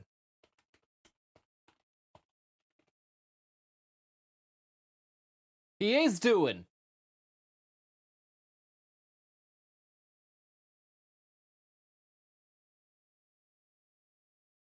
German software and GUI designer. Thank you very much there, Brickwall Chaz. And Milosh, thank you very much, Milosh. Analog world is right. You won't find me wearing that Zux Meta yoke. Shout out to DCC. The chili looked wonderful. Thank you very much there, Brickwall Chaz. So this is Kai Kraus. He's 65. He's in Germany. He's from Germany. He might just live in America. There's a nice bit of information on him here. He's born in Dortmund. Tommy was there. Tom, were you still there? Yep, I was in Dortmund. You can bet your bottom dollar that I was definitely there. We might go back over that stream one of the days soon enough, actually. Good luck. And he moved to California in '76, worked with early synthesizers and vocoders. So we see he did look like he was in a band. You can imagine that guy with a vocoder, Kai Kraus, doing the whole kind of Daft Punk robotic stuff. Quasi-quarting. I am Kai Kraus. Look at my GUI that I have made. It would be pretty fucking cool to see some of that stuff. And contributed, thank you very much, Spice Mongrel, and contributed sound effects to almost 30 records and movies. During the 90s, he ran several software companies. Meta Creations, Meta Tools, thank you very much there, Kai Kraus. In February 25, 2005, Demo Conference acknowledged him as one of the top 15 innovators of the last 15 years. Thank you very much, Horses Under Starlight, for your kind-hearted and generous tip. Kraus has a master's degree from Santa Barbara, California, an honorary doctorate from the University of Essen. Kraus lives and works in the 1,000-year-old Rheineck Castle near Bonn in Germany. You were there as well, Tom? I was near Bonn, yeah, and actually I visited a castle near enough Bonn, Cochem. That was the day I actually lost the fucking wallet, I think. It was a long enough stream, which again, we will hopefully go over very soon, in a stream in the not too distant future. He lives in a castle. I just knew from the look of him that this guy was like none other, and he really is like none other. He's done a lot of amazing stuff. He was in a band. Maybe we can go back. We can do a Kai Kraus deep dive. Now imagine you told that programmer, hey, you're going to... in one of the next streams, or I might do a bit of post-stream research and then come back with a Kai Kraus cracker one of the days. I don't want to promise anything because it might be another, oh, look at me do 500 keepy uppies and then it just fails to formulate. But I mean, Kai Kraus, he's got something about him.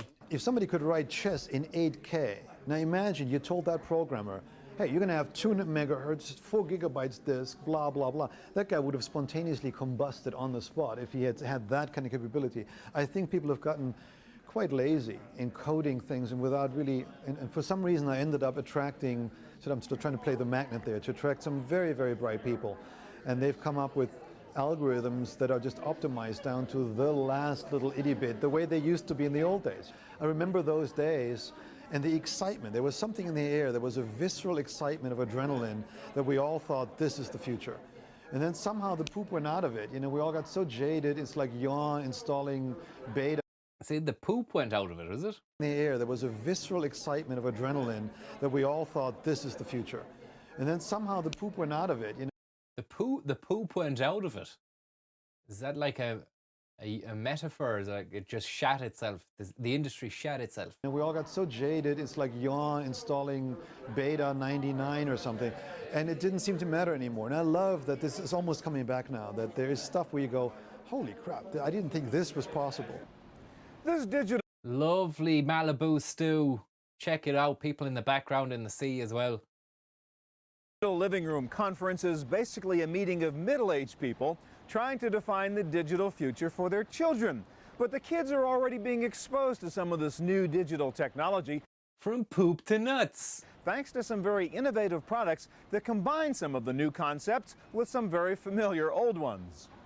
What we have actually is a Lego microcomputer that we're putting into our sets. It's a real computer. It's powered by Lego Mindstorms. 6 AA batteries, but has a microprocessor that can actually handle 1,000 commands per second.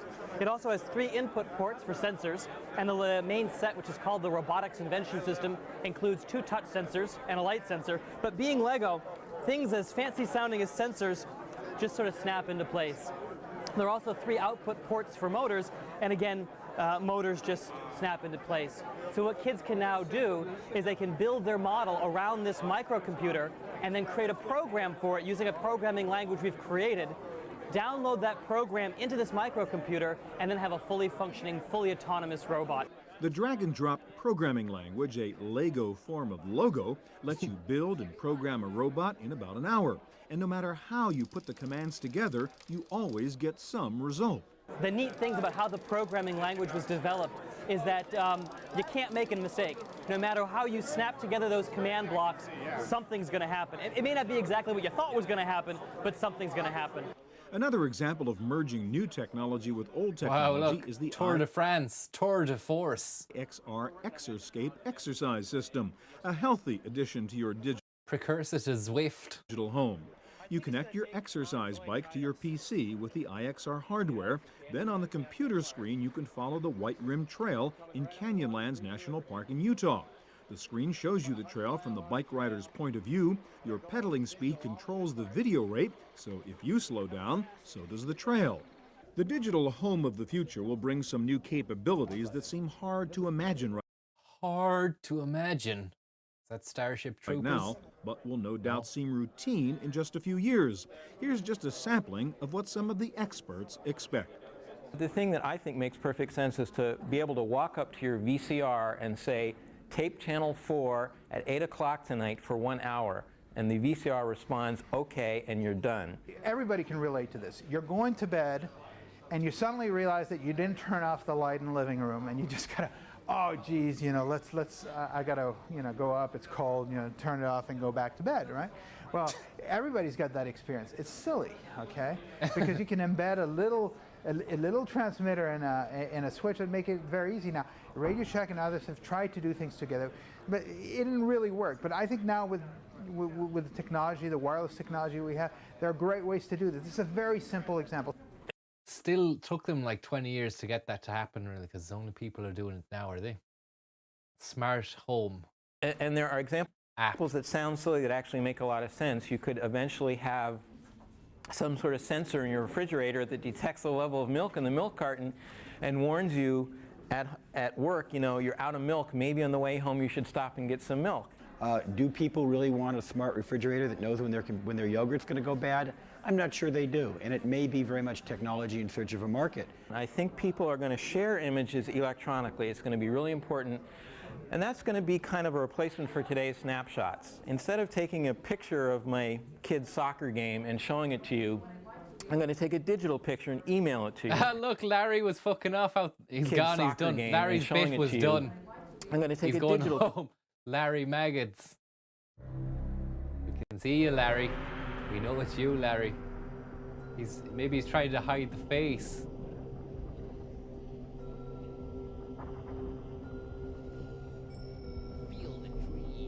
Thank you very much. Email it. Mooch and Bex. Very, very kind of you, Mooch and Bex. And then you won't have to stand around pretending to admire my picture. You can just delete it. How many times do you have to make sure that the temperature of the bath is right? It drives you nuts, right?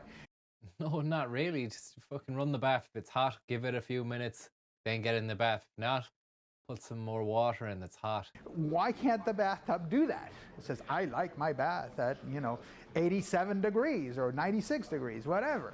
And please run a bath. There's no question but that we all have a digital future, and no matter what our houses may look like on the outside, on the Lovely Malibu stew scenario here again, and I wonder, does he live in a house like that? I'd imagine he does. I seen a clip from a podcast he was on, and in the background he had lots of gadgets, and it looked like it had high ceilings and was very clean. inside, we will be dealing with information, with entertainment, in fact with each other in a very different way as a result of silicon chips in every room of the house. That's it for our coverage of this digital living room conference. In Southern California, I'm Stuart Chaffee. Thanks, for the Stu. Computer Chronicles. Goodbye, Stu. Computer Chronicles is made possible in part by SoftSource Incorporated, publishers of Pro One software, educational software for young adults. And by Z Auctions, the live online shopping experience. Additional funding from PC Connection and Mac Connection, the catalog and online superstore with PC and Mac products, toll-free technical support and overnight delivery. And by Windows Magazine, delivering desktop, enterprise, and internet computing news, reviews, features, and how-tos for a Windows world, because the world runs on Windows. To purchase a videotape copy of today's program, call toll-free 1-888. I want to say thank you very much to everybody who tuned into the stream tonight. Please and thank you very, specify very the show much number and the topic. to that fucking CD-ROM master and everybody else out there. Next week on the I Computer couldn't make- Chronicles, Windows 98. I couldn't We'll show you make some of the new features of Win 98. We'll ask Windows Magazine editor Mike Elgin whether it's worth upgrading. You'll meet some Windows 98 users to see what they think. We'll show you some of the more fun aspects of Windows 98 with 2 add-on packages, Plus 98 and Gizmos 98. We'll meet the man who developed one of Gizmos the popular 98. alternatives to Windows, Mr. Linux, Linus Torvalds. It's all coming up next week. on the Linus Computer Torvald, Chronicles. that might be the same episode that we saw, the very first episode we saw of Computer Chronicles back in the day. Do you want to hear what he had to say there again? But I just wanted to say thank you very much for everyone who tipped there on that fucking train of destruction. And the stream was fucking going tits up big time. And it did actually, and I'm very, very disgusted with the Call of Duty scenario. But look, we'll try and get that sorted out again. This Plus Linus 98 and Torvald Gizmos person, he keeps on 98. going on a... Windows 98. As for Kiki Stockhammer, Red FM rules, I watched a Computer Chronicles off stream the other day. I'm going to have to watch that again on stream. Kiki Stockhammer appears in a Computer Chronicles episode a few years before she's on Computer Chronicles. And this is like back in 93 or 92. The year that we saw her was like 99, I think. It's crazy, like. We'll show you some of Because he goes the infamous Kiki Stockhammer. So he knew of her, he knew of her infamy. the new features of Win 98. We'll ask Windows Magazine editor Mike Elgin whether it's worth upgrading. You'll meet some Windows 98 users to see what they think. We'll show you some of the more fun aspects of Windows 98 with 2 add-on packages, Plus 98 and Gizmos 98. That is the very first episode we seen, was the Windows 98 one. We'll meet the man who developed one of the popular alternatives to Windows, Mr. Linux, Linus Torvalds. It's all coming up next week on the Computer Chronicles. Lovely stuff. Lovely stuff.